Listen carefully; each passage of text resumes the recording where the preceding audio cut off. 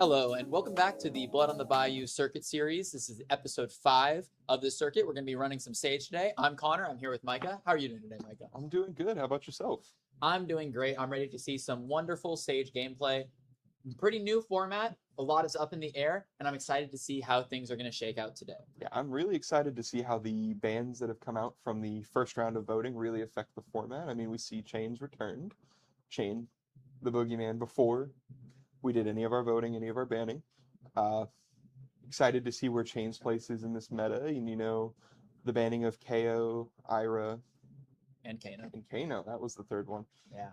Made some huge shifts. I mean, Ira won 170 of the skirmishes last season, so we'll see how this changes. Yeah, I think it's going to be very interesting to see how things turn out with a lot of these really aggressive decks. KO obviously able to push a ton of damage in these turns, and Ira also able to kind of push these ninja numbers and then put you in the Kodachi lock. With the lack of the aggressive decks in this format, it'll be interesting to see if there's going to be space for these decks that want to play a little bit more defensively, or if things like Briar and Blaze are going to prevent them from coming out. For sure. And I mean, Briar, one of the quote-unquote known boogeymen from the past. Interesting to see how that one shakes out. I mean, the results haven't really been there. I mean, a couple of big wins from them, but overall, I mean, one of the wins comes from Menguchi at that showdown. Showdown? Yes, Showdown in Australia. Yeah. Winning off of the draw discard miss from a Rhinar. Yeah, and this Briar deck, obviously in the prior format, was doing some numbers with the kind of scam ping build, but also was notably missing Lightning Press and Burn Up Shock, two of the arguably the strongest cards in the deck, and also just received a full set of support from Omens of the Third Age. And yet, in the two showdowns that we've seen so far, it seems to be slightly falling behind with only one placing in both events.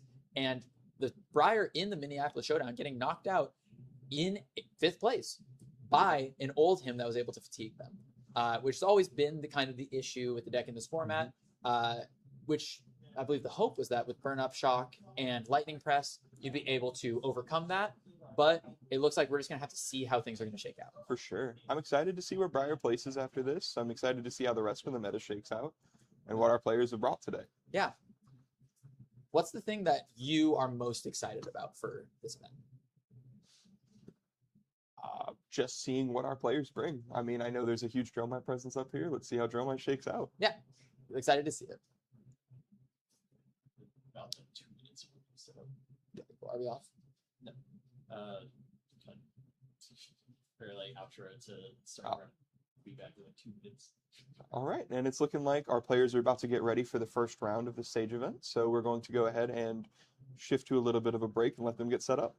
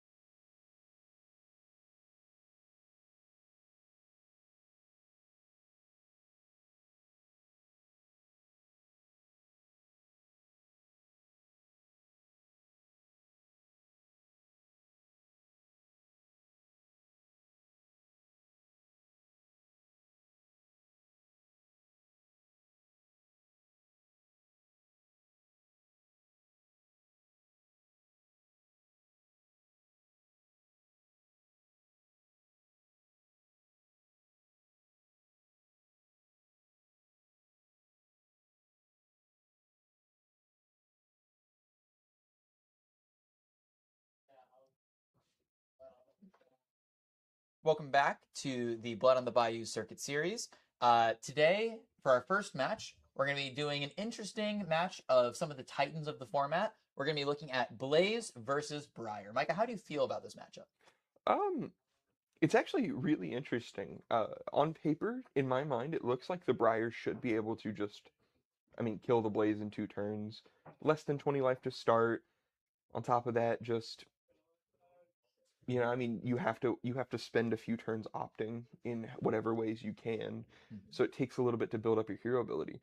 But in terms of like actual tournament results, online results, in paper testing, Blaze is really good in this matchup. Yeah. Like unbelievably good. Yeah. I've been doing a lot of testing with Blaze since the Chapter 3 deck's out that made Blaze Firemind legal in the Sage format.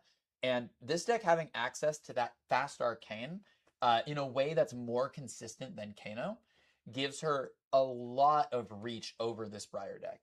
Something like Red Emeritus is presenting 7 arcane damage with only 2 cards at instant speed, which can be really hard for these Briar decks to deal with because they're so redlined. They can't afford AB. At most, they're maybe playing Spell Void 1. Yeah. And that's a big risk for these Briar decks to take. Because if you're able to, with the as the Blaze player, for example, block 6 and then send 7 arcane, the fact that you're able to cheat a turn on that is backbreaking. That's very true. And I'm excited to see if what we've seen holds true, or if Andrew can break through it. Andrew is the number 1 player on our leaderboard right now. He has shown that he knows how to play this game well. Very true. He loves this hero. He won one of our other Sage events with this Briar deck, although a little bit different at the time. But he won the first Sage event with this Briar deck. Yeah. I think he's trying to make a run back with it. I'm excited to see if he can overcome this relatively difficult matchup. Well, and one thing that's also notable is that while this matchup is definitely statistically difficult for Briar, there are definitely there's a large amount of spike potential in the Briar deck with the Burn Up Shock and the Lightning Press. Any attack that's coming at you after Burn Up has been played has the potential to be dealing between 5 and 10 damage. Mm-hmm. It's a very threatening set of cards to have in your arsenal. If you're able to set up a big burn up turn and throw a lot of damage at the Blaze, they might be too low to be able to even get across the finish line. That's true. I'm excited to see what equipment suite they bring. I expect from the Blaze's side that we have the Unyielding Grip to kind of play around or insulate ourselves against the first Lightning Press. Because, Yes. if they resolve it, we block with it, we have a way to empty our hand, we can kind of pump up and negate the first Lightning Press. The Unyielding Grip is potentially one of the most impactful things I think we've seen from Penn in terms of these wizard heroes are incredibly balanced around their health pool. Yeah. They all have less health to make up for the fact that they're able to play on their opponent's turn and kind of cheat the turn cycle. And Unyielding Grip says that all these heroes that want to empty their hand on their opponent's turn start with 3 more life, which is incredibly strong. Yeah, and we see it here, the Unyielding Grip, and the rest of the equipment doesn't block. We're not running a single piece of Blade Beckoners, which I think makes sense. These equipment are all really important to establishing, building a lead, and just killing the Briar fast. I will say I do think there's an interesting argument for Blade Beckoners from the Blaze side in this matchup, solely because in a matchup like this, the Briar players can actually opt to play Scorpio Comet Tail from Omens of the Third Age as their weapon, attempting to play all of these go again attacks and then use it as their free finisher to eke out a little bit more damage. And in that matchup, you can use the first block of the Blade Beckoners to block something like a Snatch that has a powerful on hits, and then use the second point to cover up the Scorpio, which 3 to 4 value out of the equipment will often be a lot more than you can generate out of the Mage Masters, especially considering you want to be blocking in this matchup. Yeah. And we actually see a little bit of a difference on Andrew's side than we were expecting. We see AB1 and Spell Void 1. So Andrew looks like they want to prevent quite a bit more damage than we're expecting. Yes, and we're seeing the fused Arcanic Shockwave here with the 1 damage ping coming through. AB1 on Blake's side, choosing not to use it, potentially has a turn 0 play. It looks like we have Turn to Mind Fire, Arcane Polarity. Oh, is that 2 polarities? Oh, that might be. That's brutal. That might just be a gain 8 on this turn because of that arcane damage. If that's true, this might be absolutely devastating for Blake. And this is 4 no-go again. The card we saw in hand is the Electrostatic Discharge, so we know there's no Lightning Press, nothing to pump over. This is for 5? I believe the players are correcting this. Yes. Yes. Okay. Yeah, okay. Yes. Just for 4, does not have go again. Yes. Quick Succession, one of the new cards out of Omens, a very strong card in this Briar deck as an Anthem effect that gives go again. And here we see the double polarity. Absolutely brutal. And yeah, I mean, Andrew knocks Blake down to, what was it, 12 life? Gains 8, back up to 20. Now we're 3 over our life total. Yes. And they've already wasted multiple attacks. Good cards like Quick Succession. The Wizard player starting with 20 life is definitely not where you want to be, especially with the aforementioned Unyielding Grip. Another equipment choice here to talk about as well. Talismanic Lens. Another piece of non-blocking equipment. I know that there's been some people who have been playing Blade Beckoners in this spot for a little bit of health padding, but the Talismanic's so important for this Blaze hero who needs to opt in order to get energy counters to fuel the rest of her turn. Ooh. And it looks like we're pitching a yellow Cindering Foresight for a Foreboding Bolt. Yeah. I believe this is the blue one, yes. So Foreboding Bolt says that you pay 1, it does 1 arcane damage to any target, and then you opt 1. So this is going to be just a simple 2 arcane. Yeah, I mean, a little bit interesting. I wonder what the rest of the hand looks like. Yes, it looks like we're figuring out how to represent the Blaze energy counters, I believe. Not an optional trigger, so you can't really miss it. Did not get a good look at the arsenal. Ooh, but here we're seeing one of the new cards with the set, Nucleus Aetherbolt. Very interesting card in Blaze, because it does say it deals 3 arcane damage, and then if it deals damage, you can tap your hero to deal 1 arcane.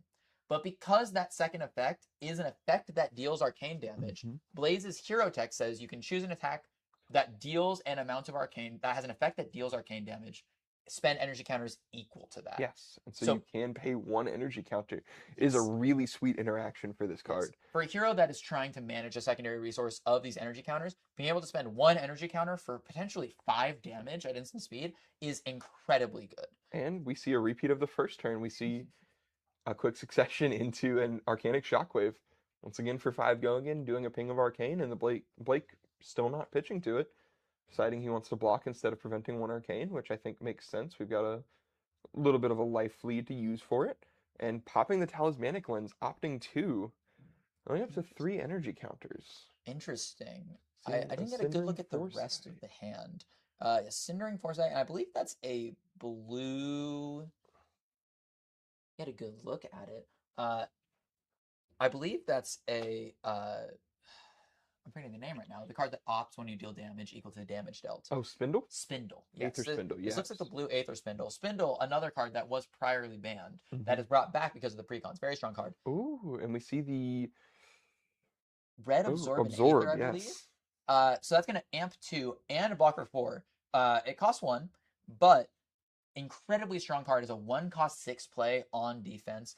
Incredibly strong numerically. And we see it, I mean, it lines up well with the Nucleus Aetherbolt in the hand. You know, I mean, we have a resource floating to activate the weapon as well, so... 6 arcane seems pretty good to me. Yeah, 6 arcane instant speed. Yeah.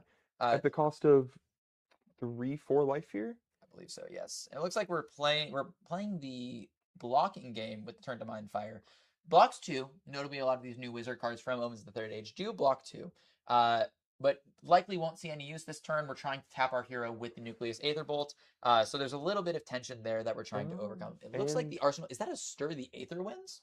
Oh, no, it's a Red Emeritus, I believe. I can't see the color on that. It might be blue. Well... Oh, no. Got it right the first time. Definitely a Red Cindering Foresight. Yeah. There's a Painful Premonition. It looks like... and it looks like the players are missing a few points of damage on this Ravenous Rabble. I mean, we see the Electrostatic Discharge sitting there, unless... I'm misremembering what the card does, and he just used it for go again.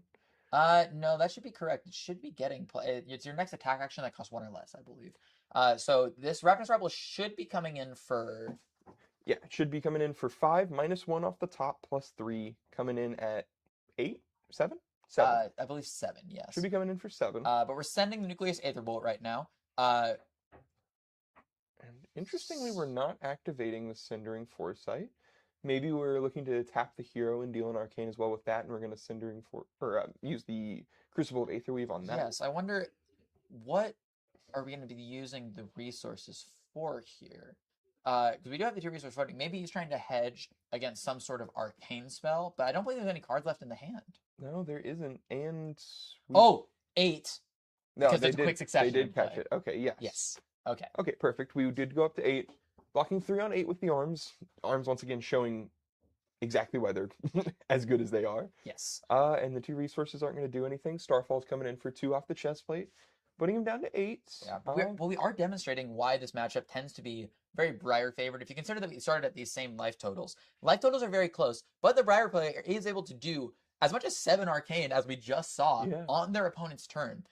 So if Andrew is only able to deal 7 or less through these blocks, Blake will have a chance to send arcane damage back to back, really strip out this hand and prevent anything from getting through. Yep. And we see an Entwine Lightning fusing a path of same ends. Same ends.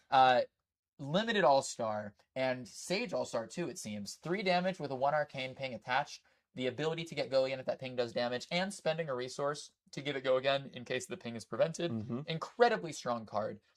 Really presents this kind of Runeblade split damage proposition of very difficult to deal with damage that also tends to be very above rate. Yeah, and I mean, this is one of those cards we were talking about, Path of Same Ends, coming from the new set Omens, one of the new strengths that Briar has. Card is very good. It pairs really well with the other card that she's brought in from Omens, Quick Succession. Yes. Interesting decision here, though. Blocking with the yellow Emeritus. Emeritus Scolding in the yellow form will deal 3 damage, and if it's the opponent's turn, deals 5. We have 3 energy counters right now, so that seems like it would actually line up perfectly in order to leak through 6 arcane to Andrew and threaten to kill him next turn. For blocking with it instead, I wonder if Blake potentially has another yellow Emeritus or potentially a better option, but I don't know what would be better than sending 6 arcane in this position. I'm stumped on that too. I'm not quite sure. Maybe we're looking to block out this hand because we just don't think it's strong enough, but potentially. And we're blocking with a red Emeritus as well. Yes, and we're paying into the arcane barrier here. Potentially no blue in the hand. Wait, no, we just saw the painful premonition. Yeah, we see a blue in the pitch zone. He's going down to 3 here, and the snatch is getting the draw for the arsenal because we committed our blocking cards early. And I think we're just putting a card in the arsenal. Definitely not what you want to see from Blake. It appears that maybe he recognized that if he sent the Emeritus for damage, then he would not have enough block left to prevent himself from dying, considering that he's at 3 now. But just very difficult now that Andrew's at 11 life. I can't think of a possible combination of cards here other than potentially double blue, red, yellow Emeritus, double Absorbent Aether. I think is the only way you could maybe get out of this. I believe that's still 1 damage short. That's 10 damage. There's a chance with like some combination of snapbacks we can get there, but with Spell Void 1 on the board and AB1, you gave him a 5-card hand. Yes, and that snatch at the end, absolutely brutal from Andrew. Really punishing the early blocks by Blake and the lack of blocking equipment. If we had Blade Beckoners in that Mage Master slot that is currently sitting unused, potentially able to cover it and burn up Shock. Yep. We're absolutely devastating. Very well-timed burn-up Shock. I mean... Yeah, honestly, at this point, any hit will kill you. Yes. But considering the density of pings in a deck like this, any hit was probably already going to kill you. It honestly matters more for the fact that it's half of an embodiment of lightning and deals 1 arcane. And here we see Rush of Power is going to be coming in for 7 go again. On hit, death. Death by a lot. By so much. Death by so much. So looks like we're going to have to cover up 7 here, which without blocking equipment, a little hard. It is, very, very sketchy. And we see it here. I mean, we've got player just confirming the ruling on this, making sure the burn-up Shock doesn't deal 4 off of whatever other pings could come from this, because I think the Rush of Power does 1 arcane. Yes. And if that hits, it does not do the 4 off of burn-up Shock. Correct. But in order to deal the arcane, yes. Instead of risking it all. But looking here, I mean, we didn't pay for the arcane on either one of them. So I think Blake falls to 1 off of this. So Rush of Power is on hit, you deal 1 arcane damage, not on attack. Okay. The quick strike effect is that if it has go again, it will gain +1. That's why it's coming in for 7. That makes sense. Yes. So we're coming in for the 7 go again, and on hit, there will be a 1 ping and a 4 ping, which with AB1 presented and 2 polarities already accounted for, is death. So we're going to have to cover this up here. We have to cover it up and hope that... Ooh, it looks like there's a hand of a lot of blues. And it looks like a blue Voltic Bolt, a blue Foreboding Bolt. Actually, is that a Nucleus? No, it's a red Aether Spindle, it looks like. Yeah, just having to fold 3 cards here. And Andrew likely is just capable of sending. I mean, Andrew has 2 cards left in hand. Pitch to Starfall, play something else, or that. Yeah, this is 5 damage, and it looks like And that's yeah, going to be the game. Like, just packs it up. Yeah. Yeah. Much like we were talking about, this Briar deck does have the potential to spike without the ability of Blades to find those opting cards early to generate the energy counters to fuel the deck. Briar has the ability to push through these gigantic, huge damage numbers turns. Didn't even need to pop the Swift Strike Bracers, just damage after damage after damage, Yeah. getting there in the end. Yeah. And, I mean, the double polarity at the start helped him, survived a little longer, but it wasn't enough through the just sheer pressure that the Briar outputted. Andrew putting on a masterclass currently with the Briar deck, going on to 1-0 in the circuit. We'll be looking forward to seeing what this looks like in future rounds and seeing how he does. Good luck to both of our competitors in their future matches, and we'll be throwing to a quick break.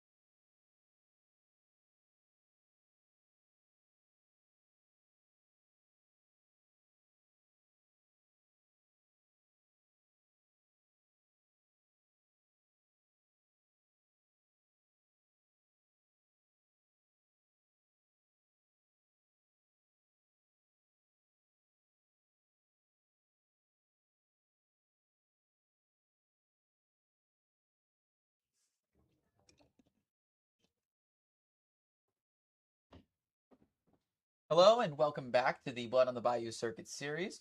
We're coming at you a little bit before our round 2 starts here to talk a little bit about what the metagame is looking like at this event. And as we can see, the love for Dromai shines through over here. I love We to have see it. 6 Dromai players in this 18-person event. I think I've seen a lot of images in my time playing this game over the last year.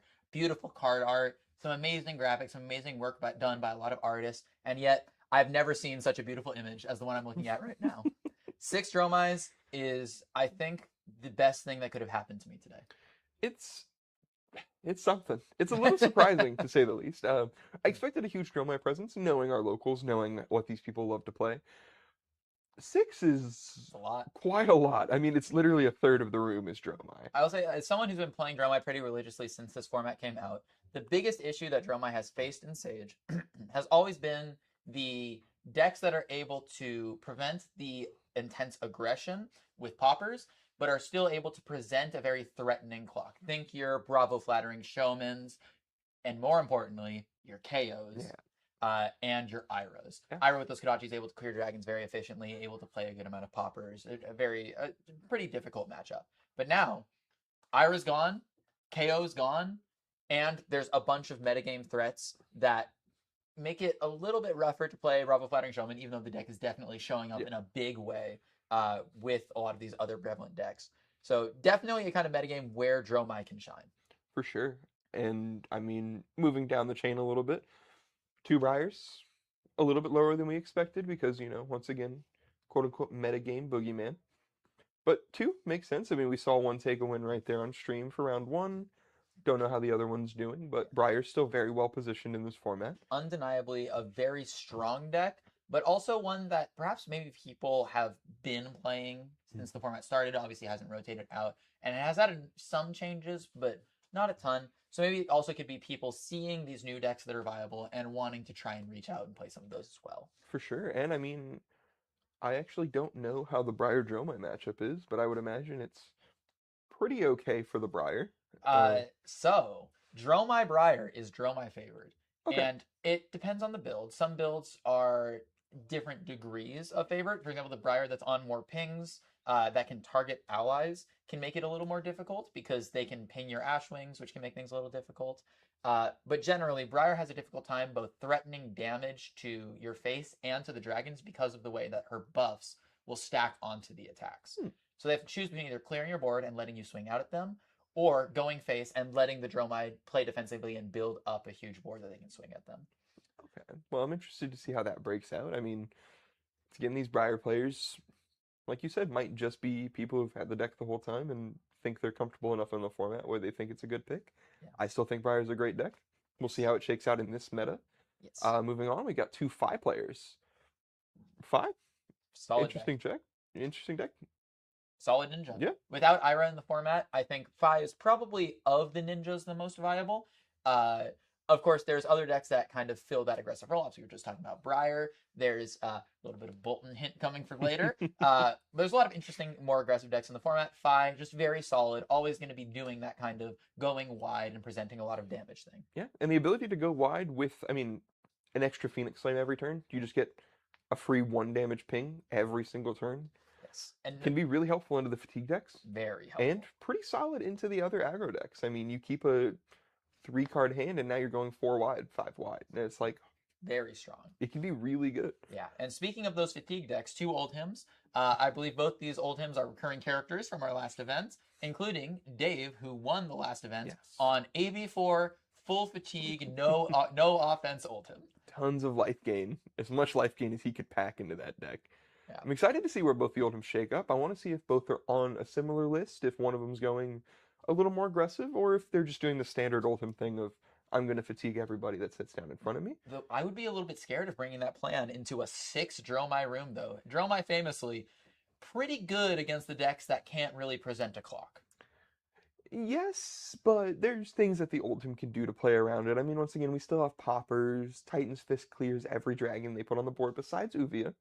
But we do have some attacks in the Oldham deck to deal with this. I mean, Yes. the life gain effects, the Fruits of the Forest are still 3 for 7s. Yes. So we can pop and their turn clear a dragon or clear an Uvia, and like there is ways the Oldhim can play around it. Definitely not the easiest matchup for Oldhim. But definitely, there's possibilities to play into There's it, for sure. possibilities, and I'm sure that the two players are prepared for the Dromai matchup.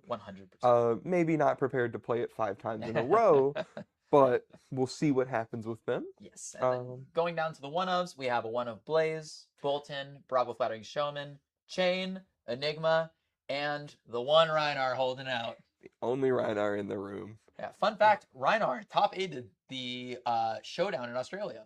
Yeah. And I mean, took second place, losing to Briar. Once again, off of a bad draw discard, off a wild ride. Happens. Hit one of the misses in the deck. It's unlucky, but it's part of the brute lifestyle, the brute gaming. Yes. You know, just yeah. Some interesting things from this metagame. One Enigma into a metagame with Dromai is really scary, considering that the illusionist matchups from either side tend to be kind of doomed from the start. And usually it means that the Dromai player is incredibly favored in those matchups. You would think that they're maybe trying to prey on the Wizards and the Briars, potentially trying to fatigue them. But in this kind of metagame, it seems like those targets might be hard to find. Yeah, it might have just been a slightly poor meta call. Maybe they have some tech to beat Dromai that we don't know about. I'm not sure that exists, but Would you love know, to see what they're experimenting. yes, exactly. I'd love to see what they're trying.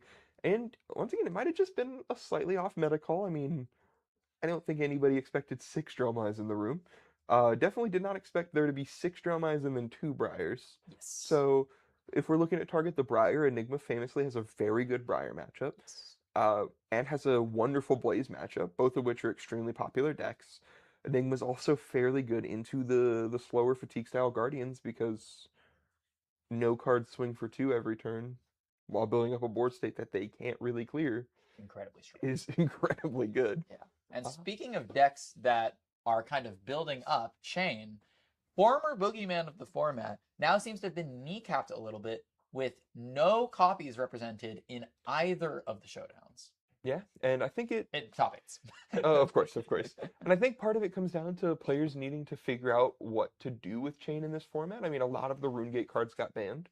So we're forced to go to what is lovingly called Boomer Chain, you know, going back to the older style of just playing the good value Blood Debt cards. Bounding Demigon. Bounding Demigon till to the end. Everything. We're going to take it all with Bounding Demigon. Yeah, I think notably, there's always been kind of like the 3 builds of Chain. The RuneGate build that is trying to play these RuneGate attacks, which is now a little nerfed without access to the 2-cost RuneGates. Rune Chant generation can't really keep up with the attacks you're trying to generate. There's Boomer Chain, which is playing these Bounding Demigons, trying to play out of the Bannerstone and accumulate these Soul Shackles and play a more kind of tempo game plan. And then there's my personal favorite that I've been messing around with, Debtless Chain, where you play 0 Blood Debt cards and you use the fact that if your hero text just says your next card gets go again, that's still a really strong hero text in a class full of above rate attacks. It uses a bunch of cards that are able to pop your own Soul Shackles in order to do things like create rune chants, destroy your opponent's auras, and you just play a strong tempo game with Nebula Blade, which is a very strong weapon as well, and you try and chip your opponent down in this kind of mid-range style game plan. Unfortunately, that deck does not match up well into this room, but it's out there, it exists, it's something to consider. Yeah, and once again, I'm excited to see what this Chain player has brought, what they've determined to be the right build for Chain in Sage. I will say, we do know this player, a player of Vinset fame priorly in both Sage and CC. I personally would be shocked if there's not 6 copies of Deathly Whale in any deck that they present on the table, at least. So we'll have to see, but I think we might have some suspicions. We have an idea, but we'll see how it actually turns out. Moving up a little bit, the Bravo Flattering Showman. Yeah. One of the standouts of the event, Bravo Flattering Showman won the showdown in Minneapolis. Very strong showing there. Kind of able to threaten to both fatigue and deal damage into the Briar decks, able to present a threat to the Dromais while still popping them, and generally just play this really strong, aggressive plan. Yeah. And then very quickly, just going over the last 2 new heroes, we have Blaze and Bolton, 2 heroes that were kind of brought into fruition with Raiden getting downshifted and Blaze getting printed. So hopefully we'll be able to show off a little bit more about what those new heroes can do. Yeah, for sure. Excited to see how both of these heroes play out, how every hero plays out in this format. And it looks like our round 2 is being brought to us soon, if not now. And it's the Enigma versus the Briar. The Enigma has dodged a Dromai. Hey, That is a wonderful sound for the Enigma player. a 1-0 Enigma going into a room with 6 Dromais and finding the Briar is exactly what the Enigma player wants to see. So maybe we talk a little bit about this matchup as the players get set up. What's your take on this matchup? Who do you think is favored? I definitely think Enigma's favored. Enigma, from what I've seen, walking around events, watching these showdowns play, the Enigma tends to be on a fatigue style deck where you're just blocking a ton, gaining value from these spectral shields.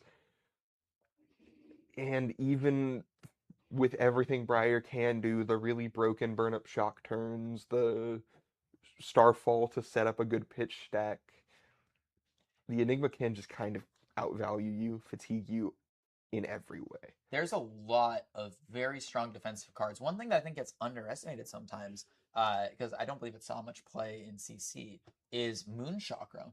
A card that is an instant that says prevent the next 3 damage you would be dealt, or the next instance of 3 damage that you would be dealt. If you transcended this turn, prevent 5. We already sometimes talk about how strong the defensive generic D reacts in CC are. Being able to block for 4 at instant speed in the reaction step is a very strong effect. Blocking for 5 and being able to prevent arcane damage with it is an incredibly strong effect if it's utilized properly. Yeah. And I mean, yeah, it's really good. I mean, I'm excited to see if they have it in their deck. I assume they would. I'm also kind of excited to see what the Briar brings to maybe get around the Enigma's game plan of just blocking them out. Are they on Harness Lightning? Are we off of Harness Lightning completely? Do we have any 3 arcane pings? That's true. Do we expect the Enigma to bring AB1? Do we expect the Enigma to not bring Arcane Barrier at all? I think there's also an interesting thing here. Something to let the new users know. Oh, that's a very important point of this matchup. Enigma, as a hero, says that your auras that have, or her weapon, Cosmo, says that your auras that have ward, you can attack with them with a base power equal to their ward amount. So if it's Spectral Shield that just says ward 1, which is a prevent 1 damage, you can swing them for 1 base power. And they do count as weapons. The important thing to note is that because you're swinging an aura with ward, you attack, your action point is consumed. If you then deal damage to them, that Spectral Shield will try and absorb the damage. It will leave the battlefield. The combat chain will close, and the Enigma player won't regain their action point. Yes. So the Briar player, if this Enigma player does build up kind of a big board, does have some tools to try and really work that down and prevent them from taking too much damage, but does require them to sacrifice cards in order to prevent them from taking damage, which is a very important connection point. And, I mean, it comes down to the same thing we talked about earlier, too. The Enigma's ability of pitch a chi into it, make a Spectral Shield with a +1 counter. The weapon also reduces the cost of your first Spectral Shield swing by 1. Or maybe it's the hero ability. I think it's the weapon. It is the hero ability. That's the hero ability. The weapon gives your auras with counters go again. That's what it is. Okay. Yeah, and it's just a free 2 go again every turn. If we can keep a Spectral Shield with the counter on board. Or if we can keep a chi in our hand. Yes. There's a lot of ways that the Briar or the Enigma can just block 12, swing 2. Yeah. And that's insane. Against these decks, 14 value consistently every turn is pretty strong. In a format that's slightly less powerful than CC, a little bit less of those spike cards, where you're able to play a lot defensively. There's a lot of cards that are able to block for 4 or more. There's a lot of stuff that has ward that you can play at instant speed. And in this matchup, damage is one of the ways that you can attempt to run your opponent out of cards. If they're at lower life totals, they're forced to give you cards that are not being directed at your life total. And Enigma has a lot of tools to be able to play something, attack you with it, present you with damage, and then still get defensive value out of it. Something like a Waning or a Waxing Spectre is able to attack for 3 and then still absorb 3 on the back end, which is 6 value out of 1 card in your deck, which is very strong. Yeah, I mean, it was one of the strengths of Enigma and CC was just, I mean, obviously we don't have Manifestations of Mirror Guy anymore. But a lot of the other cards do a similar thing. Yes. where they swing an egregious amount of damage while saving you a lot of life. Yes. It's one of the huge value points of this deck. It's one of the things that makes Enigma really cool. But I want to see if the Briar can break it, can break through it, can break over it. Maybe we can present an absurd amount of damage with a no block in our hand because we have a chi card. Mhm. And maybe the burn up shock turns line up well. Maybe Yeah, I we'll think see how it breaks down. I think one thing that's going to be very interesting as well is if Hayden on this Briar deck is able to stack his deck correctly in something as late as like the third cycle, when both players are running a bit low on cards, these chi cards can't leave the deck. They get stuck there. And if Joseph Schelling is stuck in a situation where there's multiple chi cards that are clumped together in the pitch deck, that's going to be the opportunity to try and break through and get that final push of damage. Mm-hmm. So I think one thing that we're going to have to keep an eye on is what cards are going into the pitch deck and in what order, so that we can see what that final attempt to break through is going to look like. Yeah. It looks like both players have shuffled up and presented their equipment. We see AB1 coming in from the Enigma side, presumably to protect the board. A Wave of Reality, which has Ward 1 and is capable of creating a Spectral Shield when it's destroyed. Very strong card. It creates a weapon and blocks for 2. Strong equipment. And 2 Blade Beckoner pieces. And starting off, we see the Briar with an interesting hand.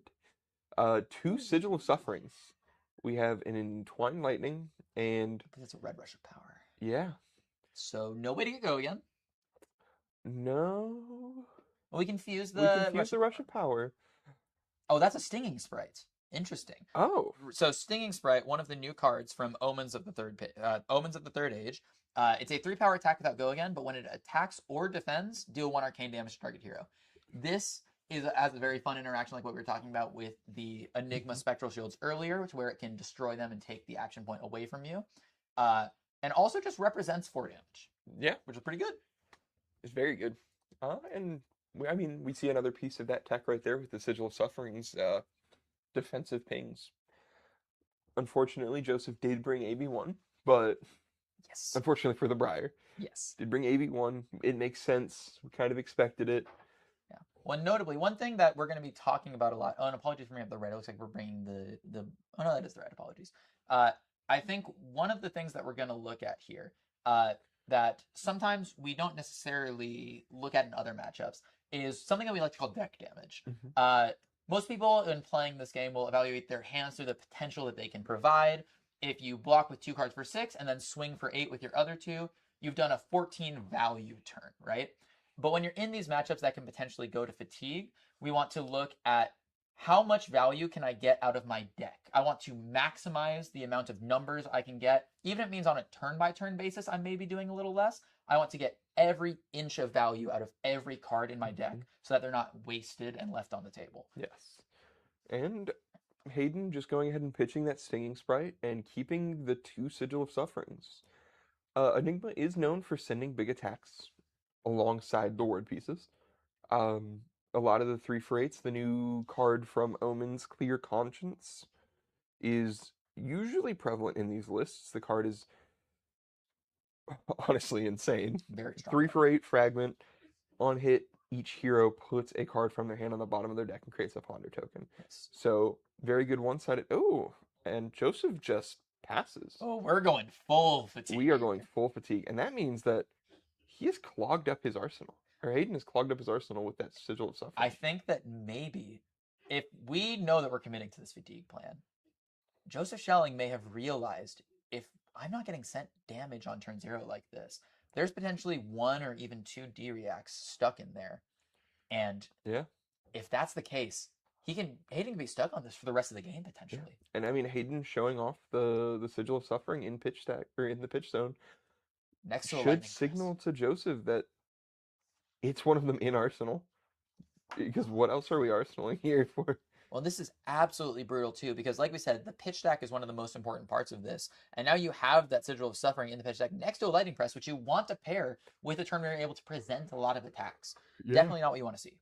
And we see a Brothers in Arms coming out and blocking 4 on the 1 or the 0-for-4. What a wonderful card. What a great turn for Joseph. Yes. And one thing I don't think we got to bring up on turn 0, after that weak turn 0, Joseph was also able to present a Waning Vengeance, which created a Spectral Shield and created a Ward 3 body on board, which he doesn't even need to attack her at this point. It just means that he started the game with an extra 4 life, which is incredibly strong in a matchup like this, where you're just trying to gain as much life as possible through these ward effects. Yeah. And Joseph holding strong to the fatigue plan. Just not doing anything. Not attacking on the turn. Yeah. I think it does seem like in a matchup like this, that might be correct, but we're seeing an interesting choice of cards from here from Hayden. I believe that was Harness Lightning, Mhm. A card which says that you can deal 3 arcane damage to the opposing hero, but only if you've played a lightning card this turn. Yeah. Notably, Joseph with AB1. Not a lot of options here, but And we see the Essence of Ancestry body come out. This card Devastating. did wonderful work in CC. Yes, this card was recently also hyped up for the Ziggy decks as well. With Ward 2, it does present a Ward body that can also attack with the Cosmo Weapon, but when it leaves the arena, if you don't control any other auras, prevent the next damage that would be dealt by a red card. Yeah, it can gain you so much life I in know a matchup like this. in Droma I have presented this into a Briar, and I did block for 13. Which, there's no feeling like it, really. Yeah, that sounds amazing. It was a wonderful world. We're looking at Hayden's hands, and he's just not drawing any go-against sources. He has Scar for a Scar, which is obviously not online. Joseph is not swinging at him. He has a Harness Lightning, a Second Strike, and he's playing out a Snatch.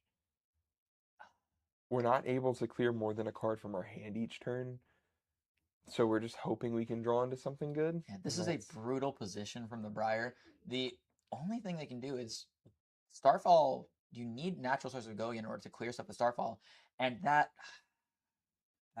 Oh, and we finally started it with an attack. Joseph, not holding quite as strong, deciding this hand can convert to 7 damage off of Fendel's Fighting Spirit. Yes, interesting decision here. Potentially thinking that the 2 block here might be more of a liability. I believe that was drawn for the last turn. Yeah. So potentially thinking just cash in the hand right now so that Hayden doesn't get infinite time to set up. After all, if Hayden is allowed to, he can just keep pitching cards to the bottom of the deck. These hands haven't been great, but if you give him 20 turns, he's going to have a good hand. He's going to have a good hand, and unfortunately for Joseph, we just cleared out that bricked arsenal by sending that attack. Yes, which means that it's not lightning press. The attack against go again when it's played from the arsenal. Lightning Surge. Yes. So now the Lightning Surge, which was a brick before, another card that can't convert, is going to have space in the arsenal. Seems like that maybe going for that Fyndo's Fighting Spirit, a little bit greedy in terms of turning on this hand from Hayden that clearly was not working out. Yeah, but I mean,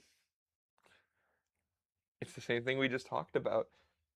The 2 block was really a liability in this hand. I mean, we don't want to waste these ward permanents if we don't have to. Yeah. One thing I am interested about, though, is there's rules in this game regarding stalemates. Mhm. And we ran into this a bit at one of the previous callings where there was an Acilio and a Victor facing off, where they were both knew that their hands weren't great and were attempting to effectively pass back and forth for 30 to 35 turns each in order to just kind of handshake that they were setting up their turns. But the second Waning Spectre, amazing here to clear with those resources. Swing for 3, play it out at instant speed is just beautiful. But we see an Arcane Seed's life, so we're going to make 2 Rune Chants. Once again, we had the AB1, so not the biggest deal for Joseph, but definitely requests a full card out of their hand. Yeah. If I'm Hayden, I'm a little bit scared of sending these here. Our hand... Oh, no, we drew the Sprout Strength. Never mind. Anything that I was about to say. It looks like this hand is really getting pieced together with that embodiment of Lightning and the Sprout Strength here. Going to be sending some split damage here with Go Again, with the Second Strike known and the Lightning Surge known. We did just see them pitch the Second Strike. So the Second Strike is not in the hand, but the hand is Harness Lightning and Rush of Power. So Rush of Power will get Go Again off the embodiment, come in for 2 Arcane and 3/7. once again. Yes, 7 go. 7 physical, 7 go again. Very strong. 7 go again, and then we're going to follow it up with a Harness Lightning, unfortunately.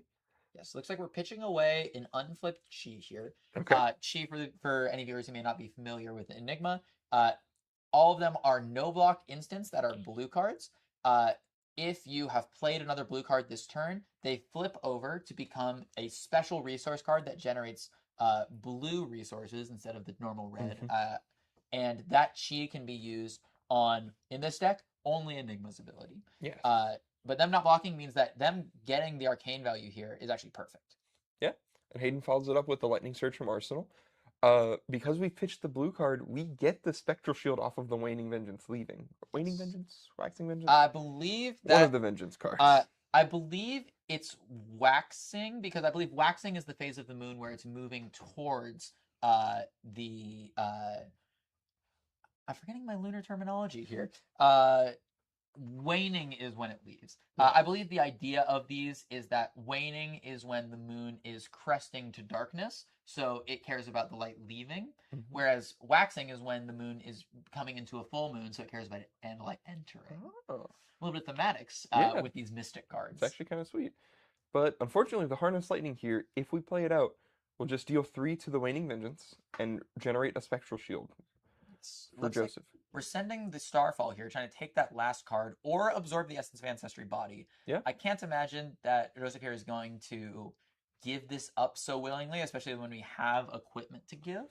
Either the card in hand or one of the pieces of equipment, just something to keep this board state going. Yeah. And, I mean, yeah, because if we let the Essence of Ancestry body go here, its effect will not matter. And then Wait. Harness Lightning, I believe, is a red card. It is, yes. But, unfortunately, there would be another Illusionist Aura there, so we wouldn't get the full trigger from it. However, this can just still be absorbed by all of the ward on board. Or if Joseph wants to pitch another card from his hand, still keep the Spectral Shield swing for 1 on the turn. Yeah, definitely not the worst, but the sequencing here is a little bit rough. Obviously, we know the hand, so it's a little bit easier for us. But losing the 1 value from the Waning Spectre, or the Waning Vengeance, sorry, lost 1 value there, and then lost another value because we had to, or additional value because we had to give up the Essence of Ancestry body. Potentially, he was trying to hedge against something like a Snatch. So that he could give a 3 block in hand plus the Spectral and keep around the Essence of Ancestry body for another turn. Instead, forced to give it up for just the word 2. Hayden doing a good job of trying to trim down this this body of wards before it gets too intense. And, you know, another scar for a scar. Hayden definitely putting his cards on the table. Has not really set up a pitch stack. The pitch stack we have seen has not been good. Yes, we saw, I believe there's a Sigil of Suffering, a Lightning Press, and a second strike next to each other. 3 cards that just don't really work well together. Unfortunately not. Maybe Hayden's plan at the moment is to get there before, or to kill before we get there. Not a amazing idea into a fatigue. Well, I think it's a little bit damaging. The Moon The Moon Chakras that I Chakra is mentioned here. earlier. Just a little shout there. Just using it for the 3 block value here. Haven't transcended. But just trying to cover up some damage. Notably here, I believe this Burn Up Shock being pitched to the bottom of the deck. All right, now we're beginning pitch stacking. Okay. Potentially, those first few cards are a marker, which one of the techniques that you can use when you're starting pitch stacking, when you're trying to keep it simple, because there's a lot to keep track of in a game of Flesh and Blood, is to have a sequence of cards that is your, quote, marker, a thing that you hit and you know, okay, this is where I started this sequence, so now I know what's coming after it. Yes. And as markers go, a Lightning Press next to a Sigil of Suffering, a pretty good sign. Yeah. We've already seen 1 Sigil of Suffering, so as soon as we see the second one, we know where it's stacked. We're not shuffling this deck. The Lightning Press, also just good to have late. Yeah.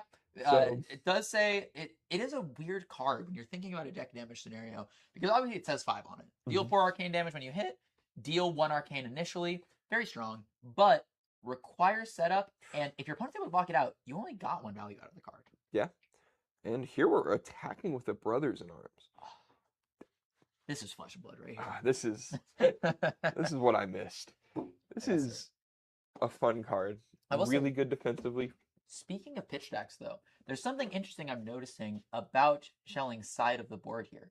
If you notice, I believe 2 Spears of Frailty and a Fluid Motion have been pitched away. All cards with Go Again. Yes. It seems like we're prioritizing keeping these blue cards with Go Again in the deck for this later game when we're getting towards the pitch stack so that Shelling can threaten Hayden's life total very effectively, force Hayden to give up some of those cards that he's wanting to save for later in order to protect his own life total. Yeah. And here we see a Ravenous Rabble blocked out by an On the Horizon. On the Horizon, good value block card. We've already seen both from the Enigma side. Yes.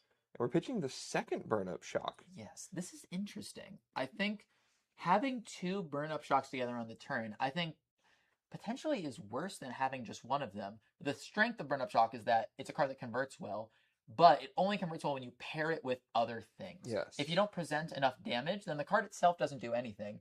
And a second burn-up shock isn't actually presenting more damage on the turn unless you would already hit. Potentially Hayden is maybe trying to hinge this on hitting this pitch stack around a multi-chi hand turn so that he's incapable of blocking out and taking 8 arcane to the face from that. Maybe. But also potentially deciding that maybe his arsenal isn't a safe place to keep this considering how long we have left to go to get to the pitch stack. Maybe. But, I mean, we put a Harness Lightning in there and... Harness Lightning is a good card for chipping damage early because also if we get to this pitch stack and Joseph Shelling is at 15 life and 7 ward, even if you're managed to break through the defenses, you're not going to be dealing significant enough damage before you run out of cards. Yeah, and here we see a second tenet of Chi Win just coming in for 5. 3 for 5, no Transcend on Joseph's side, so just sending a number, sending a big number. 5 out of 12? Pretty good. Pretty good rate. Very good. I will say there is one thing to note about this. The lack of a real weapon from Enigma is a factor here somewhat if we get to a very, very late game position. Obviously, Enigma will have these Chi in deck. There's no way to remove them. So Enigma will always be able to pitch them to create this weapon that has 2 Go Again. Yes. But the Briar deck has ways to stop that and can potentially prolong the game even more until there's only Chi left. If they get to a position where there's only Chi left, sending 2 is pretty good, but it's not going to do much when your hand blocks for 0. Yeah. I don't really see us getting there. I don't think many Enigma games do. Usually the deck presents so much damage through these threats that can both attack and defend that we don't get there. Yeah. But it's definitely something that has to be considered at least briefly to make sure that you don't accidentally end up in a position where you just kind of die. Yeah. And we see here Joseph blocking just 3 on the Ravenous Rabble, taking 1, enabling the second strike, and taking the full 4. Interesting. Do we have a lot of no blocks in our hand? I see an Essence of Ancestry Body in there, potentially thinking that it will do more on offense than defense. And is that another Moon Chakra? Potentially. Maybe saving it for an on-hit near the end, or maybe thinking it's the third or the second Harness Lightning coming afterwards? Potentially. And also, you really don't want to get blown out by a Snatch. If the opponent has some sort of powerful on-hit, like a Snatch or a Rush of Power, you really don't want to let those hit, so you want to save your blocking cards for that. We're taking another 4 here. 8 damage help this turn. And then we get to go 2 Go Again. I really wonder what's in the rest of this hand. Potentially just enough wards that he wants to swing with that he thinks taking this damage is worth it because he'll effectively gain that life back. There's just no way. I mean, this is a huge turn from the Briar, and to not be laying basically any card down. I wonder how many blocking cards are actually in this hand. Yeah, It looks like there was an Enigma Chimera, and we're blocking 3 on 2 instead of 3 on 4. Oh, and a Harness Lightning. And okay, we see the respite. Did we do all that to get respite value? No, I'm not going to insult our players like that. That was an interesting choice. I'm excited to see what he arsenals afterwards. I'm pretty sure it's a Moon Chakra in hand. Oh, it's the Essence of Ancestry. Okay. Yes. So that's right. We knew about that. Yes, which this makes sense because obviously blocking for 3 is good, but getting Ward 2 and Prevention is very strong. So that makes sense. The rest of the hand, though, I'm so curious on taking the damage there. Taking that much damage on I think potentially he was just holding out for the Rush of Power. Thinking that maybe we've hit a Rush of Power or a Snatch, something that he can use with the Blade back in his chest to cover it up, and then got punished by Hayden just saying, I'll pitch this sizzle to the bottom to just present a little bit more damage than you're willing to take. Yeah, and here we see a snatch for 7. The snatch was revealed off the Ravenous Rabble last turn, so we knew it was coming. And yeah, we just use our Brothers in Arms and a Clear Conscience with the blue to block 7. Pitching Big Blue Sky, notably a blue defense reaction that will turn on the Transcend cards that are getting put to the bottom of the deck. Ooh, and here we see a Sizzle, an Arcane Seed's Life, a Lightning Press, And a Static Shock. and a Static Shock. Very good collection of cards here. Can give the Static Shock go again, and then press it over so that it gets its on hit to deal 1 damage, since the Lightning Press will be the lightning card that we've played this turn. But the really sketchy part about it is we just gave 2 Rune Chants. When he sees the attack, he can just choose to let the Essence of Body eat a Rune Chant. Or Essence of Ancestry Body eat a Rune Chant. And then stop all of the damage. That is very scary. That's a very, very sketchy part of this. Okay, and Hayden playing a little more tempered, just pitching to Starfall. Yes. Notably, Starfall to Arcane. we do have that pitch deck. Our Burn Up Shocks are one of the strongest cards in our deck, and we're putting that Static Shock towards the bottom so that it can pair with those. Yeah, and I mean... 5 go again with 2 Rune Chants. 5 go again with 2 Rune Chants. That's threatening the life total. Yeah, and also notably, second Essence of Ancestry Body, only 2 copies allowed in this format. Yes. So won't have to deal with this again once we deal with it. Hayden potentially is looking at this less from a perspective of how can I deal the most damage, and instead, how can I clear this very dangerous threat? And here we see another Transcend card going to the bottom. Yeah. And so neither of them have transcended, but they are both down there. And blocking with the spears. Okay, so we're blocking 3. We're going to leak 2, in air quotes, take out the Essence of Ancestry. And we're going to see what the follow-up is. And Hayden has a Lightning Press in hand. I'm not sure what the arsenal is. Yeah, it just passes to just get rid of the board. Yeah, so Essence of Ancestry Body often in reality won't actually get its prevention effect. Yes. Because the opponent will not want to give you that strong value. However, what it does do is do what it just did to Hayden in that he wanted to send 4 damage and couldn't. So now Schelling has the opportunity to play this chest puff, force Hayden to block with 2 cards so that he doesn't drop too low. And then now Hayden's going to be on the back foot for a little while. Yeah, but I mean, the turn was still a very good setup turn. We just lost 2 quick successions, a little unfortunate. But we kept the embodiment of lightning because we didn't play an attack action. Correct. So we can still go 2 wide, and we know one of the cards in hand is a lightning press. That's true. And so if Joseph doesn't block correctly, he could just die this turn. It's definitely possible. I think Enigma having access to a lot of these instant speed wards definitely offers a little bit more insulation than you would normally have against a lightning press. But this Red Rush of Power is doing a pretty good job of threatening here. Yeah. 4 go again with the on hit of 1 arcane damage, and we know that there's a lightning press that can make this 7. Yeah. And we have to see if Joseph's willing to respect the lightning press, if he has a card in hand to play around it, if he doesn't respect it. Yeah. Notably, there's still equipment here. If we want to start threatening the life total to take cards more aggressively from Hayden, we can just block with the 3 block here, give the chest piece, and then even after it gets pressed over, we'll be taking 4. We can potentially pitch to Arcane Barrier to make it 3. There's definitely options here, a lot of permutations depending on what's in the hand. Yeah, and whatever's left for Hayden as the other card in hand as well. Yeah. Well, and if Schelling chooses to overblock here, or if Hayden sniffs out that he potentially has a ward option to cover the lightning press, he can just pitch it away. That pitch stack with double burn up shock, potentially, if Hayden's counted right and stacked it, he can put 1 burn up shock in arsenal, and then present the second burn up shock with lightning press, static shock, and other attacks, which would be very threatening. And notably, that Starfall can still come in and threaten the burn up shock. Yeah. Yeah. And Joseph looking through the graveyard, likely checking for a lightning press. Looks like playing the Big Blue Sky. we're playing a D-React, it looks like. Pitching another Transcend card. Oh, we're transcending Responding off of with the this. Transcend card, yes. Yes. I believe this is Rising Sun Setting Moon. I don't believe that's the correct name, but it's the one. It's the one that draws and then puts back a card on bottom of your deck. Oh, that sounds right to me. Yeah, Rising Sun, Setting Moon. Yeah.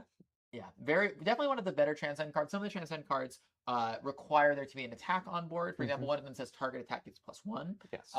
Which in a situation like this, you don't want to see. You don't want to have to transcend by giving your opponent's attack power or go again. Yeah. But there's the generic ones like Stir the Pot, which shuffles your deck. There's one I believe that gains you a life. Yes. And of course this one that lets you kind of filter and also start a nice little pitch stack where your opponent can't see it. Yeah. Oh, and the other card in hand is a quick succession. Yeah, so it looks like we are using the Enigma effect here to do a 2-card 4 effectively to try and cover this up, and Yep. we have the Moon We play the Chakra. Moon Chakra. Okay. Yeah. Trading a Moon Chakra and the ward on board and the D-React So, for a Lightning Press. Moon Chakra has a very fun piece of text here, where because you transcended, that blocks for 5. So now that's 5 plus 3 from the D-React. Oh, yes. We get to keep the Spectral Shield and swing for 2 here. Moon Chakra, my beloved. The strength of Enigma. Yes. One thing that's really interesting here is that the life totals are very low. Oh, and we get to see it here. He has the card that blocks a Stinging Sprite. Stinging Sprite, yes. But it looks like But- we're just going to give the equipment. Okay, we're going to send it for 3. That kind of makes sense. I Yeah. mean, pressing 3, good. Yes. I think this decision makes sense to me. I think that obviously you compare the damage, but right now, your life total is a concern. But the bigger problem with your life total is that you're going to have to start giving cards on defense, which means that you're going to be presenting much less damage on offense. So Hayden wants to be able to try and take as many cards so that he can keep taking cards away from Joseph Schelling here to try and get to that strong pitch deck at the end of the game. And here we see 4 go again and 1 Arcane. 1 Arcane off of the Stinging Sprite, Threatening. plus 1 off the Quick Succession. Looks like we're ABing Yep, here. ABing makes sense. Yes. Keeping typical to the plan Joseph's been playing. Blocking 3, attempting to ward 1. Yeah, it looks like we're just going to, and then we're just going to send Starfall for 2 go again. And we're going to pitch another Lightning Press into the stack, or the second Lightning Press into the stack, and just hold it for a better turn. Pushing 3 damage here, it's not pushing lethal, it's not pushing an on-hit, so Hayden being tempered, holding it for a better turn, makes a lot of sense to me. Yeah, I want to take a sec to talk about Starfall. I think when a lot of players read Starfall when they start with the game, it seems a little bit underwhelming. It's a weapon that for 1 resource attacks for 1, which isn't very good. And then if you've played a lightning card, it gets +1 and go again. Very lightning, getting your go again action points, but it's just a low amount of damage, not super impressive when you look at something like how Guardians can spend 1 card to hammer for 4, or play a sledge, a lot of these strong weapons, or even like other Runeblade weapons like Reaping Blade, which says you can use 1 resource to just straight up attack for 3 with no conditions and gain a benefit against life gain effects. And we have hit the pitch deck. We see the Sigil of Suffering. Yes. And the Burn Up Shock. Which the Starfall was able to pitch us into. Yeah. And it looks like we found our little marker sign here. And looks like we're going to try and resolve this with the Sigil of Suffering in hand. Yeah. And the Arsenal is a Lightning Surge, so we can go multiple wide, depending on what Joseph does here. I believe that's a red Stinging Sprite, if I remember from the start of the game correctly. Mhm. So we're going to AB here, and there's going to be a second opportunity for that resource to be used in order to prevent the ping from the Stinging Sprite. Notably, any of these Arcane pings will not trigger Burn Up. Yes. But if we're able to pitch the Sigil of Suffering for Starfall, we're still able to convert that D-React into something that is threatening the Burn Up. Yes. But Joseph ABing with the no block in the hand. Yeah, we'll have to Stopping the 1 ping, turning off the second strike at the moment. And the only way second strike turns on now is if Burn Up hits. Yes. And whew, I do believe that... I'm trying to evaluate this board state because there's the chest piece, which is going to be able to block out the Starfall completely. But that means it can't be used to cover up these 4 breakpoints. And 4 is notably a pretty hard number to cover up. I believe we've already seen 1 Oasis. I don't know if we've seen the second Oasis Respite yet, but we have seen 2 Moon Chakras. we saw 1 early, so I'm pretty sure we have seen both. Ooh, and we're covering 6 on Wow. this. Which, we know there's not a Lightning Press in hand. Schelling at this point should know every card in the hand for Hayden. We saw all of these cards pitched away earlier, and we know that there haven't been extra cards drawn. There's been some IPing, but with some good tracking, he should know exactly what is in Hayden's hand right now. yes. It looks like we're pitching away the second strike, recognizing that we're not really going to be able to pair it with the Burn Up here. A little bit of contradictory nature here. And then we're just sending the Stinging Sprite for 3 and 1, hoping that we're going to be able to get enough prevention through. But Joseph, head and hands. yeah, it looks like we have 1 card left in hand, 1 card left in arsenal, but 2 floating. Yeah, we might not have a 3 block in our hand. Or potentially, I believe we're still missing 1 Waning Spectre. If there's apologies, Waning, Waxing Spectre. I believe if that's a Waxing Spectre in hand, I believe that costs 2. And if that happens, he can't pay for the Arcane Barrier. Yeah. Might have to just, is paying for it. Okay, so we're paying for the Arcane Barrier. I wonder What do we have in hand? is. Because if it's a 3 block, you just give it here. You don't. Yeah, You we're know not there's not a thinking this press. hard.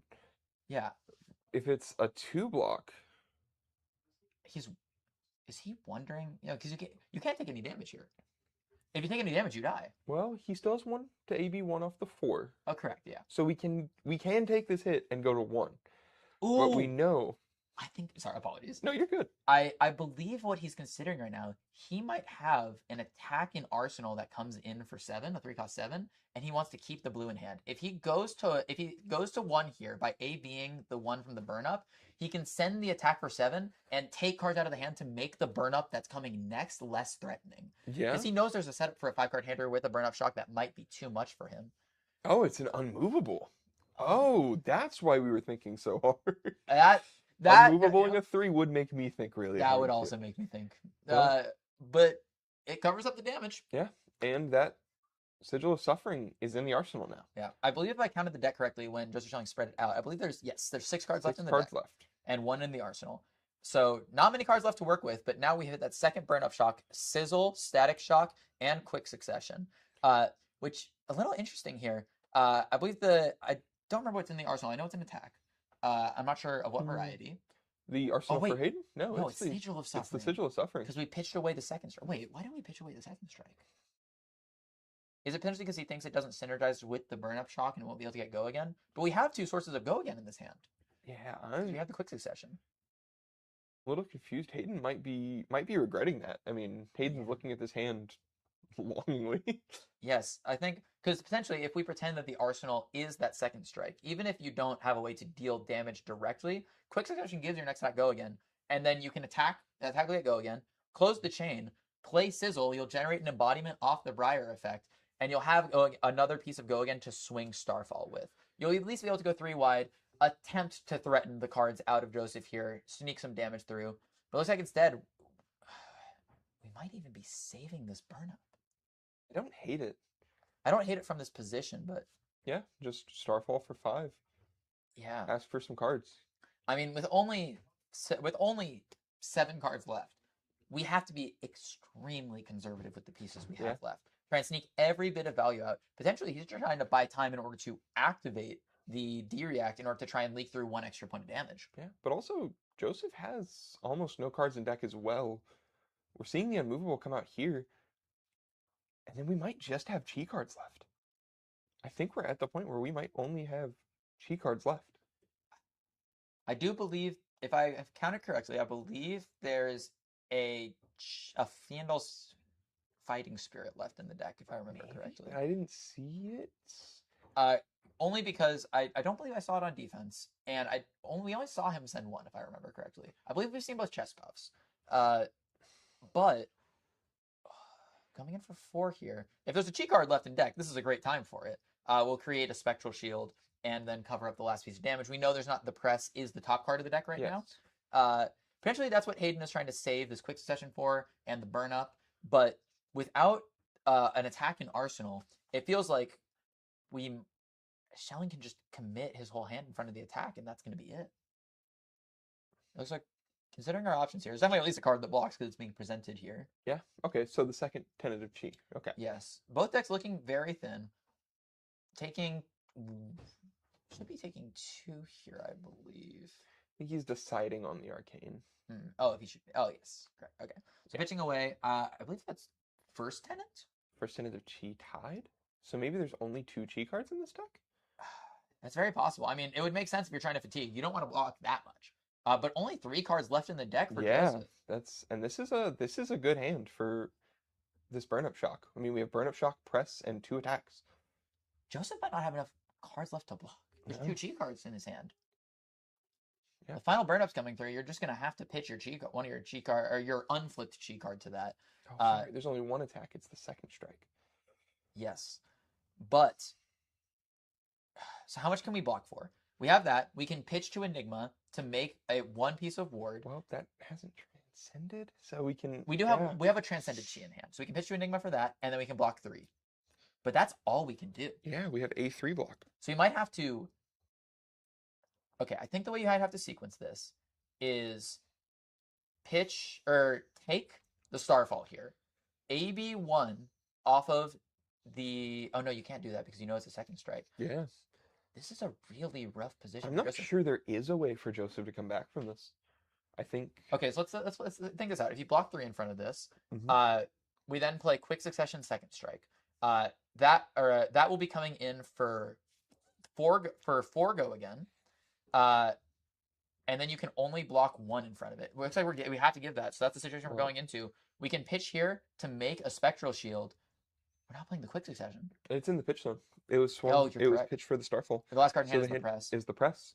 Yeah, so So this is just the game. yeah, Wow. Hayden really making it out into this fatigue endgame. Joseph perhaps being a little bit too aggressive with some of the cards, giving up that Essence of Ancestry body, a very dangerous thing. Oh wait, he's not dead though. no, he's absolutely dead. Oh no, sorry, yeah. He's I taking he's I'm taking miscounting 8 the arcade damage. I forgot to the arcade Yeah, damage. and Hayden able to get there. Yeah, despite a really rough pitch stack with those Sigil of Yeah. Sufferings and getting the Sigil of Suffering stuck in the arsenal, really able to manage his resources well, be able to work through all the cards from Joseph until there was just nothing left for him to block with. Yeah. And I think it does come down to exactly what you said. Joseph mismanaging his attacks by sending some of them early.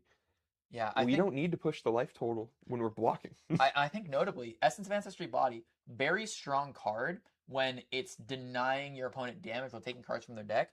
At no point in this did the Essence of Ancestry Body ever deal more than 2 deck damage. Yeah. It only ever got 2 ward value, and that was it. And I think something like that can turn a game when Joseph, I believe, only died by 2 damage, if I counted correctly.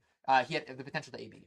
Yeah, he could have AB1'd. It was coming in for 3 over, so 6 on 1 ward, taking 5, then 4.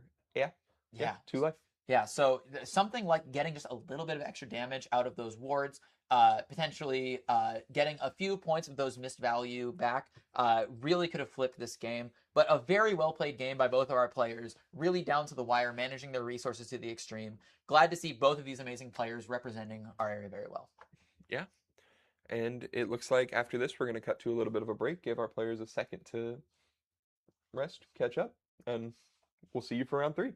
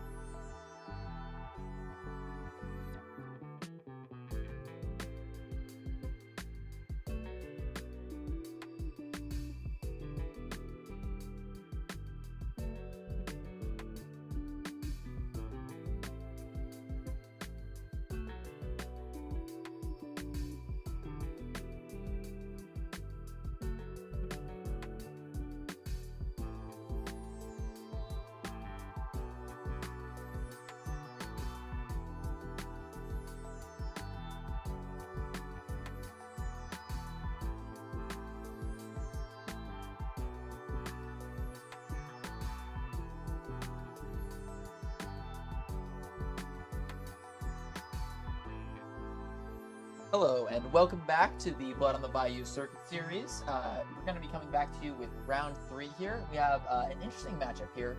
Vi versus Dromai. Oof, throwback to the Uprising days. Two long-standing decks in the CC format. Dromai, of course, now LL'd, but Phi being Very close. very close and here for a very long time.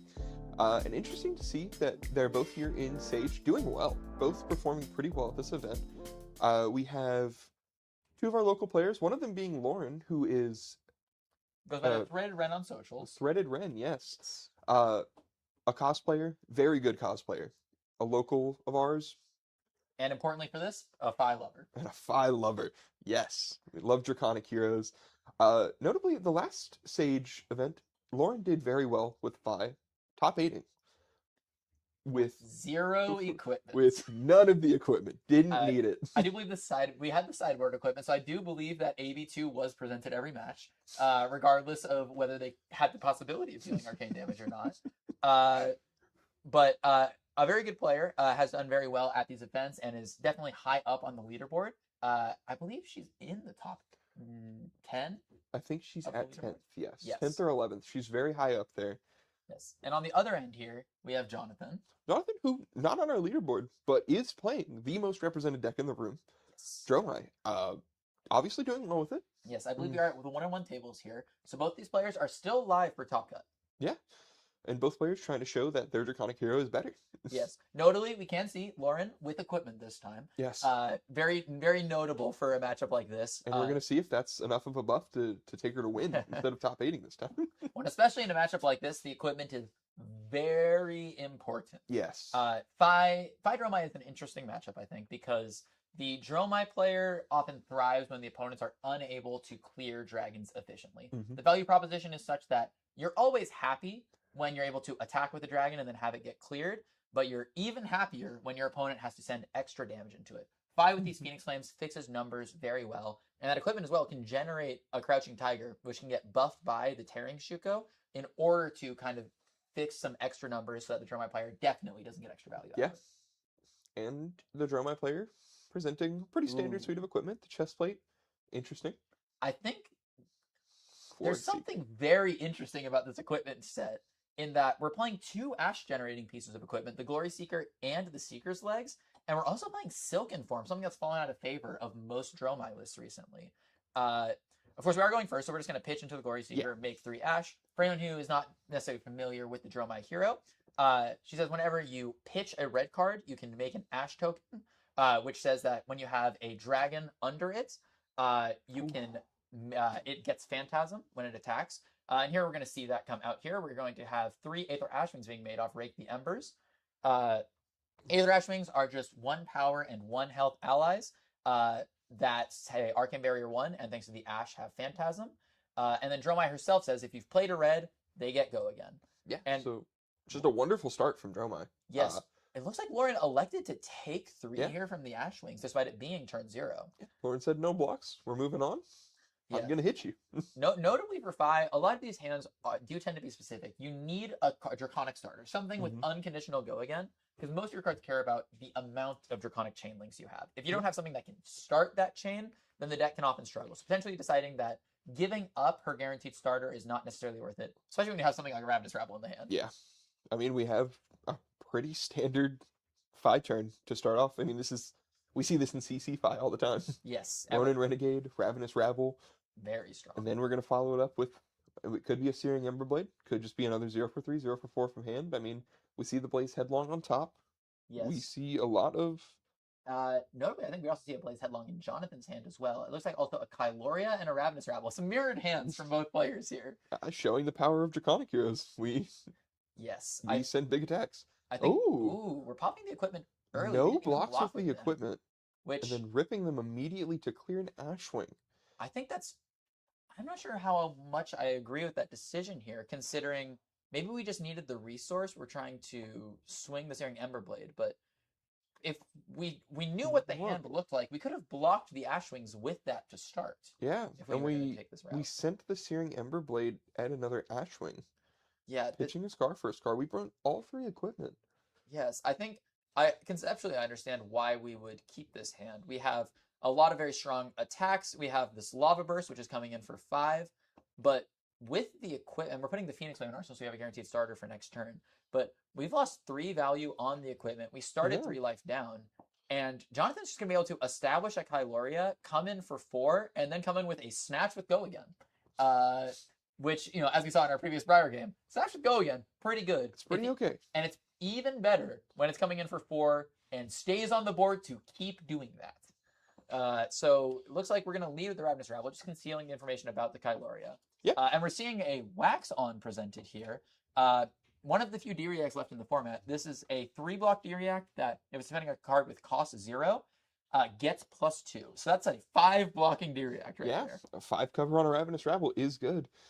And now Kyloria hits the table. But this is just absolutely brutal. Off of these 3 cards, we're presenting Ashwing into Kyloria with the 4 previously. So we're doing a 3-card 9. Respectable. Yeah. But notably, there's a dragon on the board. In fact, there's 2.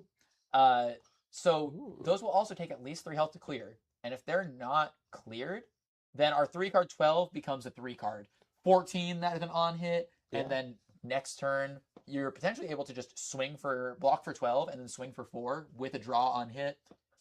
Very, very strong start from Jonathan, despite the life total discrepancy here. And the Chromite on top is crazy. That is a wonderful draw for this Kyloria. Well, and notably, another thing of the equipment decisions, of like the decisions that you make in this matchup, because there's so many decision points from both sides. Giving up the equipment to clear an Aether Ashwing means that you prevented 1 damage on this turn. But now you probably are going to have to give up a real card to deal. Ooh. We're letting the Kyloria hit knowing there's a Chromite on top. Yeah. This is incredibly risky from Lauren, because what Chromite says is that when you attack with it, you can make an action point. What that means is that if Lauren is choosing not to clear this board, if Lauren just tries to attack, Jonathan can just attack with Chromite and then attack with Kyloria with 0 cards in hand. That's a 0-card 7 on hit draw card. Yeah. Which is incredibly difficult to deal with. But fortunately, both of these dragons do not have the most life. There's a second Chromite in the hand. Although notably we're playing Sand Cover in this matchup, which is interesting because we were playing Silken Form and a bunch of our Ash Negative dragons. Ash Cover is a card that says one of your Ash gains board 4. So it's effectively a 4-power D-React. But it's a little awkward because your Ash as a resource is so heavily taxed in a matchup like this. Yeah. Because ideally your opponent is going to be clearing your board, like is happening right now. Mm-hmm. So you're going to have to keep making Ash in order to keep using it. So adding an Ash Cover, which doesn't use your Ash offensively and just defensively, is a little bit of a hard sell. Yeah. Lauren electing to clear the board here, not doing any damage. But right now, this is Dromai's bread and butter. Lauren took a bunch of damage that turn and then didn't send any back at Jonathan's face. And he's staring at a hand that he's just going to be able to convert. Yeah. The Sand Cover is a little odd in this hand, but sure. Yeah, well, we don't really care. Notably, we have the Seeker's Boots. You don't really care about getting the 1 value out of the prevent. You care that it makes an Ash. Yeah. So we can just pitch it away if we want. We are currently at 0 Ash, which is incredibly dangerous for Dromai, but we have that outlet in the boots in order to make sure that nothing too bad happens. Yes. And with that Chromite in hand, I think you're pretty happy. We're on Rake Over the Coals too. I wonder, looking at some of the decisions in this list, I wonder if this was inspired by a recent calling, or the recent showdown list that was on some non-standard choices, such as Rake Over the Coals, which is this kind of red anthem effect that can buff all of your dragons, but tends to have a really, really, really low floor of it doesn't block, it doesn't attack, and it only does something if you already have dragons on the board. Yes. So very high risk, high reward card. Here, we're only really getting 2 value off of it, but it's still not the worst thing that we could see here because it still lets us convert the hand. Yeah. I mean, 0 for 2 isn't great, but we just Arsenal the Sand Cover and pass. We IP'd 1, I believe. We did. We absolutely did. What was the last card in the hand other than the Sand Cover? I didn't get to see it. But we'll see. We'll see what we tilt the hand this time. Yeah, if anything, I wouldn't even Arsenal the Sand Cover because we're so low on Ash. I would be looking for a card from our deck to pitch it away. because this game will not be getting the second cycle. Someone's No. going to die. Yeah. Especially because Lauren's at 6 here after taking those dragon attacks, trying to threaten the life total from Jonathan. Mhm. But it looks like we drew another rake over the coals. This is what we were just talking about the risk of this card. This is the kind of board state where you want to block a little bit. We don't have any dragons to set up in our hand. Maybe that was the card that Jonathan IP'd. A second rake? Yeah, not wanting to blow it on the same attacks. But if we were going to IP, I still would think I would prefer the sand cover the hand so I can just put it away at the bottom of the Yeah. deck safely. Or, like, at worst, have pitched the second rake to the boots to make an ash so we can sand cover. That's true, And then but still drawn 4, not IP'd. at life totals like this, if Lauren chooses not to clear the dragons, our hands will almost always block enough to where we're not concerned about dying this turn, and then we can swing out and start taking cards. But the sand cover there just means that if Lauren chooses to clear the dragons here, which she's electing to do, Yeah. we're at 0 ash, and we're going to have to pitch away a card that we want, Mhm. which is a very dangerous position to be, considering that sand cover cannot even be played if you don't have ash. It has to target an ash. Yeah. So if we have to save our, maybe rephrasing what I'm saying is that we have very limited ash generation in the main deck. Yes. Very difficult to get ash. The Seeker's Leggings are the only way that we can create ash, and we need ash to play our dragons. If we can't play our dragons, we're going to lose this game. Mhm. And we just put a card in our arsenal that says, I have to target an ash and just destroy it effectively. So our arsenal is now likely going to be clogged for the rest of the game unless we find something that can get us out of this position. Yeah, but we'll see what this hand turns into. Okay. Well, I mean, speaking of cards that get us out of this position, Wow. Dunebreaker Centipede. Yes. This card was a more recent innovation. I'd say probably in like the last 6 months or so. I guess it depends on how much you call it recent. But this card is a 1-cost 5 go again with Phantasm, and when it's destroyed, makes an ash. Ooh. And here we see the Spears of Surreality. Okay. Pitching the rake over the coals, making the ash. Okay. So now the sand cover is not a brick, but like you said, An ash economy is Yes. very limited right now. Yes. So for the part of the value of ash, the proposition is that you have to pitch a red to make an ash, Mhm. which pitching a red is something you never want to do in this game, right? So the typical adage is that what we're giving up from pitching a red instead of a blue, We're dropping up a full five. hand. potentially no starter in this hand. Yeah. I can't see what the card behind the display loyalty is, but I believe there might just be no starter, and Lauren just has to give up the hand here and attempt to arsenal.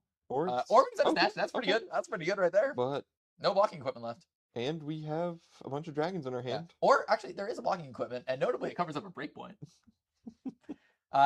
But back to what I was saying about Ash, the adage is that normally you want to get 3 value out of pitching a card. When you Mhm. pitch a red, you get 1. When you pitch a blue, you get 3.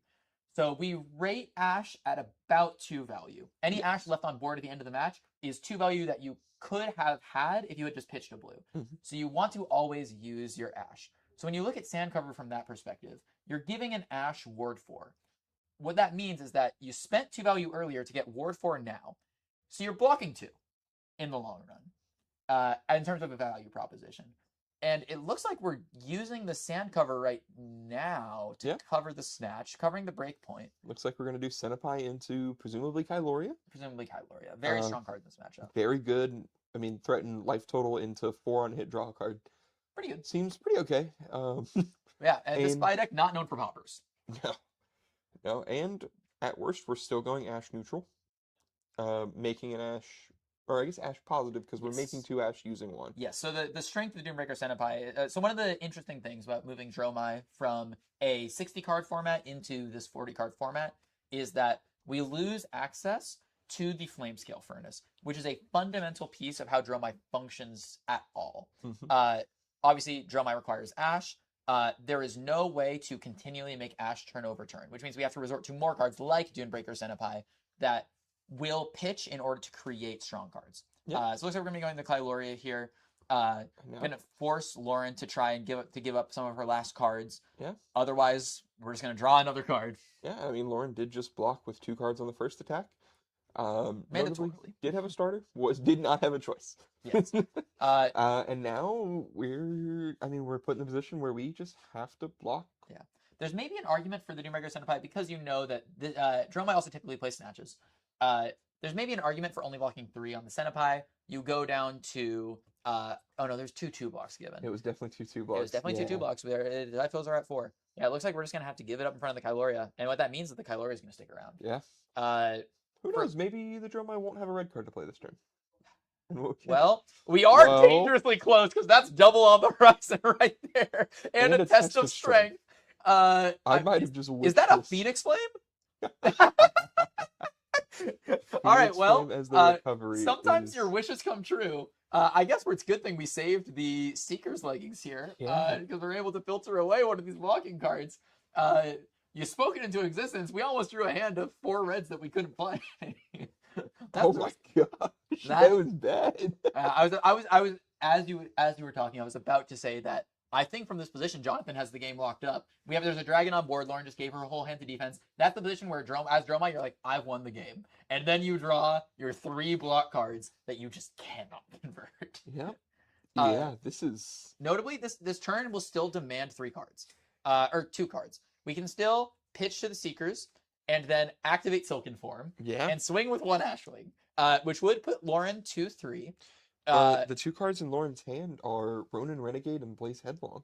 That's 7. So we're threatening, I mean, life total, but also 3 block cards in hand. Maybe just 2, depending on how Jonathan wants to hold this. Yes, so it looks like we're sending the Ashwing here with the Silken Form, which Lauren's just going to take. Ashwings may seem more annoying than good, but you have to remember that because these dragons stick around and take 1 health to be cleared, every Ashwing is at least 2 value, which is pretty good. Ooh, and we're just We're passing. not pitching into the... This is incredibly risky. If there's another test of strength in there, the game is just over, kind of. No, we can still swing Kyloria for 4, demand a card or 2. Is that... I really hope that's Aswai, not Necria. It Okay, sure looks that's like why. Aswai. I personally am a Necria enjoyer, but that card without Deep Blue in the chest slot in order to pay for it is rough. It was a Rise from the Ashes and a Ronin Renegade. So 6 into 1, or 6 into clear the Ashwing, presumably? Presumably. Leaving the Kyloria alive makes sense, but also is a really rough decision to make. Hey, we've given the Fi a gold token. What are Game's we gonna over. do? I think the game's lost. Notably, Fi does use Fi gold can convert gold tokens pretty really decently. well. Because one of the problems with Fi is when you draw a bunch of blues and you're like, I have 4 cards in my hand and I'm doing 8 damage. And the most of that is my weapon. So getting this gold token to kind of get a mulligan on a blue card that you don't want is actually like meaningful. Yeah, like, unbelievably good. And here we're finally popping the boots, making an Ash. Potentially trying to keep it in case there's maybe another snatch coming, trying to cover up a Yeah. break point. I don't hate the conserving of it. It Yes. made sense and it kind of worked out, fortunately. You are right, if it was a 4th block card, game over. Yes. Um, So notably though, Lauren has an out in this game right now. If Jonathan is playing the build that I think he is, there might not be any more. The one Moonbreaker Centipede might be the last Ash generating source in the main deck. I do believe this build isn't playing any other main deck Ash generation. If that's the case, Jonathan just went to 0 Ash. Maybe. Which means that if that's the build and there's no like Oasis Respites or something like that in order to generate more Ash, Lauren can just spend this turn clearing if possible, clearing 2 dragons, and then passing. I think we're going to be limited to 1, unfortunately. I do think after looking at this, we might be limited to 1. But even clearing 1 dragon is good enough. But it does put you in a weird position. Do we clear the Asvali or do we clear the Kyloria? Because the Asvali does a guaranteed damage to us. I think so. So if you're trying to play on the angle of denying the fatigue, if you're trying to play the angle of denying Ash, I think actually it might be correct to go for the Kyloria here because you can survive at 1 if they can't make more Ash. Yes. If they're stuck, like for example, Ooh, the sweeping blow. All right, Okay. never mind. Okay, so Fatigue out of Ash game plan is not online. not online at the moment. We are thriving in Ash. We're working on it. We're thriving in Ash right now. There are some 3 block. There is a 3 block in hand. I believe there's a blue as well. So I believe there's Lava Vein Loyalty. Yeah, There's Lava 2 Vein 3 blocks. Loyalty. So our hand blocks Yeah. for a total of 10. 10. And This is gonna be 3 into 4 going. 3 4 into 4 going into in, 4. into 4. So Lauren's gonna take 1 here at some point, at least. Definitely. Unless the last card was Oh. Rake. So go up to 4. I So no, I believe that's correct. Yeah. Because now we have 3 Ash Wings. We are going to swing out for 7 here. Yeah. The Lauren is going to have to give 2 cards Yeah. to the Ash Wings and 2 cards to the Kyloria. She only has 3 cards left. Yep. I do believe that this will be the end of the game here. There's no permutation of blocks in this hand that will protect the meager 2 life that she has left. Unfortunately not. So I think we've just closed the game out with Rake the Embers. Yes. I do think that notably her decision on which to send the snatch into didn't really matter. Yeah. Although notably, I just realized I don't believe she drew a card off the snatch. I don't see a card in her arsenal. She did not. I don't believe that changes anything. I don't. There were no DREX drawn, Yeah. so it wasn't changed the defense. We've already seen the 2 Wax-Ons. Yes. And I can't imagine Well, we're running more. some decks are on yellow Wax Off because it's a card that blocks for 4 at reaction speed, and it pitches to Emberblade. So you can convert it offensively. You know what? That's fair. But none drawn in the hand. Yeah. So it doesn't look like it's going to have a huge impact on the game. Similarly, deciding which dragon to hit doesn't seem to have mattered either. Yeah. And we're going to close up the game here. Dromai taking it against the Phi, showing the power of these dragons in this uprising match. Jonathan can move on to 2-1, still in contention for top cut. Yeah. And, I mean, still a wonderful showing from Lauren. Just, Dromai kind of outvalued her. Really early Rake to, like, force Lauren into the clearing the dragon board plan. Yeah. Well, notably, those 3 equipment that we gave up at the start of the game that denied this 3 life, if we were at 5 instead of 2 in that position, this is a very different looking game because we can take the Ash Wings and attempt to pressure the life totals and clear out some things. So definitely showcasing some of the potential of this Phi deck and the equipment in store. Yeah. But once again, wonderful match from our players, and yeah, I think we're going to cut to another break, give our players a second to recuperate. I mean, they get a little bit of a longer break. It's a draconic matchup, but yeah, it looks like we're going to be cutting away. See you guys later.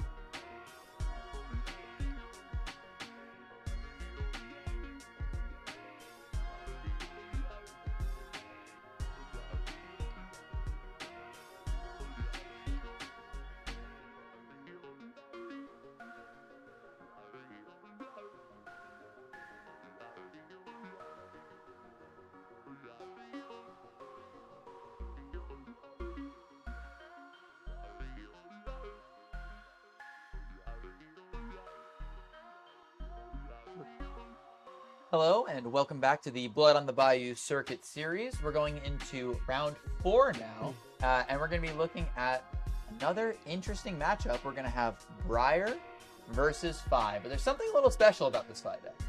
This Fi deck is the Precon, is the $20 ticket to the World Tour. It looks like you can see on the table there briefly, the deck list was face up. That is the presented deck. Yes. It was submitted to a judge to check. We brought back paper deck list just for a little bit. And yeah, we're just going to be playing an unsleeved $20 ticket to the World Tour. And really fun story about this. They came to this event. They saw 6 Dromai in the room. They put their Enigma deck back in the backpack and bought a $20 Precon. And you know what? And they're sitting 3-0. Honestly, it's a testament to the capacity of these Precons that you can walk into a room and go, my worst matchup is the most represented deck by a factor of 3. Maybe I should just buy a Precon because it's good enough. Yeah. I honestly, I can't even argue with that decision making. It just seems like the correct decision into this. I agree. Clearly it's working for them. True. 3-0. 3-0 though, facing against a Briar. Andrew, who we already previously saw, currently the top rated person in the bracket or in the Blood on the Bayou circuit. And we've seen a little glimpse of his deck list before. A very aggressive Briar deck with these burn up shocks and lightning presses. It's gonna be interesting to see how the Fi is gonna try and tackle this immense array of numbers from the Briar deck. Yeah, and I mean, round 3, Andrew also took the Briar Mirror, so deck is just going hot for him today. He's doing well with it. Yeah. We're going to see if he can keep that up into this Fi, or if the Fi is able to present more damage. Yeah. Precon is built well. It is built to kill. Yes, I think that something that's going to be important is, well, 2 things are going to be important. One of the new things that is coming out in these Precons is they all come with sideboards, which is really important because it means the Fi can present AV1. Yeah. Which is potentially important against a lot of these ping type effects. Also, the thing that's going to be very important here is going to be the die roll. In these kind of incredibly aggressive decks, going second is a huge advantage because you get the first chance to send a full offense that can take your opponent's cards. So we're going to have to see what that's going to look like and see what these initial hands are going to look like because this game is probably going to go pretty fast. Yeah. I mean, yeah, this is not known to be a long matchup. Both heroes present a lot of cards that have bigger attack than block. And so we attack. Yes. Don't block. Notably, we do know that this is just the Precon. There's the theoretical possibility that they just found someone with Kodachis and that they presented Kodachis. I guess that's technically possible. That would be fun. That'd be a really, really fun switch up. Yeah, I think that that's probably not the case. I do believe the blue base of this Precon is playing some caustic cards that are going to make those Kodachis a little worse, but funny concept, you know? Funny concept, but I think we're going to see the Searing Emberblade. I believe in Searing Emberblade. Yes. Very excited to see how this Precon performs. Ooh. It looks like we're counting to make sure that our Precon has all the cards that it started with about 2 hours ago as we opened the box. Just double checking, never hurts to make sure that you have the right count of cards in your deck. Yeah, could have lost one. True, and especially when you're playing with an unsleeved deck like this, it tends to be a little bit harder to shuffle because you don't have the edges to get those kind of quick shuffles that we like to do in TCGs. So getting a quick distribution, though this doesn't count as a shuffle for legal purposes. Just a quick count to make sure that we have all of our cards. Short one, of course, for the Phoenix Flame that we're going to start in the graveyard. Yes. Which, maybe that's what that second weapon slot was. Phoenix Flame, probably. I do count 1, 2, 3, 4, 5, 6. So that is probably the Emberblade and the Phoenix Flame. And it looks like the decks have been presented. Both players just looking to have a good time here. Playing this this $20 ticket versus the boogeyman of the format. Yes. Yeah, I think important cards to look out here from the Briar side is we really want to look out for those on-hits. Things like your Rush of Power, your Static Shock, your Snatches, the things that present a weird breakpoint that's going to make the Fi want to give up cards. I think that's probably going to be the thing that Andrew's going to want to see the most, other than obviously his power cards of Burn Up Shock and Lightning Press. Getting those kind of on-hits are very strong. Yeah, and I mean, I know they're going to play a huge part in this. Just knowing me makes sense, I think. I mean, we want our cards to convert to damage, not block. Do not get to see who's going first yet, but we'll find out very soon. Opening hand is a Fry, a Flittering Charge, a Harness Lightning, and a Rush of Power versus. Oh, Uh, and it looks like Andrew's Andrew's going going first. first. Okay. So likely alluvial in the die roll. It looks like I see a blue Dragon Power, a blue Nip at the heels, a Fire Tenant Strike first, and a Scar for a Scar. Or no, sorry, I believe that's a Hot on their heels. So this hand, shockingly, actually blocks 11. And is going to have to have some filtering because there's a lot of blues in that hand and a Scar for Scar that might not be on. Yeah, but the cool thing about having multiple blues is you can absolutely activate Phi's ability to start off the turn and just get a Phoenix Flame. Yeah, I feel like drawn to maybe a better. I mean, not drawing into a card, but so one of the issues with that play is that we currently only have one Phoenix Flame in graveyard. And if we're going to get back the Phoenix Flame anyway, buying back the Phoenix Flame that won't go to the graveyard until the chain closes means that we're only going to get one on the turn cycle, period. Ideally, I think... Oh, it looks like Alluvial was going first, was actually. going first, okay. And we're just arsenaling, not trying to let Andrew filter his hand as well. Not that he needs it. Turns out this hand, pretty good. Very happy, although I guess it's a little bit awkward. He's going to be IPing here a little bit, or at least having to pitch a red into Starfall. You have to choose whether he wants to send the Rush of Power, the Harness Lightning, or the Flittering Charge, all of which are a little difficult. Yeah, but all of which are fine choices. I mean... I think if I'm him, in this position, I think I pitch the Flittering to the Starfall. We're not going to go into a long game. I think the other cards are more powerful. And we just send the Harness Lightning. I think so. Send 3 Arcane. There's no AV presented on the other side. Just get that 3 true damage in. That is exactly where my mind went as well. Excited to see if Andrew does the same thing. Yes. But I can also see keeping just about any of these cards. I think Harness Lightning is probably the worst. We're not a deck full of Lightning cards. We can't guarantee that we have it. My eyes might be deceiving me. I think Alluvial drew another Hot on their heels after putting it in their arsenal, which means his hand has no Draconic Starter. I am curious because I don't know how much Alluvial has actually played this deck, considering that this was just purchased about 2 hours ago.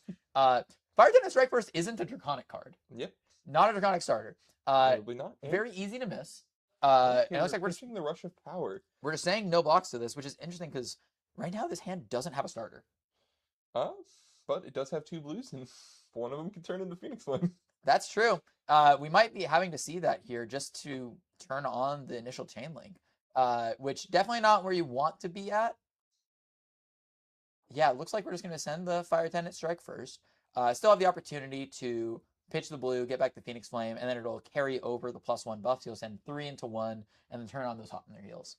Or potentially, they could have drawn the Fire Tenant Strike first as well, and then had another one in their arsenal. Those are the 2 possibilities. The blues are still in the hand. Ooh, I don't think they've realized that Fire Tenant Strike first isn't a Draconic card. Yeah. That's just going to be coming in for 4. It's a really common mistake. Okay. Oh, working our way back. Working our way back. Okay, I think they've realized it. Yes. Okay, going for the Scar for a Scar. Okay, yeah. Recognizing what was going on. Oh, yeah, apologies. It was a Scar for a Scar in the hand. I don't know what I was saying. I was debating on whether the Strike first was which of the reds it was, and turned out they drew the other. Yeah, so it's going to be 4-go again. And then hopefully we're going to find a way to convert the rest of the hand without IPing, but that might involve picking up a Phoenix Flame for 1. Yeah, I mean... Andrew likely considering just not blocking and sending the full hand. He has a 5-card hand here. Might as well. Your opponent's at 12. I can threaten 12 with 5 cards. Yeah, well, and with Garland, I mean, if we look at this hand, let's say that, we Phoenix Flame for 1 into Emberblade for 3, or Hot on their heels. Either or. We're only presenting 4 more damage. Andrew falls to 9. Still has armor.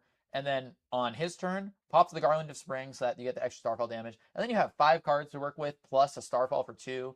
Incredibly threatening hand that will definitely threaten the life total and take cards away from the reveal. Really showcasing what you're talking about the strength of going second. Just able to get that tempo advantage, able to just full take here on Alluvial's first damage turn, and then now is going to be threatening the whole life total. Yeah. Alluvial just does 10 passes. Makes sense. The hand converted kind of well. Interesting to see no defense, but... I think that given the sequencing we saw with the Emberblade, I think perhaps they might have not blocked, believing that the hand was a little bit better than it was. Ooh, and we have a burn-up shock already. Devastating. Very good. Yeah, 1 Arcane is going to guaranteed leak through here. Alluvial now at 11, And we know that there's, I believe I don't remember exactly what we pitched away, but we're seeing the sizzle here to create the embodiment. If that's the Rush of Power in Arsenal, that's going to be very We dangerous. pitched away the Rush of Power. Okay. We kept the flittering charge. So, yes, we kept the flittering. So looks like we're going to pop the chess piece here to send Starfall for 5 to start. We're going to keep our embodiment for the next attack just to keep Alluvial guessing a little bit more. I'm interested to see how Alluvial blocks this. Yep, 3 block plus helmet makes sense on the Starfall. Covering sense. between 5, keep the other 3 armored to cover breakpoints for the rest of this. Flittering with Go again for 4 here. Notably also, Burn Up, unlike some other cards that provide turn long on hits, like something like Boom Grenade, which people may be more familiar with, this does include weapons. So you do have to cover up that Starfall. If you leak any damage, that Burn Up is going to be triggering. Yes. And yeah, it looks like we're going for the 4 Go again here. Another one where we still have all this equipment, all this Battle Worn 1 equipment. So we should be able to cover this up, but it's going to take our whole hand, basically. Yes. And it looks like we have a Rising Resentment, a Brand, and I believe that might be a Fire that Burns Within. This might be all reds with no 3 blocks. Oh, it's a Snatch. It's a Snatch, yes. So all reds, no 3 blocks. Yeah, that makes covering up 4 into 4. Oh, and Andrew has the Lightning Press in hand. Oh, there's a Lightning Press in hand. Absolutely brutal. It looks like Alluvial is considering shoving the equipment. Give it 2 block and 2 pieces of the equipment. That means this Lightning Press is going to be dealing 7 damage effectively. Oh, unless...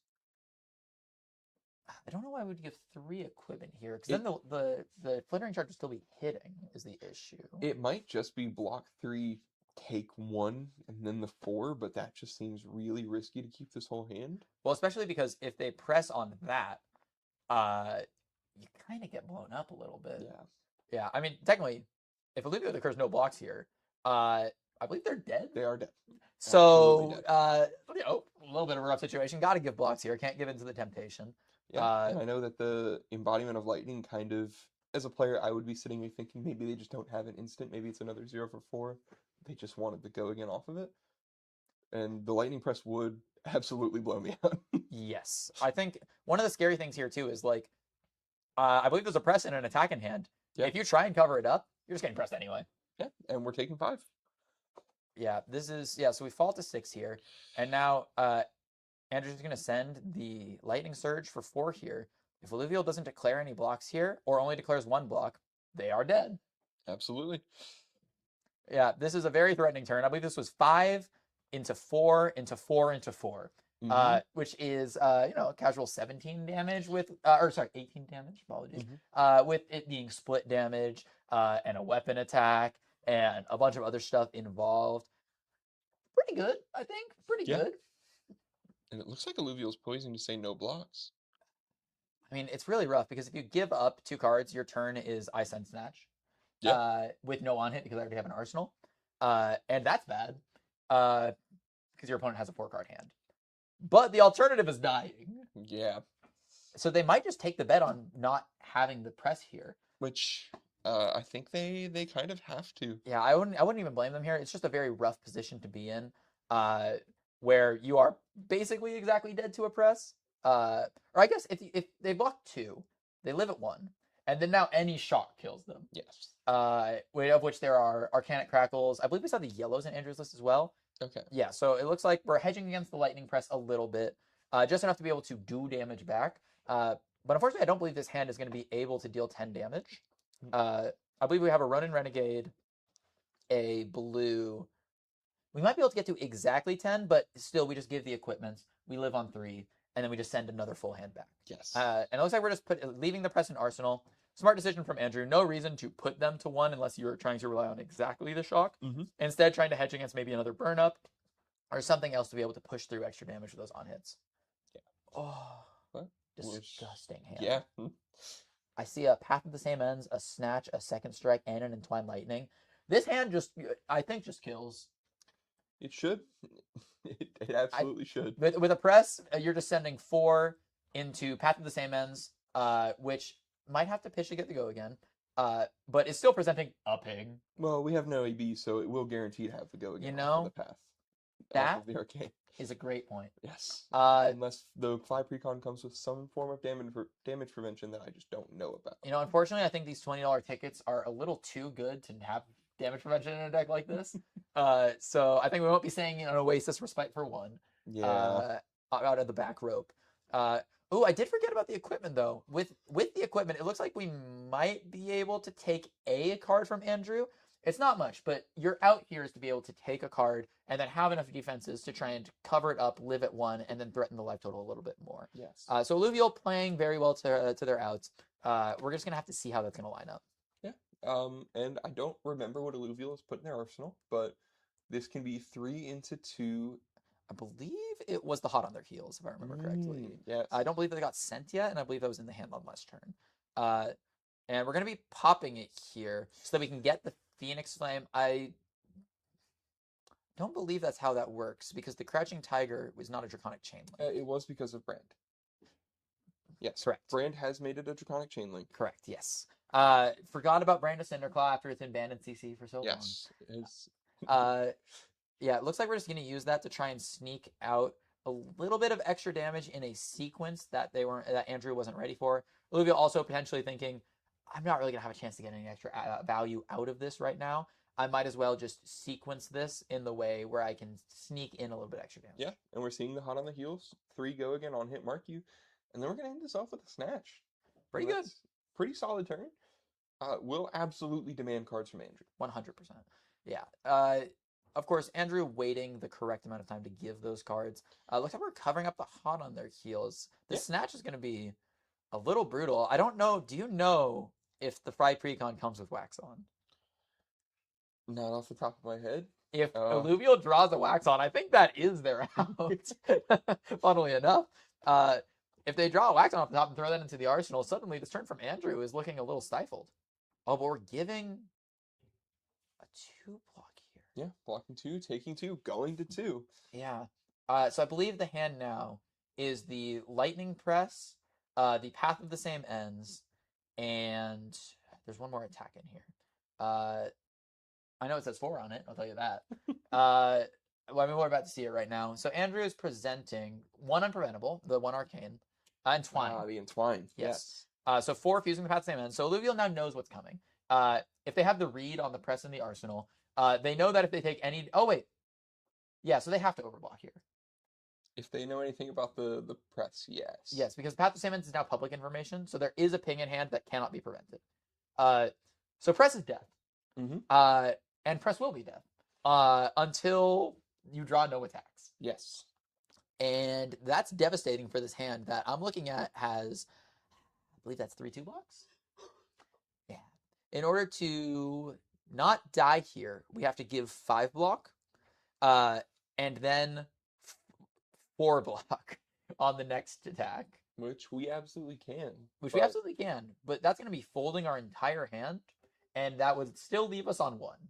Yeah, and I wonder if Alluvial's even thinking about the press, considering how everything's played out the previous turn cycle. Yeah, it's definitely an interesting decision by Andrew that we'll have to consult on later of not pressing on the previous attack when you can get through the true damage. Because now Alluvial has the option of overblocking to try and prevent the press, which obviously isn't going to work out in this exact situation because there's another attack coming. Yes. But potentially, if Andrew had drawn a hand with only 1 attack, that could be very threatening for the press if Alluvial just folds their hand. Yeah. And even then, we're blocking 3 on the Entwine. The press kills here. Unless there is that wax off in the arsenal. And it doesn't look like there is. Yeah, if we're seeing the public hand, I think that maybe that might just be the game. It looks like Andrew's going to take it again. This Briar deck, incredibly strong. Just another masterclass of throwing big attacks with big Arcane and big burn-up shocks. Yeah, I mean, finding a burn-up shock in 2 turns is exactly what Briar wants to do in this matchup. Wants to do in most matchups, to be fair.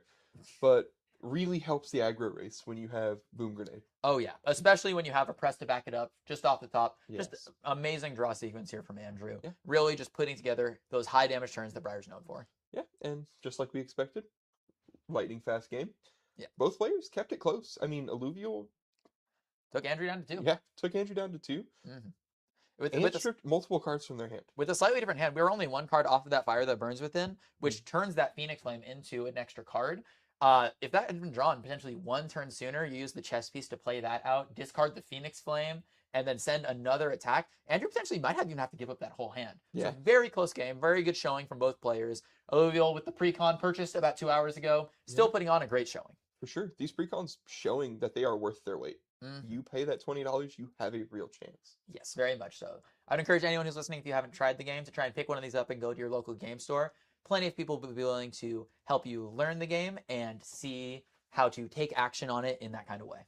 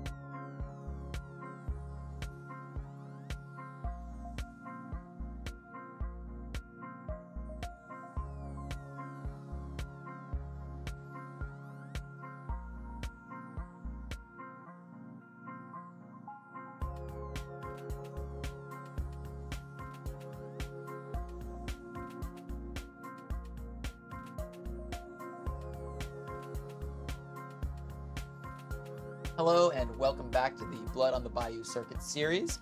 We are coming to you with round 5, the final round of our Swiss bracket. And today we have a great matchup going on. We have Dromai versus Bravo Flattering Showman featuring Kevin and Bird, recent top 16 at US Nats Performance, losing in the final minutes of the round to Majin Bay. Yeah, Bird, an excellent player in what is realistically known as a really rough matchup for Dromai. Bravo, Flattering Showman, the one of in the room, sitting here at the 3-1 tables, doing very well with his deck. Yeah, we were discussing Bravo Flattering Showman's matchup spread a little bit earlier. The idea that you can be favored into Dromai, which is turning out to be one of these bigger meta threats, while also having a pretty good Briar matchup, is a really strong appeal to have. With the caveat, of course, that some of the other illusionists, like Enigma, are going to be a little rough, and you might have a bit of a wizard issue. And those wizards be running around. Wizards are running around, but Yeah. not here. not here, apparently. We have the one Blaze, and I think we had one Icelander, and I think that was about it. So going to be a little rough. But the real rough part is Dromai in this matchup. So Dromai kind of thrives when she's able to do one of two things. Either force the opponent to deal with the board while you're still able to attack with the dragons, or be able to set up a big board state and do big damage later on. Bravo Flattering Showman kind of says that you can do neither of those. He's a guardian, so he's able to block out extremely effectively against Dromai. And in addition to that, he has a huge density of poppers. 6 power attacks that, when blocked with, will destroy the dragon and remove the action point that you're using to attack. So able to really stop any barrage of these dragons while removing them, which is very strong. And at the same time, Bravo's hero ability says you can pay 2 and tap this, and flip up a card in your arsenal with Crush, and it gains Dominate. Yes. And +2. And +2. And Dominate means you can only block with 1 card from hand. And in a 20 life format, that means you're a couple dominated attacks away from losing the game. So the Dromai challenge is, how do I deal enough damage to kill them when I can't attack with my dragons, and they're sending dominated damage at me? The answer usually comes out to, if I'm attacking them and they're using their high-powered attacks to blow up my dragons, it means they have less resources to send attacks at me.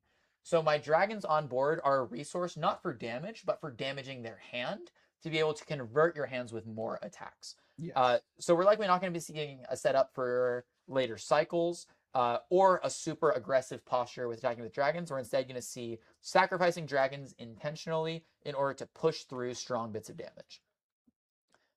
Yeah. Ooh.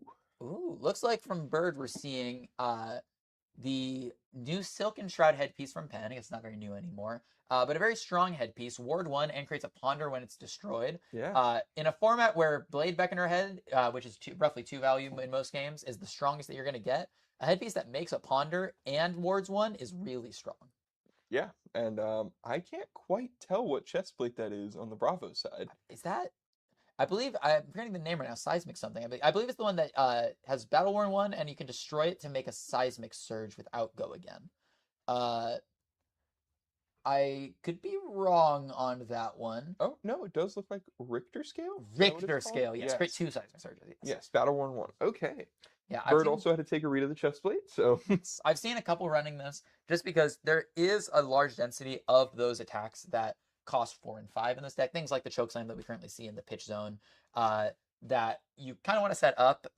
So if you, for example, block out with most of your hand, you just have one of those attacks in your hand. Mhm. You can activate that to create 2 seismics, put it in an arsenal, and now next turn you can pitch a blue or spend 2 cards in order to turn on Bravo and the attack in your arsenal, which is really helpful. Yes. And we're starting off with the Sweeping Blow. Yes. Very good card to start with. Takes care of a lot of the early Ash generation without having to use the Time Skippers. Yes. One interesting thing, though, Kevin went first with the Bravo Flattering Showman, and Bird didn't present the traditional Seeker's piece. Yes. Usually, Dromai, when going second, will present a piece of Seeker's equipment that on their opponent's turn, they can pitch into it, create their first Ash. Mhm. Instead, Bird decided to play with the Time Skippers, which gives extra action points and is able to, at some point, create 3 Ash, because Ash is very valuable in this matchup. But Bird is establishing an early Passing Mirage. Very strong card. Kevin kept a full hand here, and is likely just going to have to swing a hammer at the Passing Mirage. Yeah. And Kevin doing exactly that. Yeah.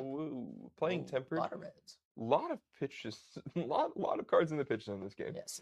And for why he has to clear the Passing Mirage, when we talk about how the strength of the Bravo Flattering Showman deck is that you can pop all these dragons by triggering Phantasm. Removing Phantasm is really strong because it allows your dragons to get value.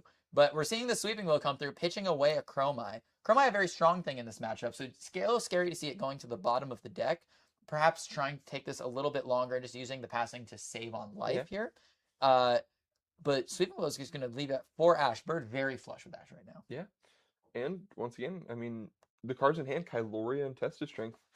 We're probably going to play out the Kyloria here. Yeah, giving the equipment here also is kind of a big tell. Yes. Because there's something in that arsenal we want to send. Mm-hmm. And Kevin wants to get the clock going fast. Yes. I think that he sees that Chromai going to pitch and goes, all right, one less Chromai I have to worry about if I kill you before we get there. Yes. I will say it is something that, if I had the chance, I would ask Bird about later, is we played the passing and then pitched the Chromai. I wonder if we prioritize keeping ourselves alive that much, because pairing these cards together in these combos generates so much more value. If you play the Chromai and the passing, they can only get rid of one, for example. Kevin is still blocking with everything. Last piece of equipment is blocked with. Yeah, it looks like we're just trying to extract value that all we confidence. can. And we know there's a Kyloria in Arsenal, I believe. And we're just sending hammer here. I believe that was another 4 red hand. Is Kevin running blues? Is my question. So are we? We're unsure.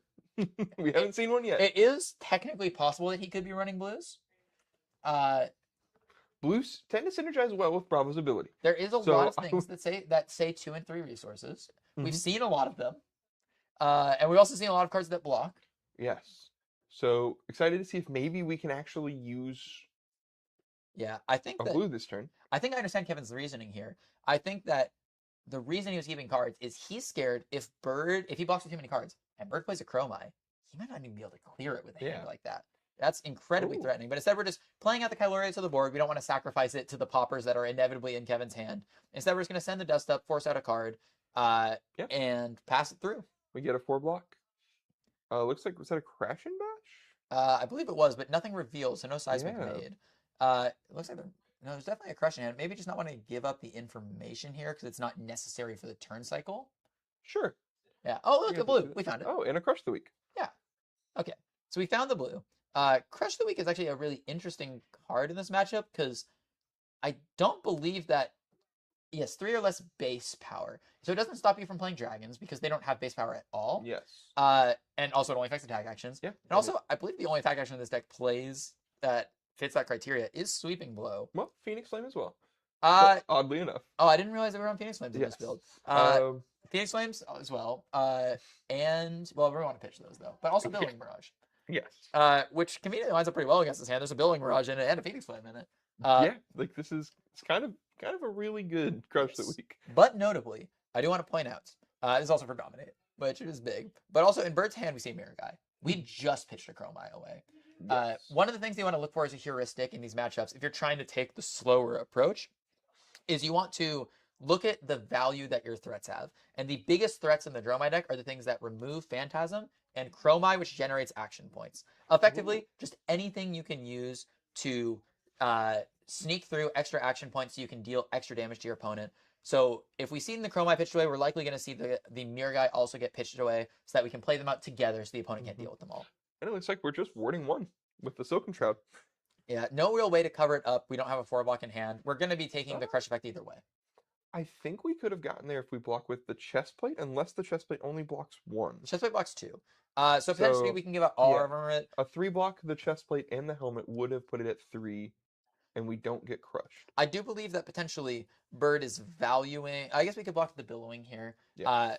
But then I think Bird is potentially trying to keep that either in Arsenal, because Ashwings, again, are very valuable in this matchup for the same reason. Potentially just deciding that taking damage now is worth it because of the value of the cards in our hand. The value of the cards in the hand, plus saving our equipment for a crush effect that does have more relevance. Yes, because we can play around the Crest of the Week here. We can pitch the Billowing Mirage and the Phoenix Flame. We can put one of them in Arsenal. There's options. Crash and Bash, and we're playing out. Are we playing out Kyloria we're playing out Mirror? both. Interesting. Okay. And we'll probably swing with the Kyloria here, just asking for a couple more cards.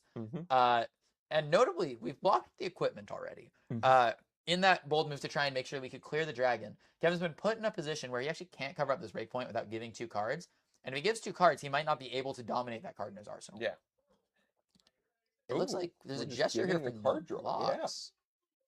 Very interesting. And we draw to another Scar for Scar, which at this point does not have go again. Almost certainly it's supposed to be sent right now, I feel like. With the Ponder token, I would say yes. Yes. There's a Ponder token, and even if there wasn't a Ponder token, Kevin has indicated he's not willing to block, and draw a card is basically one of the strongest on hits you can present. That 4 just says damage. Yeah. The only thing I can think of is if you're trying to swing out your board, but that's pretty risky in this matchup. Yeah, if we swing the second Kyloria very likely gets popped. Yes. And so why risk it? Yes, we want Kevin to spend turns and cards on getting rid of these dragons instead of just getting to get rid of them without spending his action point. Yeah. The idea of Illusionist obviously being we have to present more threats than the opponent can handle, and the vector by which Bird is attacking this matchup is action points. Kevin has limited action points, and there's a lot of things that is being taxed for those. So Bird trying to really establish that kind of threat. If he doesn't clear the Mirror Guy here, he's in a kind of a rough position with these double Kylorias. Looks like we're giving up 1 card of block here. Going to be taking 1. Blind flipping it over. I think that indicates that we're not playing any bricks. No Blood of the Drakais. Yeah. No. Oh, did I just see a Time Snap potion? A Time Snap potion and an Uvia. And Phoenix Bannerman Head. Very interesting card. It's technically 0 deck damage because it doesn't do anything. But what it does is that it creates a Ponder token and gets a Phoenix Flame. So effectively, you can read that it pitches a card, and then it's a card that you can pitch and then make a Ponder token, almost like a gem. But it looks like we're sending. I'm a little confused. We activated Craterhoof, which says the next guardian attack you play from Arsenal gains Dominate. Yes. And then did we send this Aftershock from hand? I believe we did. I hope the players catch that. Is it Aftershock or Fault Line? Fault Line. Fault Line, yes. I hope the players catch that because that's a pretty big deal here. We don't know what's in Bird's arsenal, but it is X-Free Dominate is expensive in this matchup. Yeah. So I hope the players catch this, although it looks like they might not be catching it right now. Or maybe Kevin did play it from Arsenal and just positioned the other card over Arsenal now, but potentially. Otherwise, this just seems like a bad use of the boots. Yes. Let's just. I think we function with the idea that this is coming out of Arsenal and the card has just been placed there preemptively. It looks like Bird is considering giving up that card, potentially trying to play out the Uvia with the blue this turn. We have so much Ash that the Uvia is just going to be making Ashwings like crazy. We see them blocking with the Bannerman Head. It looks like the players are talking. The judge might have informed them about the effect of the boots. Hard to tell. But we'll have to see. I don't know if Bird wants to give up more cards anyway. Time Snap Potion doesn't block. Looks like Bird is positioning to give up a Yenderai. It looks like if we're positioning like this, it looks like the card in the arsenal may be an attack. something that we can get out of Arsenal, put the Uvia in there, and play the time snap potion by using our action point. A little scary because obviously we want to attack with the Kyloria without Phantasm to punish going for this attack. Yeah. It looks like it was just an activation on the card from hand. Yeah. Seen it before, unfortunately, Yeah. with Guardian players. Sometimes the boots just read a little differently in your head. Yes. It looks like Bird is building up a very respectable board now. And how many poppers are in that hand? I get a good glimpse right now. But we saw so many reds early. There's a lot of blues in this deck, surprisingly, that aren't poppers. Yeah. We see a 2-card block here. Yes. Blue disable and a blue pump. Is that a blue pummel? Ooh, that might be. Yeah, That's and so offering the pop. do you want to pop my Ashwing? Yeah. Which for Bird is an amazing trade. Yes. Giving up one of those Ashwings, which was a very low cost to create, for a card from the opponent is a very strong value proposition, especially with the Uvia here.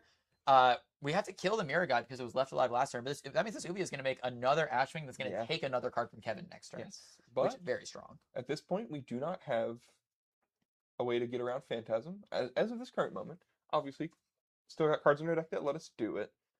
Notably, I believe we have 2 Rake from the Ashes, a Dust Up, and a Snatch. 0 go again in this hand. And with so little Ash left, if we play this Rake, we're going to 0 Ash. Yeah. There's a potential that maybe we time skippers here. We have 2 Kyloria on board. Exactly what I was thinking. This might be the time skipper's bailout, and Bird positioning 3 cards in hand. From hand for this effect. It's a little hard to tell without knowing the card in Arsenal. If it's a dragon, that changes his hand a lot. Gives us another outlet to pitch away. It looks like we're going to resolve the Rake here. Okay. Potentially, maybe resolving it for 2. Oh, no, we're making the Ashwings. Resolving for 3. Yeah, going up to 5 Ashwings. I mean, 5 Ashwings are pretty good. That's 5 turns of I play a red card and I take a card from your hand, which is pretty good. Unfortunately, it seems like we're going to be stuck with at least 1 card in our hand here. We could play the second Rake to go up to 1 Ash and make a 6th Ashwing. Or we could just IP it and hope that we can find some sort of better way to use the Time Skippers or Ash Generation later. Yeah, well, Time Skippers are officially off the table now with 2 cards in hand. Yes, like on a later turn. Yeah. Find some way to generate Ash by pitching it away. What is in this arsenal? What are we? I'm very curious. Pulling? Yeah, it looks like we're playing on the second Rake. The question is, are we making 7 Ashwings or are we leaving us with 1 Ash? Ooh, we're making no Ashwings. Okay, I think she may be considering. Okay, yeah. So going up to Ash, which I think is valuable. We have the Uvia that can turn it into an Ashwing later. And Ash is going to 0 Ash in this matchup is so incredibly bad. Because if you don't have a way to filter out these 1-cost dragons, and 0-cost dragons, you can just lose the game on the spot sometimes. But looks like we're popping, and then we're going to be setting up something dominated. Debilitate. Okay. I do believe that's the red. It sure looks red to me. Yes. So I do believe that's going to be coming in for 10 dominate here. Yes. 10 dominate. On crush, their first attack will get -2. Yes. We have 2 block cards in our hand. So a Test of Strength and a... Yes. Yeah, Test of Strength and an On the Horizon. Test of Strength, unlikely to hit for the Dromai player here. Yes. Very likely to donate Kevin a gold if we block with it. And unfortunately, I mean, we still don't know the card in the arsenal, but there's no pitch outlet in this hand. Yeah. So drawing these 2 block cards is definitely a little rough. It's a little rough, but we still have the equipment to help us get around this crush effect if we think the 2 damage is worth it. And it's looking like we might. Well, especially because if it's coming in for 10, taking 6 and going down to 4 means that even if you had the equipment, you might just die to a big dominate next turn. So just giving up the equipment here. We're not covering up the crush, notably. Okay, we're still taking 4, but just saving a little bit of life. Yes. I think, once again, makes sense. Don't want to fall into a position where we die to the next dominate. I agree with you. Yeah, I think it is interesting to not give up the Blade Beckoners there, though, because then we're getting 3 value out of it instead of 1. Yeah. And then we can get 1 value out of it later when they swing Hammer. Potentially maybe valuing it for some sort of smaller on it. Maybe they can't dominate it and it helps cover up the last number. Definitely a lot of considerations for something like this. Yeah. But looks like we're going to be playing Asvali, going down to 1 Ash, playing Blaze, and then getting another Ashwing Pop, just taking another card out of the hand. Yeah. Looks like the hand is, I see a Passing Mirage. I see I believe there's another Phoenix Bannerman head. Well, I sure hope not. I also hope not. See which of the Bannermans and it Uvia. is. It Yes, might exactly. be a chest, might be legs. So your head, I do believe, is the best one. Head is the best one, but it is legendary, and I think we almost guaranteed saw the head already. You know? It's a great point. So if there's a second head in here, That would be a Different little better. problems. That would be a different problem. Maybe the chest, the one that makes it bigger. I didn't get a good I look have at. seen them play with the arms, the one that makes the might. Interesting. So it could very well be this. I know there's a slight difference in the art, and I cannot tell from this angle. I think it's not because you can see the yellow bit kind of arcing on the left side there. If you could pull up the chest. Well, that's such a slight difference, I could not tell you. Yep, I'm kind of stuck. Yeah, and it seems like we might not find out because we're just folding cards to block. I don't believe I saw what this attack. Oh, it's just a crush of the week coming at face here. Ooh, and we're getting pummeled. We're taking that pat. Wait, this pummel is devastating. That's the passing mirage. Ooh. Oh my gosh. Yeah, that was a perfectly placed pummel. Well, not to mention, we haven't seen any other blues in this deck. That might be one of the plans that Bert has for this Time Skippers. Mm-hmm. That's devastating. Of course, the Snatch is a little bit of a nice recompense. Yes. Getting to, Thankfully. turns out that was the pawner target all along. Makes that 4 attack hand earlier a little bit more awkward.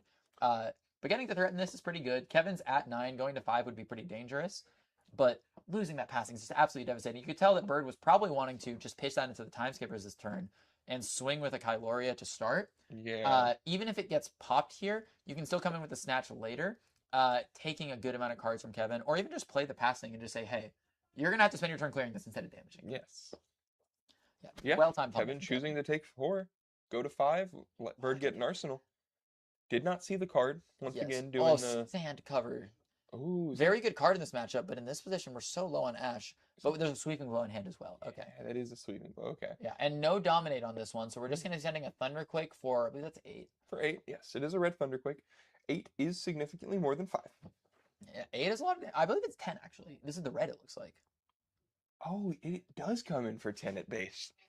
10 is significantly more than 5 as well. 10 in this position. 10 is significantly more than 8 too. Yes. This is like you block with 3 cards, or you go to 1. Yeah. They might even. Oh, okay. That's not a sweeping blow. That's 2 sand covers. That is 2 sand covers. Yes. Okay. Devastating. Cards that don't block is really bad here, and we have to give up a Chromite to blocks too, just so we don't die. Yeah. And we're not doing the last. We don't want to waste our last Ash. Yeah. When we gave up 2 of our. This was the risk of playing these sand covers. Very good cover covering up Dominate.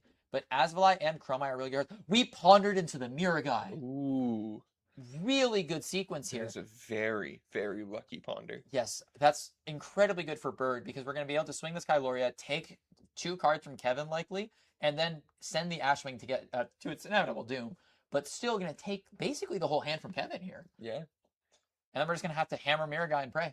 Yeah, because we can't just take this because Asvalai will kill us with the Arcane. Yes. We did not present AB as is. Correct. Unless there's a wild Arcane Polarity for 1. Yeah.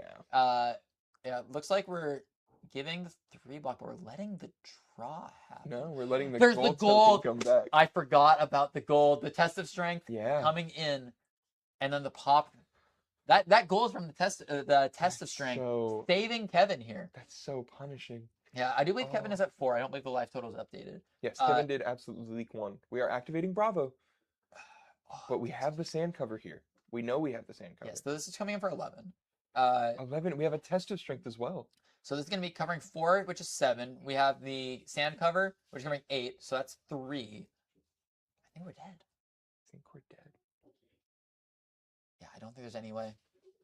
Unfortunately, Bravo just sending too much dominated power for the Dromai player to be able to deal with. So many dragons on board, yet unable to swing with them. Really showing the difficulties. No, Wait, is it only 9? Oh, wait, is that a Crush Confidence? was it blue? No, the red only comes in for 7. Oh, the red only comes in for 7. Bird is able to Live survive at on 1. 1. And then we have We have a Chromite in hand. we have Just a Mirror Guy Chromite, board and a Chromite in hand. but we have no Ash. How do we make Ash here? Is that Devastating. double Ravenous That's Rabble? double Ravenous Rabble. I mean... Are we breaking the gold to make 2 Ash draw cards? if we draw a blue here... Wait, but we have Ash. We have Chromite. We have Ash now, yeah. We play the Chromite. We flip it.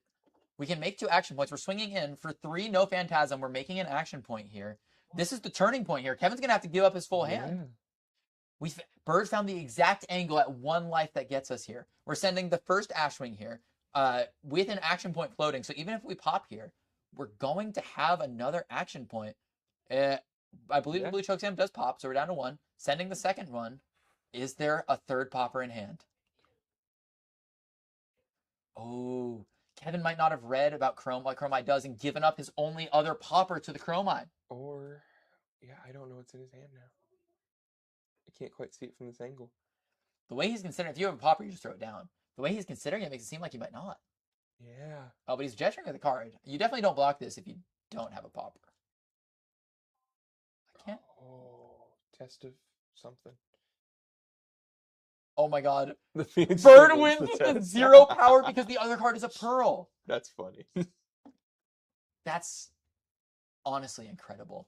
I think that might be a test of vigor? I think it is, yeah. Yeah. Yeah. Oh my god. Do we have... Oh, okay. the Bill Vigor token right there. Yeah. And Oh. then popping on the Chromite. Kevin might or have on been the trying to Kyloria. bait out the Kyloria. real, like, a different dragon swing. Makes sense. It makes a little sense, but it's still very risky to I- give a draw my 5 card. I think the real problem, I think that was another red hand, other than the choke slam. The real problem there being that if we were going to block with the Test of Vigor, we should have blocked with it on the Chromite, because with that, we had no cards to clear the Mirror Guy. Bird has very little cards in deck, but we're just doing the same thing here. Kevin, if he doesn't have another set of multiple poppers in his hand, could just die here. And it looks like we have Phoenix Flame, a Time Snap Potion, a Snatch, and a Dust Up. If Kevin pops the first one and blocks this Kyloria, we might just play the Time Snap Potion. It's either play the Time Snap Potion or activate the Time Skippers. Oh, that's a great point. Yeah. Interesting. Okay, we got a Billowing. We could be potentially at 3 action points this turn. Yeah. Getting that Ashwing is also very valuable here. This is a 3 power attack that's gonna demand cards. Kevin's at 4. He can't take damage here. There's an Azrael on the board. Yeah, revealing a Sand Cover, revealing a Pummel. Yeah, and notably, if Kevin goes down to 1 here off of the Azrael attack, he has to use his hammer to kill Azrael and not any of the others, because otherwise he's instantly dead on board. Looks like Chroma is going to be coming in here. We're making the action point. This does not have Phantasm, because Mirror Guy cares about the first Dragon attack, not the first Illusionist attack. We're going to be blocking with Crash and Bash, no reveal. 2 action points. We're sending the first Ashwing. We are popping with Cartilage Crush. There's 1 action point remaining. We are closing the chain. We are pitching 3 cards into Time Skippers and sending the board. 2 action points remain for Bird. Yeah. 1 card in hand for Kevin.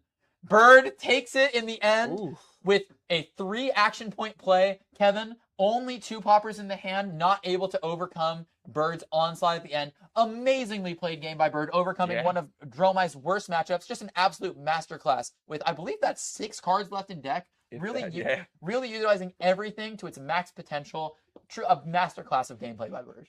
And I wonder if Kevin was supposed to clear a few more of the dragons, but I think everything looked like it was played well by Kevin. I think Bird just the only obvious misplay was the Crater Hoof. Yes. But ultimately, and that did save Bird an extra 3 life, and living at 1, that is a huge difference. Yeah, I think if the game goes slightly differently, I think if there's an attack in Arsenal that Kevin can send there that is dominated, I think that definitely potentially changes the outcome of the game. But also, I think outside of that, Kevin drew a lot of all red hands. Those all red hands are brutal when you need to clear dragons and you need to block. I think a really tight game played from both sides. Wonderfully played by both players, for sure. Definitely. Bird, obviously, edging it out just a little bit, but played wonderfully. Yes, definitely a great game for us to watch. I'm very glad that we got to watch it as our final round of Swiss for this. I believe this means that Bird is locked. I believe this was top table, if I remember correctly. It's the second table. Okay, so I believe this is 4-1. She is 4-1 now. Yes. A 4-1 should definitely be making top 8 here. Kevin should still be in the running to make top 8 as well. Yes, but it'll be near the lower end, but that's okay. Yes, if Kevin is at the top of the 3-1s going into this round, a top rank 3-2 definitely has a chance to make it in. Yeah, for sure. Yeah, so just taking a look at the leaderboard here as we cut away from our, so we can prepare our top cut. We see a couple of familiar faces. You guys saw Andrew earlier piloting the Briar deck. Turns out to be the highest placing member on this leaderboard right now. Seems like he's almost a lock to make to at least make some amount of money off the top 8 of this tournament. I think he's definitely locked for the top 8 of the leaderboard and this tournament, or like this specific event. He's pretty close to being locked for first. Yeah. There's only so many points up for grab with one more event after this. And with 44 points, he has so many. I believe I will need to double check this. I believe he might have made top 8 at every single event that we've run so far. Close to it if he hasn't. Yes. He might have missed one top 8. Yes. But amazing player. Definitely showcased a lot of his abilities on stream previously and today. Yeah, and a couple of the other players in the top 8 aren't here. Like JP Coleman, the number 2 runner for points, isn't here. Yeah. Notably, it is Father's Day today. Yes. Shout out to all the fathers out there watching. We're definitely going to be missing a couple people as they attend to their fatherly duties. But we do see some other people. We saw Hayden Christofferson earlier. We know that Blake is definitely representing on some points. We see Bird in 6th place. Getting top 8 here definitely going to help him move up in those point brackets. Yes. I know Dave is representing. He won the last event after not having been able to attend some of the previous ones and immediately skyrocketed after winning an event on Oldham. Yeah, and as far as I know, he's doing pretty well. He might even be in our top 8. Yes. David Tam is also up there. Yes. And playing right now. Yes. I believe that he was 2-2 going into this round with potential to maybe make it in on the bubble. Yes. So, we're looking, a lot of the players on this leaderboard are here and still fighting for top 8 contention. Yes. It's exciting to see. We'll see how they shake up the points, how our top 8 breaks down, who all's in it, what matchups we're seeing. Yep. Excited to see. We'll come back to you with top 8 when it's paired.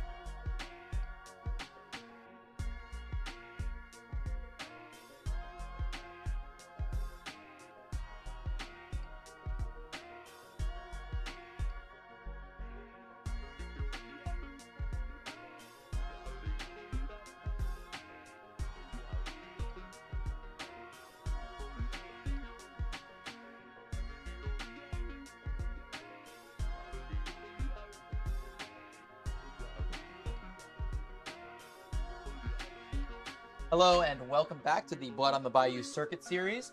Swiss has now concluded and we're ready to move on to our top 8 bracket. You can see our top 8 bracket here. We have Andrew in first. We saw him earlier on the Briar. We have, I believe it's Bird in third, Alluvial in second with the 5 Precon. Yes. Bird Cabrera, who we just saw playing Dromai, in third. Trevor in fourth on Reinar. Dave on fifth with Oldhim. Hayden in sixth with Brian.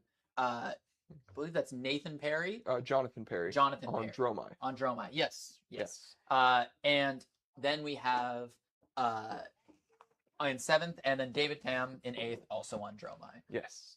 So we have 2 of our Dromais made it. 4 of them did not.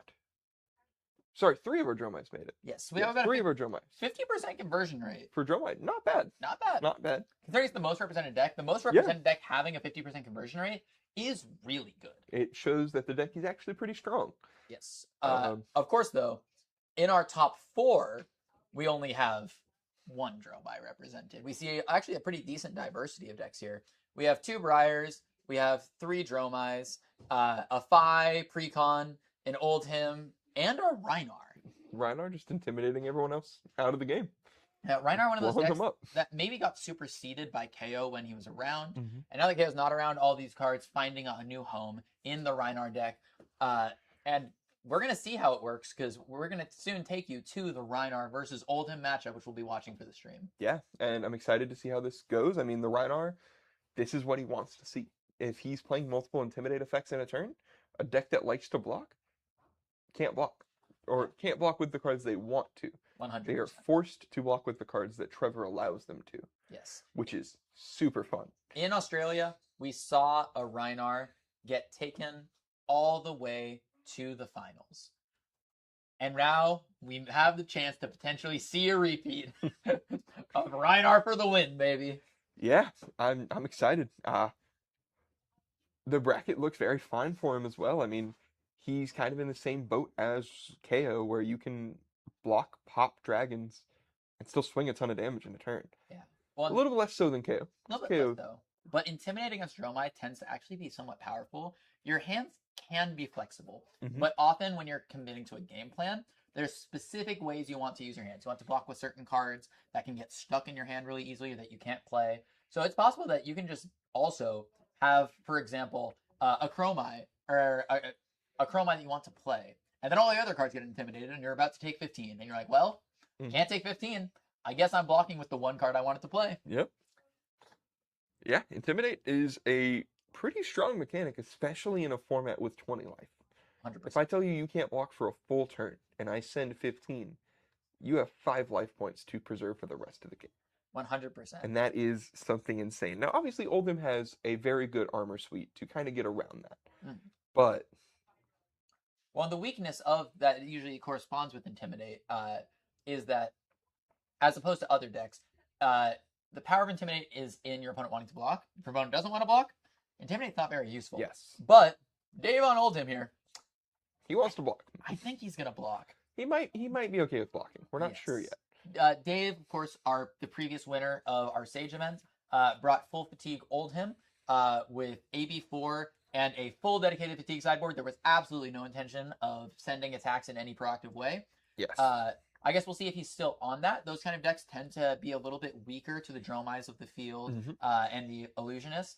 So perhaps he's on a little bit more of an aggressive build, but I do believe I see a non-blue Fruits of the Forest, so I'm having some doubts. I'm imagining this is the exact same list as before. Yes. Interested to see what Trevor chose, because Trevor, being the higher seed, gets to choose whether they go first or second. We'll see. The way the hand is looking, Trevor might have chosen first, which I think makes sense. Ability to maybe pressure damage. Yes. Well, you do something like this with the Agile Windup. You're Yeah. making the agility token for next turn, and you're intimidating a card. You might just leak damage on turn 0. Yeah. Yeah. And Oldhim Cool. also, famously, can have some difficulty converting 4-card hands. Now there is a chance, because I don't see the Reinar moved up, and I don't see him grabbing a dice to get ready to intimidate or anything, that this might have been on Dave's end step. Dave passes priority and lets him do maybe. that. Which, you can be punished for it. Oh, no, okay. We're seeing the intimidate here. Yes. Okay. Yeah, we don't get to see what that is, but I guess we'll have to take a peek at the rest of the hand as it comes back here soon. We still see the double fruits in a blue. I mean, that goes pretty well. Those fruits we just want to ideally just discard away, but we don't mind blocking with them. Yeah. Is that a Clash of Strength? Oh, it might be. Not exactly what you want to be doing with that card, but I guess it indicates that there's maybe not a better attack to be sending right now. I mean, yeah. And Dave blocking with the legs here to give a useless Quicken token. Yeah, the Civic Steps is definitely one of the skill testing parts of this kind of Guardian equipment set. All of these Civic pieces give your opponent something in exchange for being 3 block starting on your board. And Dave still gets to discard the 2 Fruits of the Forest beforehand. Yeah, this is honestly, I think, pretty much as good of a turn as Dave could have expected. Spend a couple cards from your opponent, gain some life, draw back up. Yeah. And we see a Fighting Spirit, 2 Macho Grandes, and an Autumn's Touch. So, whoa, we're just playing the Macho Grande here. I mean, you might as well at this point. Yeah. You know? You're not like you're doing much else. I mean, yeah, we're balling. Mm-hmm. Macho coming in for 8 Dominate. Costs us 7 resources. Yeah, pitching 2 blues and a red to make that happen. I think Dave is kind of realizing that he can't just sit here and try to fatigue a deck that's going to stop him from blocking. Yeah, well, and if you pitch that Macho Grande away, there's a pretty decent chance you're not going to see it again. Yes. So I think it's smart here. Just force through some damage. Trevor is likely going to be either having to use armor or just straight up taking 5. So we're going to start working through that life total so that Dave can kind of start grinding him down, considering that fatigue is going to be a little bit of a difficult option. But Trevor immediately reaching for the fridge. Yeah, I mean, it's a dominated attack. You just give the fridge here. Yeah. There's not, old him has like some on hits, but you're probably not going to see very many of them. You know, we're going to see a lot of hammer. Yeah, but I mean, 8 Dominate on turn 0 or turn 1. Pretty good. Leaking A damage. Yeah, we're fine with that. Yeah. Well, notably though, for Trevor, a lot of those equipment are the ones that you want to block with early, the predatory plating, the beaten trackers. They allow for some of these bigger, wider turns that allow you to overcome these fatigue decks. So getting the block value out of those early, just cashing it in, will make sure that there's no loss value when the time arrives for those cards to be utilized. Yeah, and beaten trackers, an absurdly good piece of equipment. Yes. Enables a really, really strong wide turn whenever we do get to play something like a Bear Fangs or a Savage Feast or anything like that. Yes. So getting the block value out now, absurdly good. And using the agility and Quicken token to swing a meat axe for presumably 5. Yes, I believe so. Hopefully 5. We really, really hope so. Looks like we're going to be rolling for it. Survey says. Yep. Survey says it is 5. Battlefront Bastion. My God. Yeah. Now we get to intimidate a card. So we're going to intimidate this card away from Dave. Yeah, it looks like. And we're swinging 5 go again. Yes. 5 go again? Good. Yes. And fun fact about those beaten trackers that we were talking about before. On a previous interview, James White actually mentioned that those were the cards that he would have banned from KO in the previous format if they weren't in the pre-con. Very strong linchpin piece, and Trevor's probably going to show us a bit of a glimpse soon as to why. Yeah. Dave, having one of those 4 blocks, the 4 block did not get intimidated away. Seeing even a Rootbound Carapace in the hand, so our D-React didn't get hit either. Dave might have gotten a little bit of a lucky break on that Intimidate. Yeah, to be fair, I feel like the D-React isn't exactly necessarily the worst. It can just go into the arsenal and then it's safer from the Intimidates. But those Clash cards are almost a liability in this matchup. Yes. Getting intimidated away, your hammer can't even clear it unless you keep an extra card. So definitely very scary to have in this matchup. And we're sending 6 here, and it looks like we're probably just going to send the Rootbound next to it. Yeah, we're sending an aggressive pounce. Yeah. Pitching a red, so we're out of resources. Makes sense as to why he blocked with the other aggressive pounce. Yes. If there was a blue left in the hand, we could have gone aggressive pounce, and just hit for 17 this turn. Yes. That's also a little bit of the weakness of not having KO in this format with those claws. Our claws are still legal, actually. There's no signature weapon system, I believe, in the Sage format. Yeah, I think. In the same way that Blaze is allowed to play Crucible of Aether, even though Kano's banned. Interesting. So claws are an option here, but instead deciding to go with Ravenous Meat Axe. I think the Meat Axe makes sense if we're trying to just rip cards from our opponent's hand while pressing damage. Because claws are good with sources that discard then have go again naturally, like Wild Ride. And Ravenous Maniacs is a good one card play. It looks like I don't know the name of this card. It's the grinding card from Mastery Pack Guardian. I believe this is on Crush. grind them down. Grind them down? Yes. So on Crush, you destroy the top part of their deck. Yeah. What an interesting piece to have in this deck. Oh, and a Clash of Agility. I can't imagine this is a side deck thing either. He's probably just playing this main. Yeah. I mean, if we were talking It's a about how fun choice. in this meta he needs to be a little bit more aggressive, it's a popper for Dromai. It's an attack that does damage to 3/7. You want those in your deck. And on Crush, it deals deck damage. That's exactly what you want out of that kind of slot. Very interesting tech choice by Dave. Yeah, and Dave pitching a blue Evergreen. So if the game goes long enough, we still have Evergreen to be a anti-fatigue tool. Definitely a lot of options at Dave's disposal here. We also still have Oldham ability that we haven't activated yet, but being able to block for 2 is interesting. Importantly, it does happen after all the Intimidates will be happening because it'll be in the reaction step. For sure. But being able to take away cards from Trevor without taking away cards from his own deck is pretty good. Oh, and we get a Savage Feast. Draw, discard. And we're cracking those beaten trackers. Here they come. Oh, that's an interesting choice. I think he likely is just looking for a card to send the Ravenous Meat-Axe here. He's going to get the Intimidate off the Savage Feast, and then hopefully the Intimidate off the Meat-Axe as well. But he has go again off the Agility token. So are we trying to go 2 more wide this turn? We don't have a guaranteed blue on... No, we do have a guaranteed blue on top. He saw it on the Clash. Oh, that's true. So he's drawing the blue here. So he's going to Meat-Axe into something else. Yes. Yeah, okay. And if worse comes to worse, even if it's like a Buck Wild or a Strongest Survive in the arsenal, we have the chess piece. Yeah. Yeah, so we have 5 resources that are accessible right now. This is going to be an insane turn then. This is a very good turn. Even if this is just like a 6-power attack in the arsenal, we're looking at 2 Intimidates and 17 damage. Yeah. Pretty good. Seems pretty okay to me. And yeah, I mean, that just also shows one of the other powerful effects of Clash of Agility is just it gave him a guarantee on what he was drawing for this to know if he wanted to pop his beaten trackers. Yeah, and notably, Dave is giving up the Civic Chest. Mm-hmm. I don't remember exactly the name, but it's the one that gives a Vigor. Yes. So Trevor is going to have access to a Vigor for next turn. It's very strong. We're breaking Knucklehead. No, not Knucklehead. Monstrous Veil. Oh, Monstrous Veil. I was freaking out for a second. Okay. Monstrous Veil. A little bit different, thankfully. Destroy this, draw a card, discard a random card. So basically just intimidate on a stick most of the time. Looks like we're just trying to rip the rest of the hand from Dave here. And it looks like he discarded the other yellow Battlefront Bastion, so still has the blue in hand to go wide still. Yes. Or to go 2 more wide if he has. I wonder, that feels like it was potentially a bit of a... Oh no, I was thinking it might be a risky play because if you swing Meat-Axe, you're 1 resource short of a 2-cost attack. But if the 2-cost attack in Arsenal is a 6-power attack, you can just pop your Predatory Plating with it, and then that will pay for the Ravenous Meat-Axe. Yeah. But yeah, we're just going to draw and discard a Wild Ride here. Dave has no cards in hand. He's going to have to give up some armor. Oh, and giving up the Civic Peak here is interesting.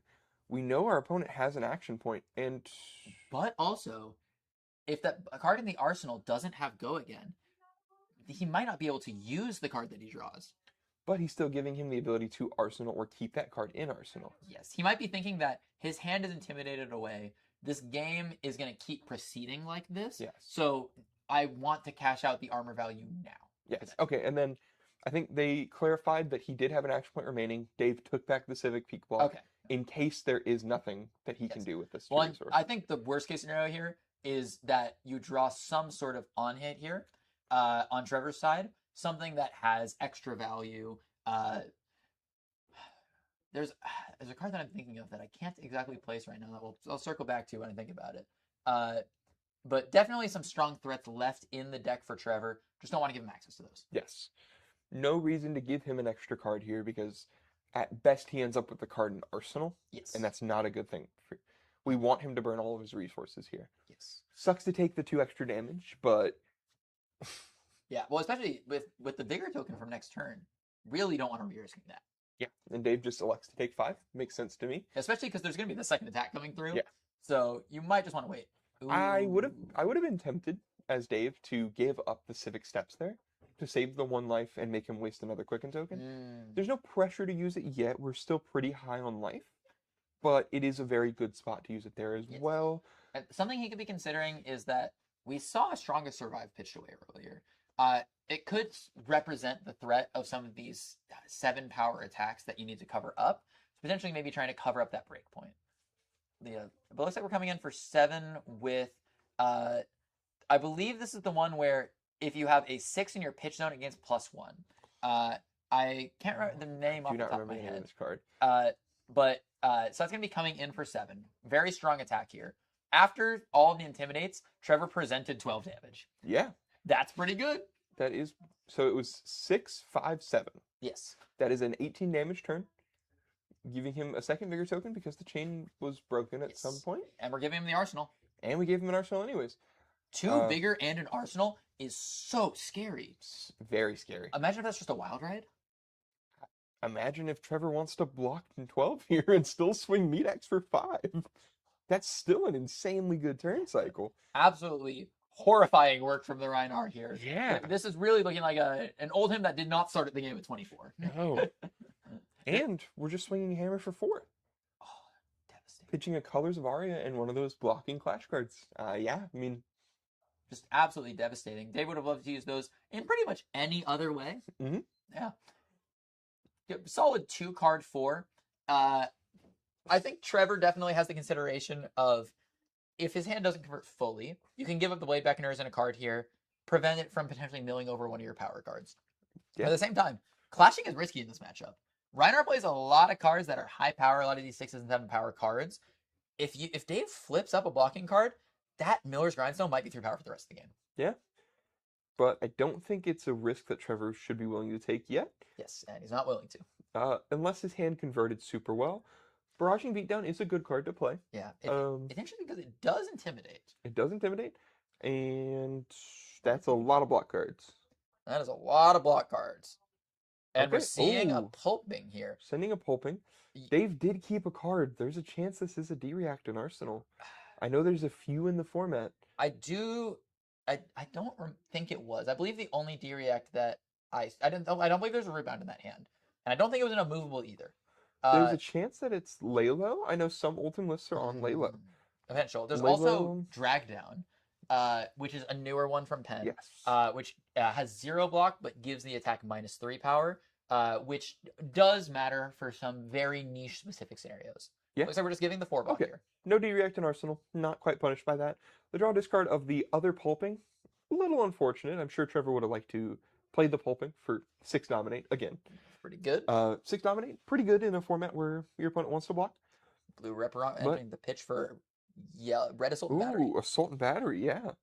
Yeah, so it looks like we're going to be beating chess by discarding a Savage Feast. I guess the beaten trackers are gone, considering that getting that extra draw off of it might not just be super useful right now. But the Assault and Battery making an agility token for next turn lets you go pretty wide. And it looks like it's coming in for 6. Oh, it must be the yellow. 6. It's probably the yellow. Yeah, but I can definitely see it definitely looks red to me. Yes. But once again, the agility token's been made. Give him a quicken. Yep. Fine use of that. Block with the last card in hand. Notably, 2 block cards able to be blocked with. Neither got intimidated. Pretty lucky from Dave's part to not have either of those get taken away. Very fortunate. And we get to... Ooh, Phenol's Fighting Spirit. Pretty good here. Yeah. That's 8. Gain the life back that we took off the second swing. Yeah. Yeah, if anything, honestly, the value here is almost more so just gaining the life. Like, you need a bit of a buffer, because there's another turn like that Trevor has, but it takes away some of the more important blocking cards and leaves Dave stuck with some of these 2 blocks. That'll be absolutely devastating. Yes. Yeah. So, a little bit of a good break for Dave on those intimidates. Yeah, it looks like Trevor's considering the configuration of his hand here. Potentially saying that taking 7 here and going to 9 is a little bit too much of a risky endeavor, knowing there's another Macho Grande in there. There's potential for Oldhims to sideboard some pummels. We don't know. But Dave's exact list. Looks like Trevor just opts to take 7. Yeah. 7 full damage right there. That's 8. That's an 8-point swing right now. Yeah. Maybe, I mean, with the Quicken token and the Agility token, maybe he can convert all the cards in his hand. Yes. Present a good bit of damage, and Dave drew another Fruits of the Forest. So fun thing here. Quicken and Agility aren't the same thing. I do believe if you swing Ravenous Meat Axe here, it will absorb the Quicken, but not the Agility. Quicken also affects weapon attacks, unfortunately. Does agility affect weapon attacks? Yes. Okay, that's my mistake. Yes. So I unfortunately, really thought there was a really cool thing going on there. no. Unfortunately, No, no, no. No, that'd be a little too good for that would brutes. be. But we're seeing a pack Pack hunt hunts, yes. red. I'm not gonna lie, I don't know if I've ever seen this card resolved. But it does say intimidate. Yeah, on attack intimidate. Yeah, It's the same 2 for 6 that the rest of your cards are. yeah, Without the draw discard miss, and with go again, and with go again pretty good. in this case. But Yeah, we have 2 cards left in hand, so pretty obviously presenting either a meat axe for 5 and then an arsenal, or potentially another big attack. or the surprise play that nobody's been expecting all day.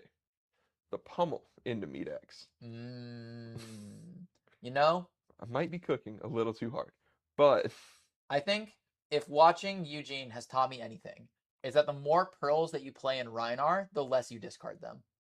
yeah. I really thought when you flipped that over, that was the pummel.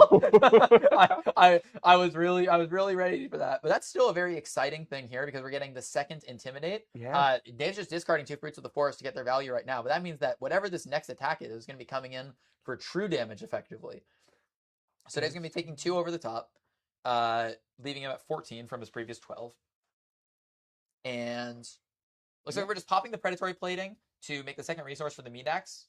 Or for whatever card's in arsenal. Oh no, that's not an arsenal. That was in hand. It's just being placed in near the arsenal. Oh, okay. Yes. I was confused as to where the last card in hand went, but looks like we're just gonna be meat-axing. Oh, maybe that was the arsenal card. I really thought that card was in the hand. I could have sworn as well. Maybe it was just a mistake in the placement of the zones. He did start with an arsenal card though, so potentially that was the arsenal, and it just got kind of mixed up in the suite of things. But he definitely started with an arsenal. Yeah, just like I'm confused on how it broke down because we pitched a card to play the pack hunt. We didn't block on the previous turn, so that's 2 cards accounted for. Discard the mighty windup, and now we're just left with a card in arsenal. A little bit of a weird circumstance, but maybe I just missed something. I don't know. And notably, Dave, 0 equipment left on the board. Yes. Well, I'm not quite sure what those arms are, but they are there. Courage of Boulder Hold, I believe. Or not, maybe not be Courage. Boulder Strength, Boulder Hold. I know what it does. It's a 1-block battle worn, and you can pay 3 into it and destroy it. And your next attack that you play, I believe it might have to have Crush, gains +2. That's just the next Gauntlet Guardian of Boulder. attack action. Yes, Gauntlet of Boulder. So Guardian attack Plus, action plus. in particular, so you cannot apply it to Hammer. Yes. But I was thinking of Courage of Blade Hold and Gauntlet of Boulder Hold. oh, and there's a Bearfangs discarding a miss. This is Bearfangs for 6. And no go again. Devastating hand from Trevor here. The kind of the ups and downs of playing this deck. You can't always be hitting. But you really want this Bearfang to be coming in for 8. Definitely one of the strongest cards in your deck. Seeing that only come in for 6 is very bad. We had Might, right? We did have 2 Might here, so this should be for 8 at minimum. Yes. But it's also a little confusing as to why we didn't just play the Smell Fear out. Maybe we drew the Smell Fear off the top and discarded it. I think that's probably likely. And that's... I don't know if you go for this play if you have a Smell Fear in hand. Yeah. But yeah, it looks like the 2 Might token, or the Might token that was made off the Mighty Windup Not being is missing. Right now. We'll find it later. At a later point, potentially in review. Yes, definitely in review. But so this should be coming in for 7, even with the miss, and Dave getting full agency on what we're blocking with here. Yes, for the first turn of the game. For the very first time this game. Yeah, it looks like we're just going to be giving the root bound. It looks like we might be taking 2 here. Oh, and pitching the Evergreen and a yellow to hero ability Oh, to prevent 2. okay, yeah. That makes sense. Taking Preserve none. the cards in deck. Yeah. Makes sense. That makes sense to me. All Dave wants to do is swing Hammer, and my God, he's going to be swinging Hammer. Yes. All right, so Miller's Grindstone coming in for 4. We've already blocked the Blade Beckoners. I think it's pretty likely that we just kind of take this, unless our hand doesn't convert. Might give up a card just for the block value. Yeah, just for the life. I mean, no reason to go to 5 right away. Oh, and a Clash of Agility. An Agility token would do a lot of work here, so let's see. Clash of Agility, very strong in this deck. 6 for 7, it looks like. Yeah. Unfortunate. So, yeah, Agility token to Dave. Not presenting Sledge, so can't get the double attack, but... Dave gets the Agility token and mills the Clash of Might. Yes. It's a little unfortunate. Yeah, a little unfortunate here. Also, notably, an agility token is very interesting because Trevor's at 8. Mm-hmm. Potentially, if he's not able to threaten enough damage, because we know the 2 cards that he kept over from the previous turn don't have go again. Yeah. So it's possible that with Dave's intimidated cards, if he doesn't die here, he can send an attack into Hammer and start taking cards from Trevor offensively. Yeah. Something like a Findel's Fighting Spirit, or any crush card really. Yeah, this might accidentally let Dave turn the corner. Yeah. I mean, agility, incredibly strong token. Obviously, the opportunity cost is making it. Yes. A little bit hard to make it in these Guardian decks without giving up on your defenses. Let's see what we get here off the Yeah. discard. Hitting a yellow Mighty Windup. So no more Might tokens from that one. We're going to take away a second card on the Intimidate. 1 in Arsenal, 1 in hand. But no go again, just 5. Yeah, this is just 5 damage. It's not even threatening like a large. I mean, it's threatening half of Dave's current life total, but Wait, that agility token should be. he made it this turn cycle with the Intimidate. Oh, correct. Yes. Yes. Apologies. So definitely just holding it for next turn, but you get to see, will there be a next turn? Yeah. I mean, We Dave just gave a Guardian that revealed a 3 for 7. Go again. I think it's a red evergreen in hand. That would be pretty good to send. Yeah. 7 into 4 is pretty good. Or maybe. Okay, where's we're blocking with these We're, cards. we're playing safe. We're playing conservatively. That makes sense. I mean, no need to switch from the block game plan yet. Yeah, and giving up too much life to take some cards offensively isn't good. Yeah. Because this deck can sometimes struggle converting hands, so no reason to risk it. Yeah, and just send 4. Yeah, just before go again. Seems reasonable. I believe there's none floating. None floater. There could be a surprise Snatcher or Scarf Scar in the arsenal. Ooh. That would be fun. That'd be surprising. That would be really fun. Very surprising. I don't know how good it would be, but it would be very fun. Pretty bad. I mean, to be fair, it might be good in this position exactly because it would demand a card from Trevor. So you're effectively kind of pre-blocking if you think about it hard.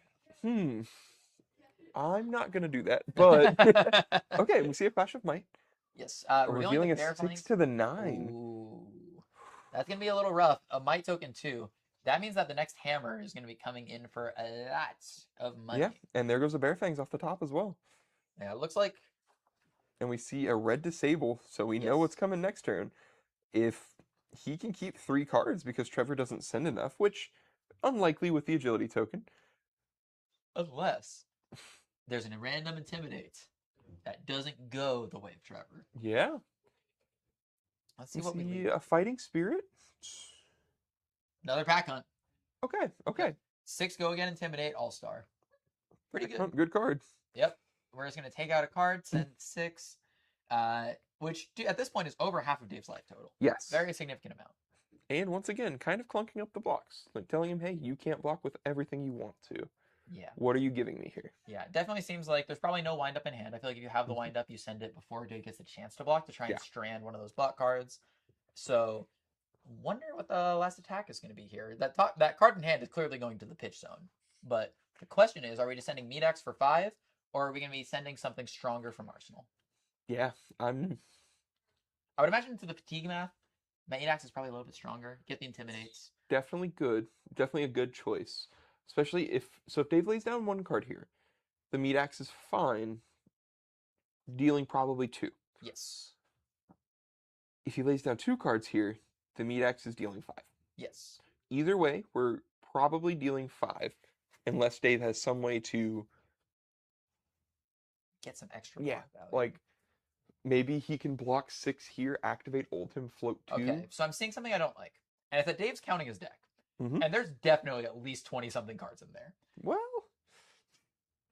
yeah, the thing I'm worried about is his deck's pretty small, but I think Trevor's deck is smaller. It should be. With all of the added draw discards, Trevor should be closer to pitch stack, closer to fatigue than Dave is. Yeah, but unfortunately, I think the pitch stack, it's not the worst. We've seen some reds pitched away. We've seen some yellows. Yeah. But we've seen a lot of our strong cards. We've seen our Bear Fangs. We've seen a Wild Ride gone already. We've seen both of our Savage Feasts. Our equipment is gone. Yeah. We're sending the Bear Hug, I believe that is, yellow, for 6. It sure looks like Bear Hug, yes. Yes, so that's just leaking over 3 damage. An even life total. And David's likely just going to pass it up here. Yeah, I mean, 1 card in hand, Might token goes away. Yep. Yeah, I believe that was another... I think that's the Findall Fighting Spirit. Didn't want to block it. He was at higher life total. Wants to really extract all the value he can out of these cards. Yeah. Seems like... very reasonable to me. We're gonna see what play Trevor goes for here. No equipment's left. No agility token. No agility So token. need natural go again, or something like a barraging beatdown. Very interesting. If we have another source, if we have 2 more sources of Intimidate, that barraging beatdown buff might stick. Yeah, that'd be really sweet. Maybe this is the hand he's been setting up for. Yeah, this is definitely interesting. Because Trevor doesn't look too pleased in the player cam here. Doesn't, but Perhaps he's realizing that he's doing damage, but he's running out of cards. yes. That graveyard is looking a lot bigger than the deck right now. Mm-hmm. And we're spending a couple more here, and Dave definitely has the capacity to do some blocking. We're going to see a Wrecker Rump discarding a... I want to say it's not Rough Up. But yeah, discarding another 6. And that's going to be coming in for 8. Or 6. And then down to 6 because of the blue. Yeah, and he does strand him with 2/2 blocks. Yes, So down to Dave 5. goes down to 5. Yeah, he's one good turn away from just dying on the spot. Yeah, but Which what did he is a leave him? consideration. He left him Vendal's Fighting Spirit and Colors of Aria. Definitely something. Yeah, that he and can Dave do. just passes. Yeah, just Dave's got no reason to attack. Maybe he can't Those are even attack. those I are think those pretty are both reds. some pretty good intimidates right there. Just stranding him on that. It looks like Trevor's considering in the end phase here might have. I think we've only seen one agile wind up, if I remember correctly. I think so. So potentially, also we don't know. Trevor might be on the reds. I think we've seen the yellows, but not the reds. We'll have to see. Oh, we're pitching Oh, no, this. no, it's on our turn. It's on our turn. Okay, we're on our turn now. Yeah. It looks like we're just sending a Wrecker Rump here, trying to get an Intimidate, just to take something. Mm-hmm. I'm not sure how I feel about this. We're giving up the card in deck that for something that Dave is surely going to be able to block out. The hands just might not be converting super well at the moment. But even then, Definitely a little bit inconvenient here. yeah, Not what you want to not feeling great on Trevor's side. But Trevor might just be waiting for, like you said, the last agile windup, the last go again source of some sort. Yes. Also, I do want to inform the viewers. I did find it. It is Rough Up that he discarded. The one that if there's a 6 in your pitch, it gets +1. I think I said Beat Up. That is not it. That is a Pokemon move. And Very different. Yes, but we have seen both copies of these. So And these are out of the deck for now. We see the arms blocking, we see the Colors of Aria, and the Vandal's Fighting Spirit. Yeah, and here's the disable for 9 that we knew was coming. Yeah, this is going to require at least the 3 block from Trevor, losing a card that's not going to go into offense. And look at that deck right there. I can't tell you how many cards are in it, but it's looking shockingly low. It's not very many. Yeah, and I'm trying to get a peek at the hand. We might already be past pitch deck at this point. We should be. Yeah. I want to say, What is definitely because we've played the second Wrecker Romp, Yes. one of those Wrecker Romps It was was pitched pitched. early. So we're absolutely at pitch deck. Yeah. I wonder if 'cause giving up a card to the Wrecker Rump like that in that position where Dave is very easily going to be blocking out and very ahead on deck just means you're going 2 for 2 on deck size without dealing damage, Yeah. which is very scary in this position. We got a pack call. Flipping a red stronger survive, it looks like, but Trevor likely not going to be able to go bigger than 1 attack here. Yeah, and Trevor going all the way down to 1. I mean, There's still a Blue Macho Grande left in Dave's deck. there absolutely is. And we should be coming up on it pretty soon. Mm-hmm. And here it is. There it is. It looks like we can't send it this turn. So likely gonna have to be pitch fodder, probably. I think most of those are blue. I believe that's 2 Females Fighting Spirit, and I believe that's another red He attack. plays the 2 reds and the 2 blues. So Blues. he does play 4 Fendels Fighting Spirits. Interesting. So there is a Oh. discarding a Buck Wild to meet. We're rolling Miak. I feel like maybe he doesn't have any 6s in his hand that can pitch for Buckwild. Maybe. Oh. That's devastating if that's Yeah, the case. 'Cause and here's the... if we're at the point where we're sending Medax with the possibility of discarding our last go again sources, we're drawing the last cards of our deck. I think the game might just be over. Yeah, Dave might be across the finish line. and I think, we're at the last 4. I think Dave is going to send this Fighting Spirit for 5. Yeah, he's calculating, he's hedging his bets, he's making sure there's no reckless swings that can get him at the last minute. And it looks like, Okay. we're just sending Hammer for 4. Hammer for 4, we're going to Arsenal the Fighting Spirit, or maybe not even Arsenal it. But I think at this point, Dave can see the writing on the wall.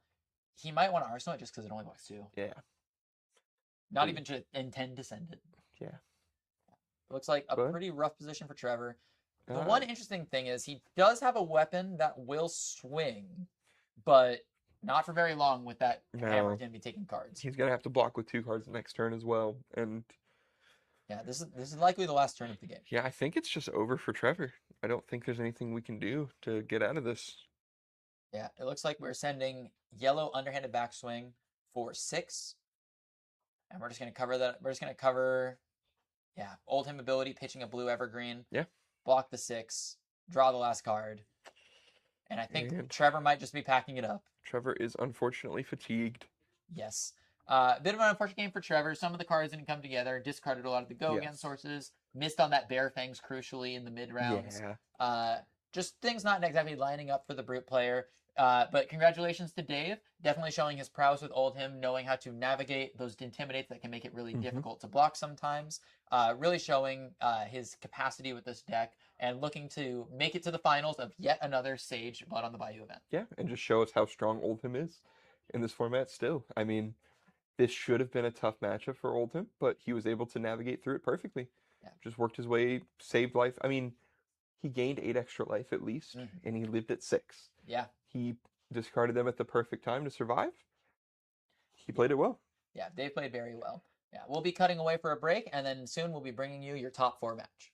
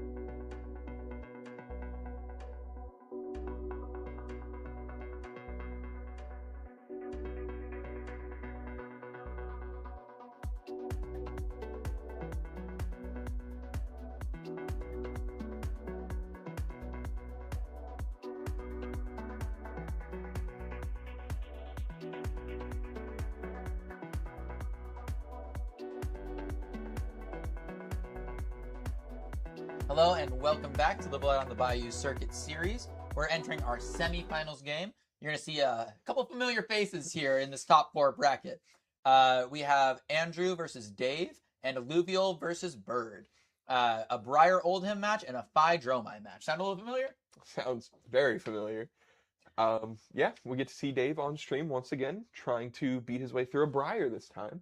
Yeah. Briar, a little bit better into these fatigue decks than most aggro decks because, well, the non-ward fatigue decks Yes, of course. than these aggro decks because Burn Up Shock with Lightning Press is Pretty strong. very good. Yeah, when your Lightning Press reads, deal 3 damage, and then deal 4. Yes. It's pretty good. It is absurdly good. So I'd like to see how Dave plays around it, how Dave works through it, see if Dave can.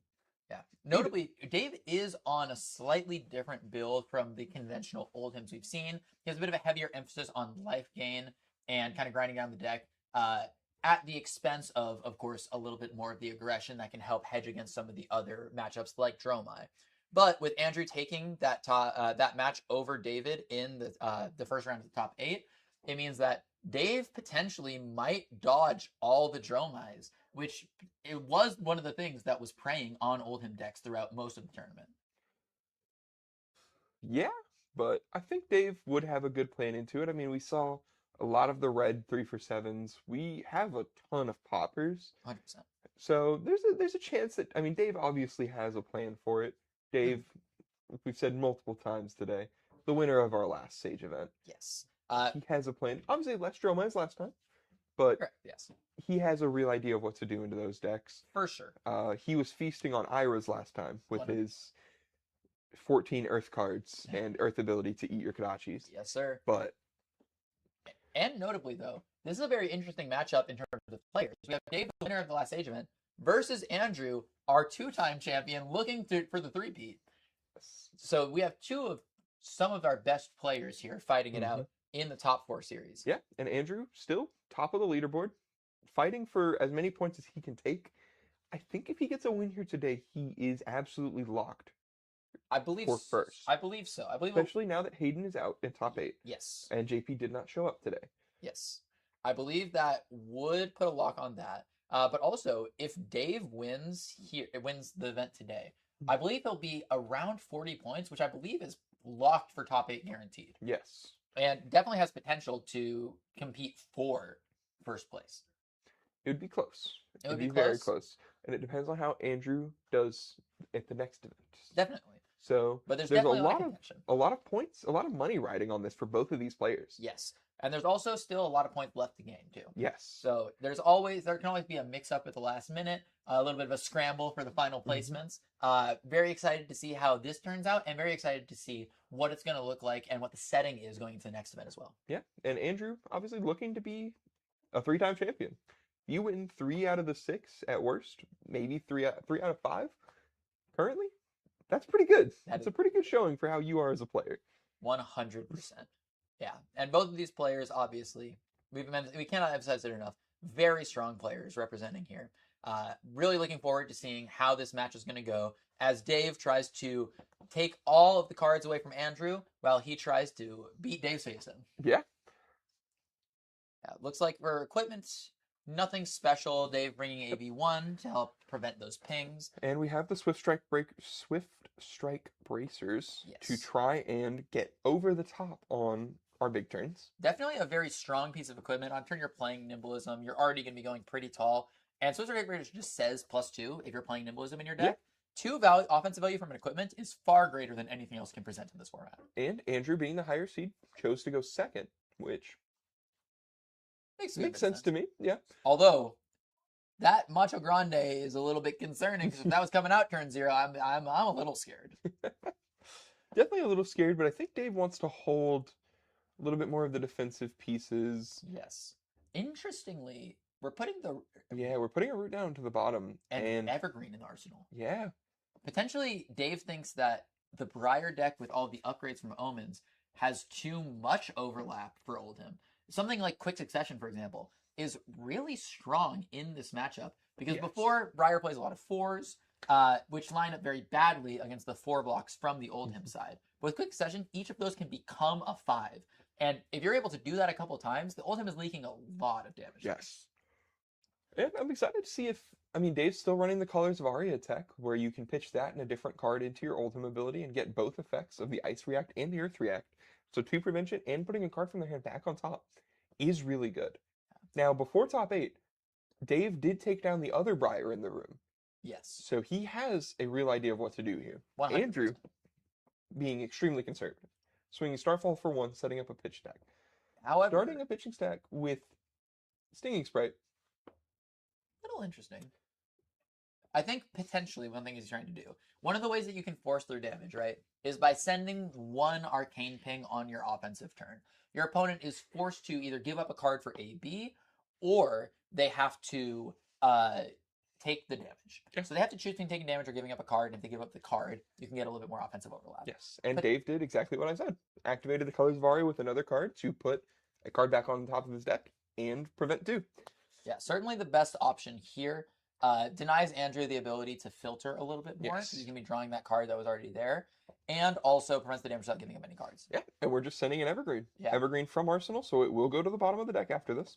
It looks like these players both very well experienced in this matchup. Dave kind of knew that Andrew was going to be taking it a bit slower, trying to set up a stronger pitch stack and like really sculpt these hands. Yes. And so he set up this Evergreen Arsenal intentionally, knowing that he was going to have to pressure Andrew's life total before his deck order gets too strong. For sure.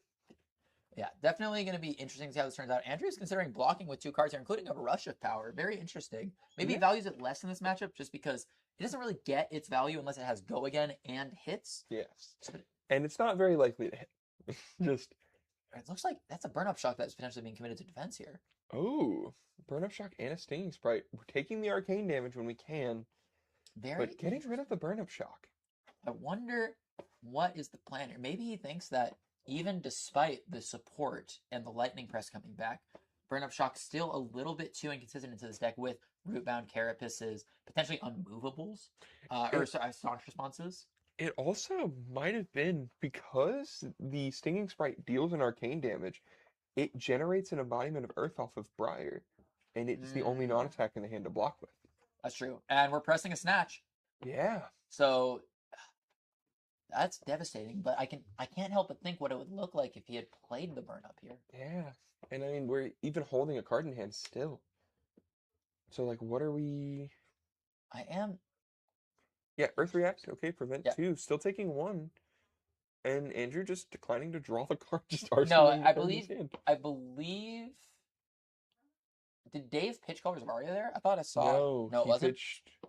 Because it looked like Andrew put the card back on top of his deck and then drew it. He went for it, but I don't think he ended up doing it. It was a Fruits of the Forest, if I'm not mistaken. Interesting. Okay. Looks like we're revealing the block card off this though. So Yep. this Miller's Grindstone is going to get the -1 counter. Really relevant in this matchup. It's going to go long for it to be a 3-power attack. Very interesting to see it that early. Yeah, And not good for Dave. not good for Dave. Definitely good for Andrew. It's one of the things Andrew wants to see. I think Andrew... I think there's some discussion going on, some clarifying about the game state. I think Andrew dropped the block card, or sorry, not Andrew. Dave dropped the block card into Graveyard off the Millers. Yes. And he's trying to show that it wasn't.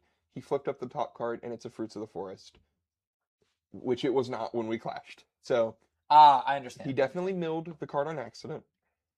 Very easy game state fix. They both saw the card. Yes. All good, all good. And it looks like we're playing the Nimbleism here into a Fuse and Twine Lightning. Not popping the Swift Strike Bracers, perhaps trying to save it for a turn when Dave has a little bit less armor.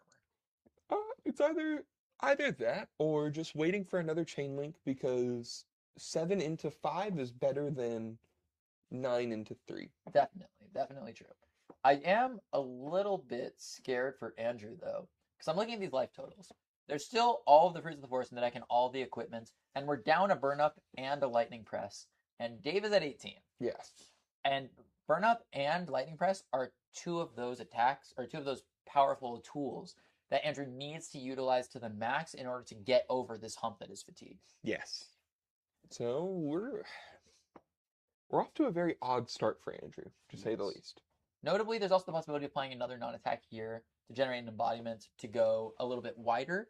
But I can't help but think it's all going to ride on how the second burn-up goes, because losing Yeah. the first one is just absolutely brutal. And we're blocking with the Civic Duty here, meaning that we're taking a damage and giving Ooh. Andrew a free Starfall swing next turn. Yes, and a little bit of a brutal punish for taking the 1 here instead of trying to cover it all.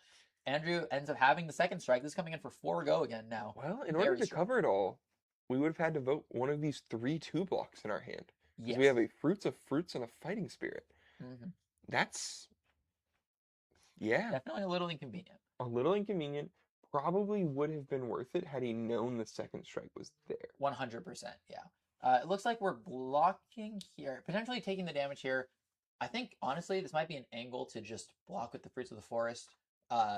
This is coming in for 3 only, Mhm. but on hit it's 1, so it's kind of the same. Ooh, Looks like we're they're giving voting the Civic Peak. an Is it arsenal. going to be the Civic Peak and the Fendos Fighting Spirit to gain the life?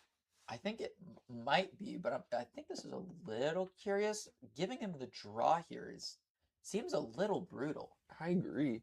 We know he's Oh. going into this turn with a Vigor token, so Yeah. he's gonna get a free Starfall and an Arsenal after this. Yeah, this is looking like it's not shaping up great for Dave, Yeah, but but he can't let this hit really either. Is the no. problem. And he's blocking with the Fruits of the Forest. Okay. I think it's because it's gonna be life gain either way. I think he probably That's wants fair. to attack with the Fiendel's Fighting Spirit to try and take some more cards aggressively from Andrew by keeping a blue.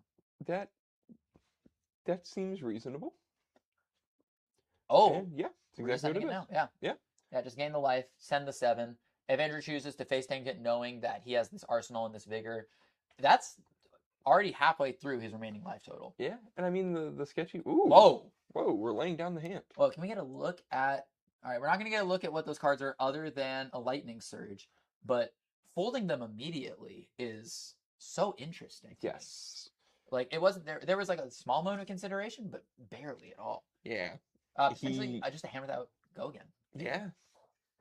It's a little scary. Yeah, because especially this deck is intended to have a good mix of attacks and non-attacks that generate go again. Yes. If we're giving up so many attacks, I do get a little bit worried about if we're going to have a density of threats that we can deal with. Yeah. Ooh. And we're blocking with the Civic Peak again, giving him another card. This is interesting here because I do believe Electrostatic Discharge doesn't work on your weapon, and I believe that's the only instant most of these decks are Yes. running. So that would mean the Flittering Charge is actually a pretty safe point to use it on. And Dave's sending a red disable here for 9, threatening that Arsenal that he just gave Andrew back. Yeah. This is a very good chain for Dave. Yeah. Yeah. Looks We're like just going he's to just taking it. 6. Yeah, I mean, we're now in danger territory. I would be shocked if Dave was on Pummel after all of this. But Pummel Macho is always something you got to worry about. Speaking of there's Macho. the Macho. I don't think Dave is on Pummel. I don't think Dave is on Pummel I either. would very much. I talked to them a little bit earlier today and a lot after the last event. I think he might have an aversion to we're playing a burn-up shock here. Sizzle into Burn-Up Shock, generate the That is pretty embodiment. good. It's okay. We did just lose our Arsenal. We're going 3 wide, maybe? I'm just a little bit confused here. We still have a good bit of armor left, too. And yeah, Scarf And we're for sending Scar Scarf for Scar 4 go again? but we made an embodiment. Why would we do it in this order? Second Scar for a Scar. Is he going to break the chain to try and send the Starfall for 5? Maybe? But Dave can just give a 3 block and the chest on the Scar for a Scar here, and then a 2 block. Yeah. Or just even do this. Yeah, that's 4 right there. We're out of burn-up shocks. There's no more left in the deck. Now, there's a small chance, because I talked with Andrew before this round. Yes. There's a chance that he has Ominous Excavation in this matchup to grab back the burn-up shocks. And that would be hilarious. I think now that you mention it, we walked into the room after their game and in round 1, and he was shuffling through it, and he was showing his opponent from round 1 the Ominous Excavation in his sideboard. Now that you mention it, I wonder if maybe this is intentional, trying to get Dave to feel comfortable going lower, and then surprise him with the Ominous Excavation later in a time where he's not prepared for it. Yeah. If so, that's some crazy mind games by Andrew. That is exciting to think about, though. Yeah, Ominous Excavation, a card that is new from Omens. It's a blue instant that doesn't block. It says you can take an instant and put it back on the bottom of your deck, and if an aura has been destroyed this turn, make a ponder. Notably, Embodiment of Earths, an aura that destroys itself at the start of your turn. Yes. Oh, and apologies, it shuffles. Yes, it shuffles, so it could show up the very next hand. Yes. which is crazy. I think I would prefer if it went to the bottom so I can stack it, but a shuffle is probably good to have. It looks like Dave just blocking out the Starfall. Yes. Not letting the Blocking- burn up hit seems yeah. smart. Makes sense to me. Block 3. Yeah, unfortunately, Starfall in the graveyard. That would be a little bad. That would be a It little is a downside of the card. bad. Players will obviously fix that in a second, I'm Yes. sure. Andrew will realize when he goes to start pitching something. Yep, there it Yep, goes. here we go. There it is. It looks like Andrew's hand. With a electrostatic discharge. Yes, it was that instant we were talking about And a earlier. ravenous travel. Okay. Flipping into Ooh, Nimbilism. All right, revealing the well, second Nimbilism. Swift Strike Bracers is going to be coming out soon, and Dave knows it. Let's see. It looks like there's a Fruit of the Forest in his hand. Pitching away the discharge. Sends Starfall for 1. For 1. Yeah, we're just going to Arsenal the last card in hand. It might have been a second Lightning Surge. Don't quote me on that, but I'm not 100% sure. yeah, The hand that he laid down might have just had 2 lightning surges in it. That We couldn't quite see is all 3 of those cards. extremely possible. We definitely saw 1. And it definitely wasn't the Ominous Excavation because you can't block with that one. Yes.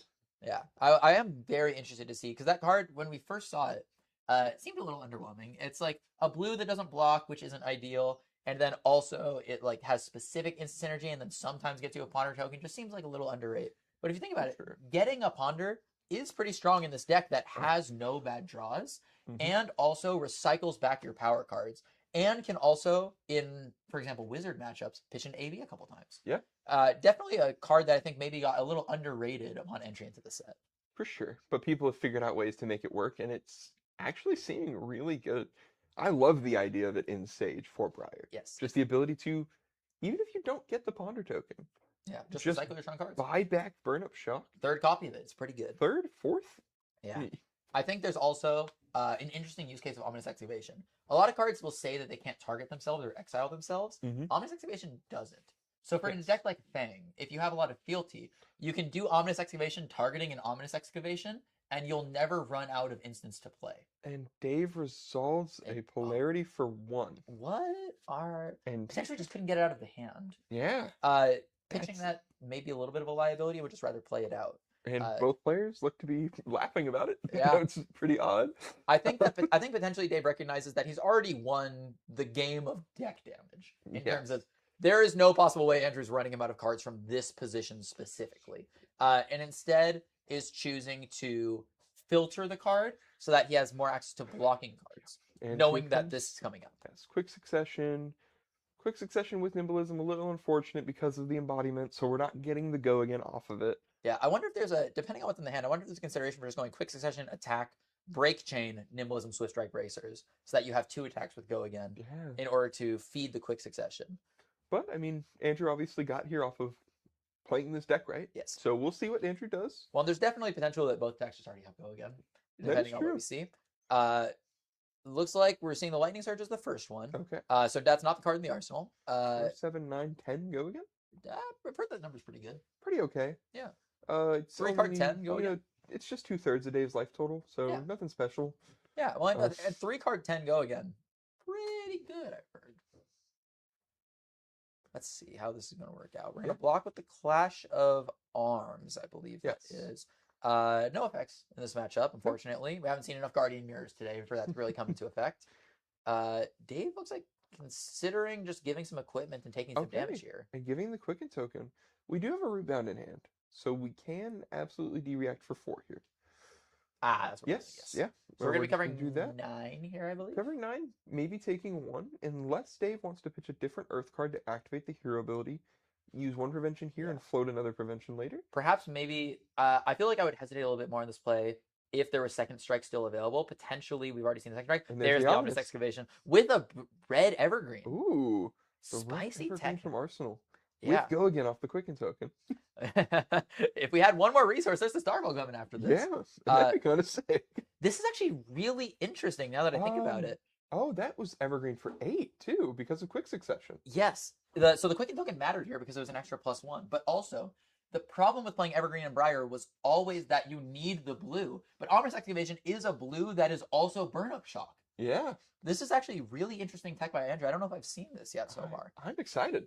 I'm also excited to see a second Evergreen has hit the table. This time from Dave's side, Just a couple Earth Heroes duking it out with their antlers. showing us that Evergreen is a good card. Yeah. And wow, we're blocking with everything. To quote an old Arya proverb, to endure, evergreen, everlasting. And it seems like both these players are intending on giving up cards so that their life totals will also be everlasting. Yeah.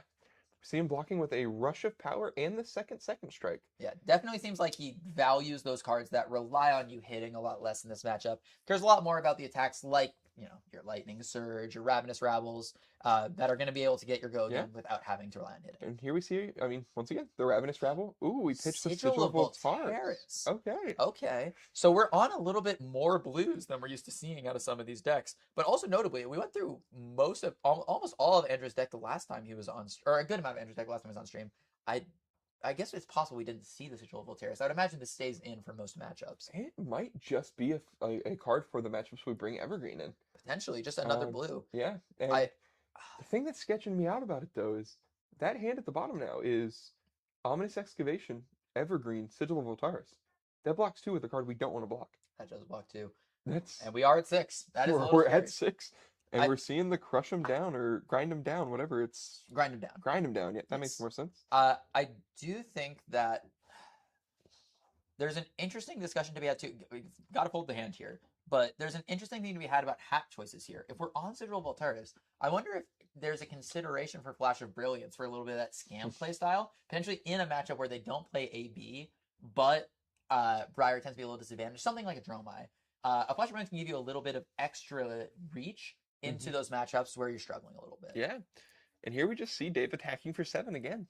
Yeah, Dave very happy to be sending these attacks for 7. Yeah, at some point, Andrew's going to run out of cards if we keep blocking every attack for 7. Looks like he's taking 2 here. Yeah, blocking 3 up here. that path, 2 blocks.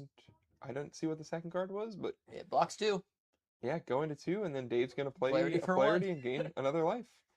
Just filtering the hand here. Knows that he may not even have to fatigue Andrew through blocking. No. He may just be able to fatigue him by damage, and that's Macho Grande. Yeah, and here we see block card. No fuse. 4 block D-React, no fuse. So this is just entwined for 7. Is there... How many resources are in this hand? Is that a blue fighting? Oh, there's barely not enough resources. That's a red root bound. There's a yellow, a blue, and a red in hand, so we're 1 resource off the Macho Grande. Yeah, but I think Dave would want to block 8 anyways and just swing hammer. Or block 7, maybe? I only mention it because the Macho Grande guaranteed kills Andrew here through Sigil of Suffering. Yes. Does it kill him through double Sigil of Suffering? It does not kill him through double Sigil of Suffering. But he does have AB1, so it could. It does kill him through double Sigil of Suffering because that would be AB2 block 6. And we see the press coming out just to do 3 damage. I'm so not scary. sure I like that. But look how thin Andrew's deck is. It looks like there's like maybe 6 to 8 cards left. Yeah. 1, 2. And it looks like about 6. That's the Evergreen and the blue. That's 2 Evergreens, yeah. That's and I think horrifying. it's 2 Evergreens and 2 no blocks. Or no, it's Path, Evergreen, and the facing down an Evergreen. Yeah. Just unable to block and just he lost both his Evergreens there. There's no way that kills. Yeah, this is a really rough matchup for the Briar deck. Yeah. Oldhim has so many ways to block out everything you do. And even with this really interesting tech with the Ominous Excavation and the Sigil of Voltaris with the Evergreens, Andrew just not able to reach that endgame point with Dave playing all of these 7 power attacks that are just able to beat Andrew down until he has nothing left. Yeah, unfortunately, I love the Evergreen package in Briar just as a way to maybe get around fatigue, but when the fatigue player sends 7 at you 5 turns back to back and your card's blocked too, you die. Yeah. And even if you don't die, if you're just giving up all your cards, if you're giving up 3 cards to their 1, you do that 5 times, you've lost half your deck. Yes. Yeah. So Dave showing that he came here to beat Briars as well. He knows how to do it. Yep. And now we just get to see which of the Draconic heroes he gets to fight. Yes, it's going to be very interesting to see if Dave can get the run back in the second Sage event. Yeah. Or if one of our Draconic heroes is going to be able to take it home. And I think Andrew not winning here does open the door for someone else to sneak in and take first place on the points leaderboard. He'll definitely be getting some points and some cash for today. Getting a good number of points. But there's a lot of points getting distributed to the top 4 now, and that could shake things up massively. Yeah. So, it's an exciting little breakdown. Good for Dave. A little unfortunate for Andrew, but, some of those hands just didn't line up quite as well as he might have wanted. It happens. Mm-hmm. Yes. Yeah. So we're going to throw it a break now, and we'll come back to you with our final game of the event.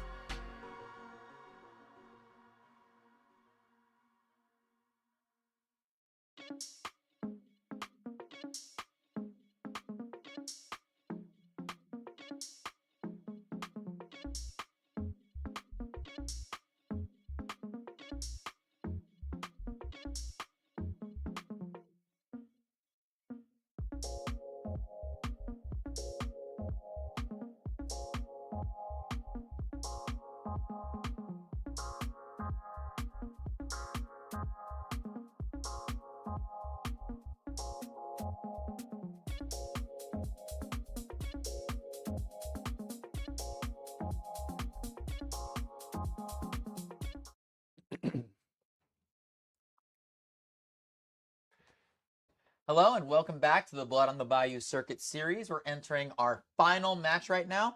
We have Dave on Oldham, who we just saw on stream, versus Alluvial, the $20 ticket to the Blood on the Bayou Finals. We've done it. The pre-con has hit the finals.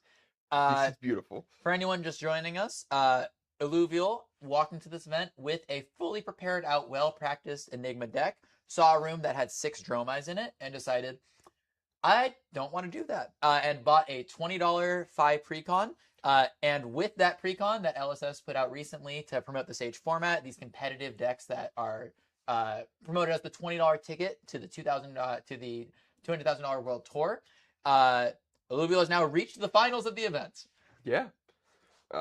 Showing just how good these precons are. Yeah, Just like straight up, these precons are really solid.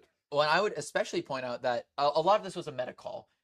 She decided that this Phi deck was going to do better into this field of a large amount of Dromize than Enigma would. And considering that they faced two Dromize in top 8 and top 4, seems like it might have been the right choice. Definitely seems like a solid option. And yeah, I mean, it was a wonderful meta call.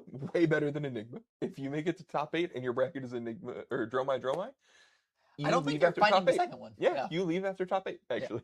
Yeah. So gonna be exciting to see this matchup. The Oldhim full fatigue with a lot of these Earth cards, these three cost 7s, versus the 5 with the Phoenix Flame trying to chip through damage as Dave tries to prevent as much of it as possible. Yeah, and we'll see how it works. I mean, Dave, right before this game started, let us know that they did drop the game to Alluvial in Swiss. Yeah, I believe Dave's only loss in a Blood on the Bayou Sage event yet. At this point. Actually, yeah. I believe so. I believe he was undefeated in all rounds of the last event. He did. He did win completely undefeated last time. Yes. And now we're playing against a $20 precon that has taken a win off of Oldhim and is looking for the second. Yeah, well, Phi tends to be, of the ninjas, generally Ninja is kind of a little bit difficult to play into Guardians. Mm-hmm. The idea is that if you go wider than their hands can defend, then you're able to chip through damage. Practically, it's a little difficult to do that a lot of the time. For sure. But Phi, with access to the Phoenix Flame, is able to go wider than a lot of these ninjas are capable on smaller hands. And the 1 damage is really awkward to block out. Either Oldhim pitches into the hero ability to try and prevent some damage, but then you're giving up a card for something that didn't cost Phi a card. Mm-hmm. Or you try and just take it a little bit, use your armor to kind of buffer, and present enough damage to where they'll die before you. Yeah. Phi is reasonably good into fatigue, has solid plans, just good damage output. Sometimes, I mean, 3-4-4, 3-1-3 is good enough. That's real. That's a real number line they can just present. Yeah. And this Oldhim deck looks at it and goes, yeah, I'll block 12. Yeah, well, and one thing we're definitely going to be looking at for as Dave cuts the unsleeved, fresh off the presses precon, we're going to be looking at how Alluvial sets up offensive overlaps. Mm-hmm. A lot of these defensive decks are constrained by the fact that unless they have a D-React in their arsenal, they're only going to be able to block with 4 cards from their hand. But with access to your offensive arsenal, Alluvial will be able to present 5-card hands into Dave's 4. So we're going to see how they're able to line up all of those cards in order to try and get through the defenses of Dave. We see a Hope Merchant's Hood. That is stock. So excited. I do believe that is stock in the precon. If I remember correctly, it is explicitly for fatigue, as intended, because the other one is the Blade Beckoner's Helm, which isn't really going to be doing that much altogether. Yeah. And instead, you'd rather make sure that when you're trying to convert a hand, you don't have all blues. Yes. Alluvial, being the higher seed, says, I want to go second. And Dave sends 7 damage. Yep. And Alluvial draws 2 of the 2 blue dragon powers. I will say, that's a little bit painful to give up. In a matchup where you have to maximize every card in your deck, blue dragon power is actually your best blue, arguably. Being a blue card that can represent 5 damage and be an outlet for your fealty tokens that you may not otherwise be able to extract value from is actually somewhat relevant in these longer games. For sure. Definitely not the most exciting drops on turn 0, but you do what you got to do. 2-card block 6 in this deck is something we will take. Yes, and you definitely do not want to start the game at 13. Yeah, you don't want to start at 13. You don't want to start 3 cards down. Mm-hmm. We can kind of be okay with 2 cards down, despite them being 2 very good cards. Yes. Because this hand will pressure 12, probably. Yes. More than likely. Hopefully, if I'm seeing that correctly, I believe there's an Inflame the Firebrand and a Art of the Dragon Fire. So Blaze Headlong. And a Blaze Headlong. So it looks like we're going to go 3 into 4 into 2. Honestly, we might pop the equipment here. There's a chance. Because we have the Inflame the Firebrand to turn on the Art of the Dragon Fire, but we need a resource for it. And we can't get a resource unless we use the chest, and we can't use the chest unless we get a Crouching Tiger from the other equipment. And we're running the Inflame here, because we're definitely going to do that, and get the Phoenix Flame back. I really think this is the time to just go for the armor suite. We've already taken 2 cards from Dave. He only has 2 cards left to block with. He's going to have some armor, but got to work through that eventually anyway. Yeah. It's just a good But- opportunity. Alluvial, delegating to hold it, just not use it quite yet. Yeah, I still have an opportunity. A fine decision. Yeah, if we're talking about concealing information, this is the obvious thing to do because Phoenix Flame is coming. But it looks like we're instead just going to park in an Arsenal and wait for when we draw a blue. Playing probably a bit more reserved than I, which is definitely correct. I see big number and I want to go big number. I get it. Yeah, but it looks like we're just going to be sending the red I believe that's the red evergreen. It looks red to me. Yes, pitching to grind them down, and the yellow clash card that we were unable to use effectively on the previous turn. Just swinging for 7. 7's good. 7 is a good number. Yeah, and that means And this that we was- sent the first evergreen, or we sent a spirit on the first turn, and then Arsenal this. That's a pretty Yeah. good first turn for Dave. And also, Ooh, we blocked 8 because we got to block with 2 clash cards. that's So that was a 15 value turn cycle. that's true. That's pretty solid. That's pretty good. But Alluvial here, blocking with all of their armor, seems to indicate that maybe this might be the go turn. This might be the turn they're doing it for sure. Yeah, And I'm excited to see it. We have a 5-card hand. We have armor that can generate a resource and 2 power, a 2-power attack. Ooh. And we're gonna play a Rise from the Ashes into a Blaze Headlong. I am curious. Can we get a look? This hand doesn't look like it has the fire that burns within, which is the thing that I would be scared of if I see a Rise from the Ashes that is not immediately attacking with the Phoenix Flame. Yeah. 7 go again. The other thing that I'm thinking about is potentially. Alluvial said themselves earlier that they're not the most practiced with the Phi deck. There is an interesting line you can do with Rise from the Ashes when you have this, because Phi ability gets you back Phoenix Flame for free. Mhm. You can play Rise from the Ashes, attack with the Phoenix Flame, close the chain to put the Phoenix Flame back into the graveyard, and then start a new chain, which you'd be able to start with the Blaze Headlong because you've played a red. Yes. That would put the Phoenix Flame back in the graveyard to be fetched with Phi. As it is currently, we're not going to be able to fetch back the Phoenix Flame because it's going to be on the combat chain. Yeah, but this line also looks pretty good, to be fair. 7 into 1 into 3 into... I do believe numerically it is the same value. Yeah. I think it's just it would just be a little bit more trying to hide some information in that, but perhaps Yes. Alluvial values the 7 value more than hiding some information as well. Yeah, 7 is a lot worse when you don't have one of those 4 blocks in your hand. Dave obviously has the 4 block. Yes. Blocking with the chest and the legs, giving a Quicken and a Vigor token. Yes. The Quicken is interesting. Yeah, because we have the Art of the Dragon here. Oh, we have a brand. We have a brand with Cinderclaw. That's pretty good. We don't even need to use the equipment here. This is an insane turn. This is what we started with 7, 8, 11. This is 14, and then we're going to be coming in for 5 and 2. So that's going to be 19? 7 plus 14. That's going to be 21. 14 on the brand plus 7. Oh, yeah, yeah. Yeah, and 2 of this is unpreventable damage. Oldhim isn't going to have an opportunity to de-react here with the ability. So just going to be raw taking 2 here, and then coming in for 5. Okay, yeah. I think we're just trying to figure out the proper way to represent this. Yeah. Yes. Yeah, so Dave's going to fall to 13 here, and then give up 2 Fruits of the Forest on blocks, and going to take 1 more. Yeah. Very strong turn from Alluvial. Didn't use any resources from any permanent resources from their armor other than just the cards in their hand, and was able to drop Dave all the way down to 12. Yeah. And then they get to start this turn with a Vigor token. And if they're using the chest plate, they can just get a free sword swing Exactly. without using a card. Very strong. This can be very, very good for them. Yeah. I will say that with a 4-card hand, it's going to be a little bit harder to pressure Dave's whole life total more effectively. Perhaps they're going to be looking to take a little bit of a smaller turn, just deny Dave the ability to send a huge attack, and then put a card in Arsenal to try and utilize those armor pieces on the next turn. That could very well be it. But this looks like a pretty solid turn so far. I mean, Rising Resentment into Burning, not Burning Blade Dance.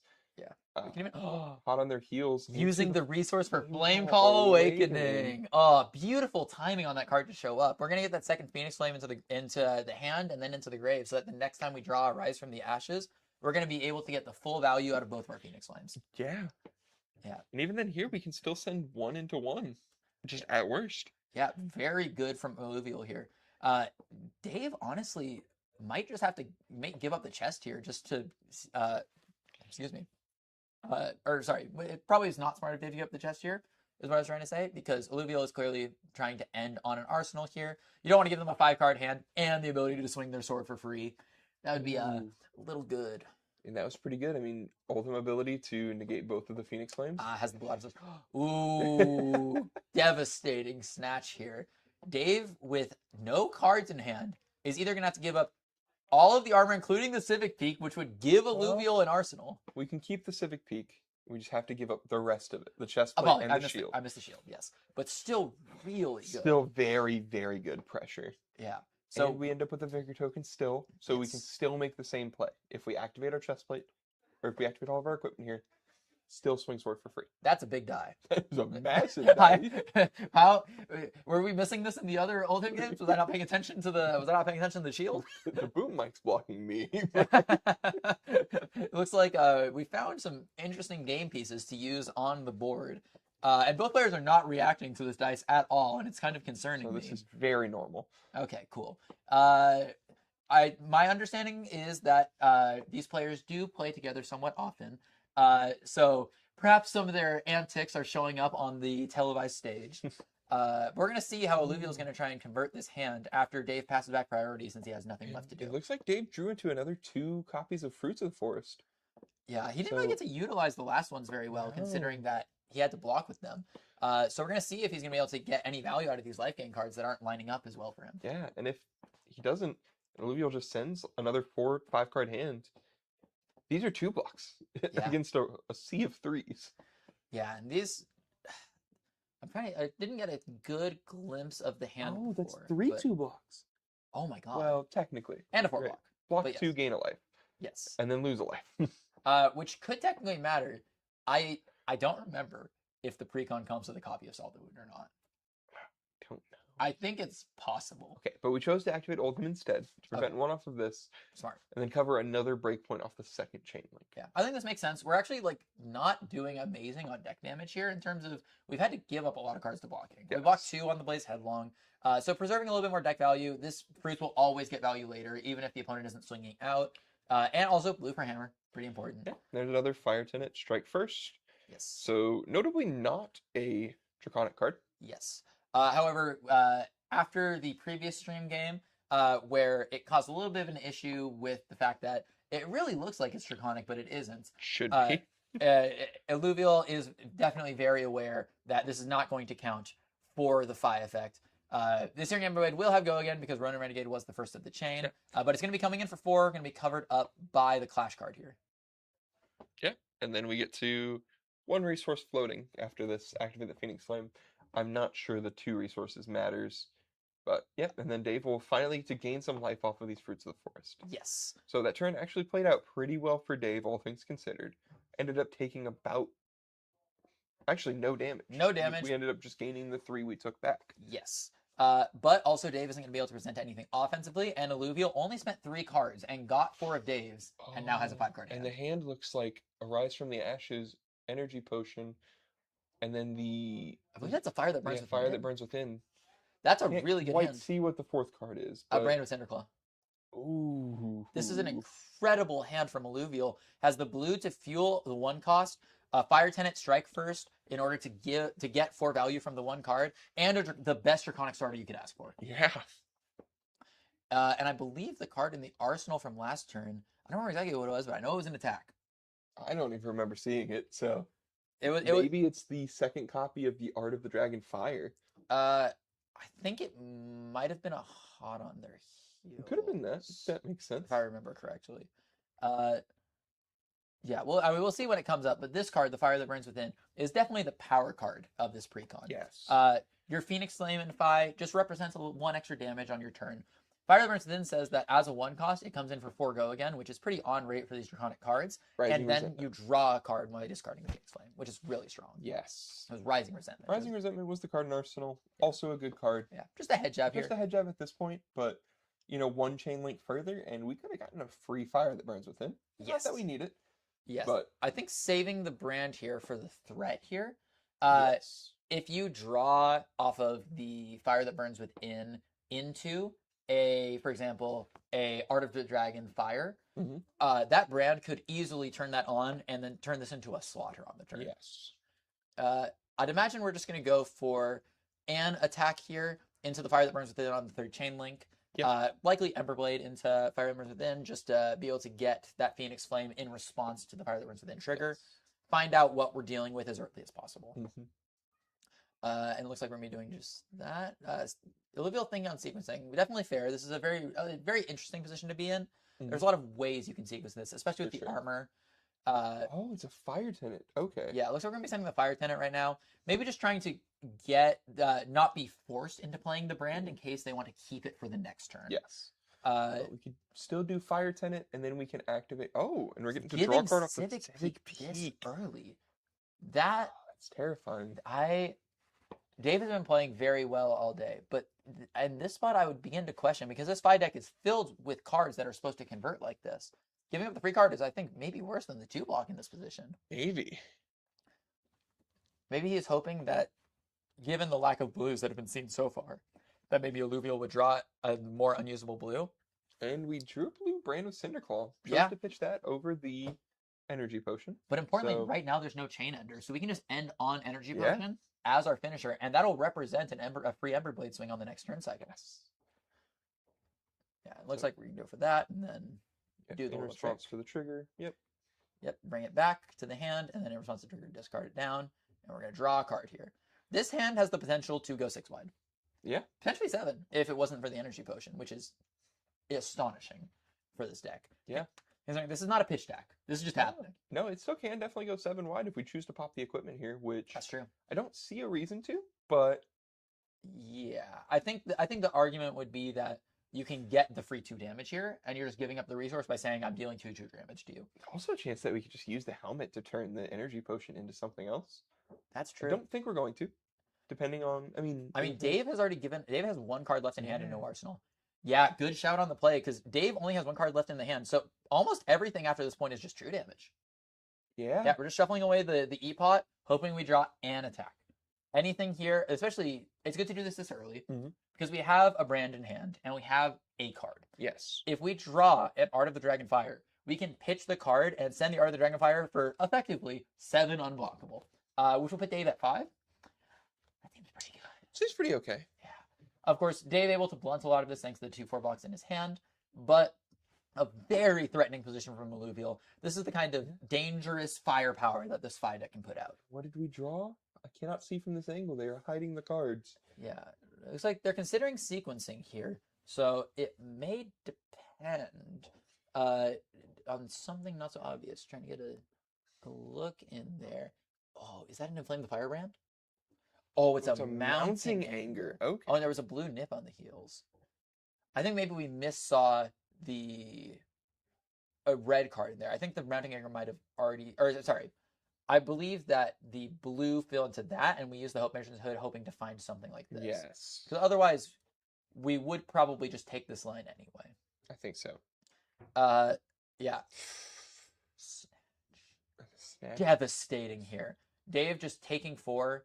I believe he's supposed to be at 8. 8. Yes. Yes. Probably tap to the life counter too fast. Yes. It happens sometimes. I believe the players are correcting that right now. Yeah. But so far, we've seen Alluvial to do today what no one else today has really been able to do, which is get him so far on the back foot that he can't even swing an attack in the first Yeah. place.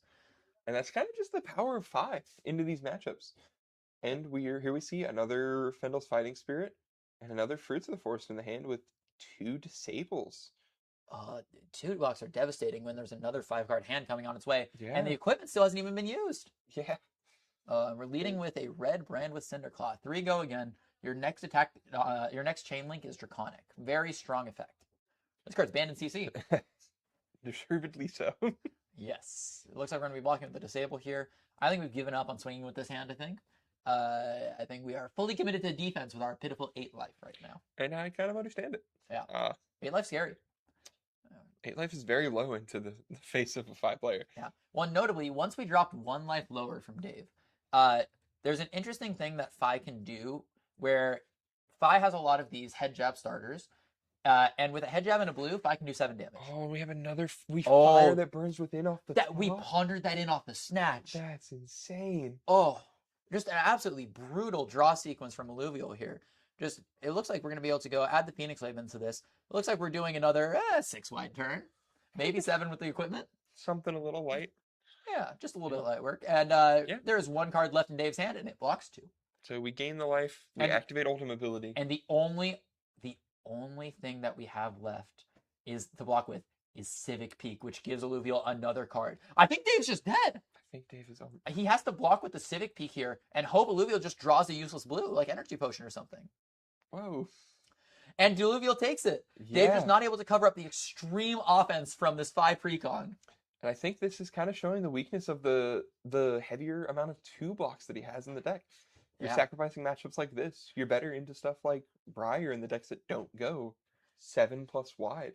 Yeah, but when you're forced to give a card that only blocks for 2 multiple turns in a row, just fall apart at the seams. Yeah. I think a little bit better placement on the life gain, and maybe he could have gotten there, but that was exceptionally strong showing from this 5 precon. Yes, Alluvial never took their foot off the gas and got the 5 across the finish line. Congratulations to Alluvial. Taking away this, getting the points and the money from getting first. Really exciting finals game. Yeah, and once again, congratulations to Dave. Make it to finals. Alluvial being the only person to beat Dave in both stage events. Yes. And doing it twice in a day. Very impressive. Very impressive. Well, not to mention for Dave, first and then second in 2 events. Yeah. It's a pretty good track record. Pretty good track record. Really shows the power of Ultim. Really shows his prowess as a player. It's a sweet game. Very, very good game to watch. And both players now poised to do very well in the leaderboards. Yes. Thank you guys for watching. We appreciate you guys tuning in for our stage events. We're going to be coming back to you in a couple of weeks here with the final event of our circuit, a CC event. And we look forward to you guys watching. Thanks for joining us. Thank you.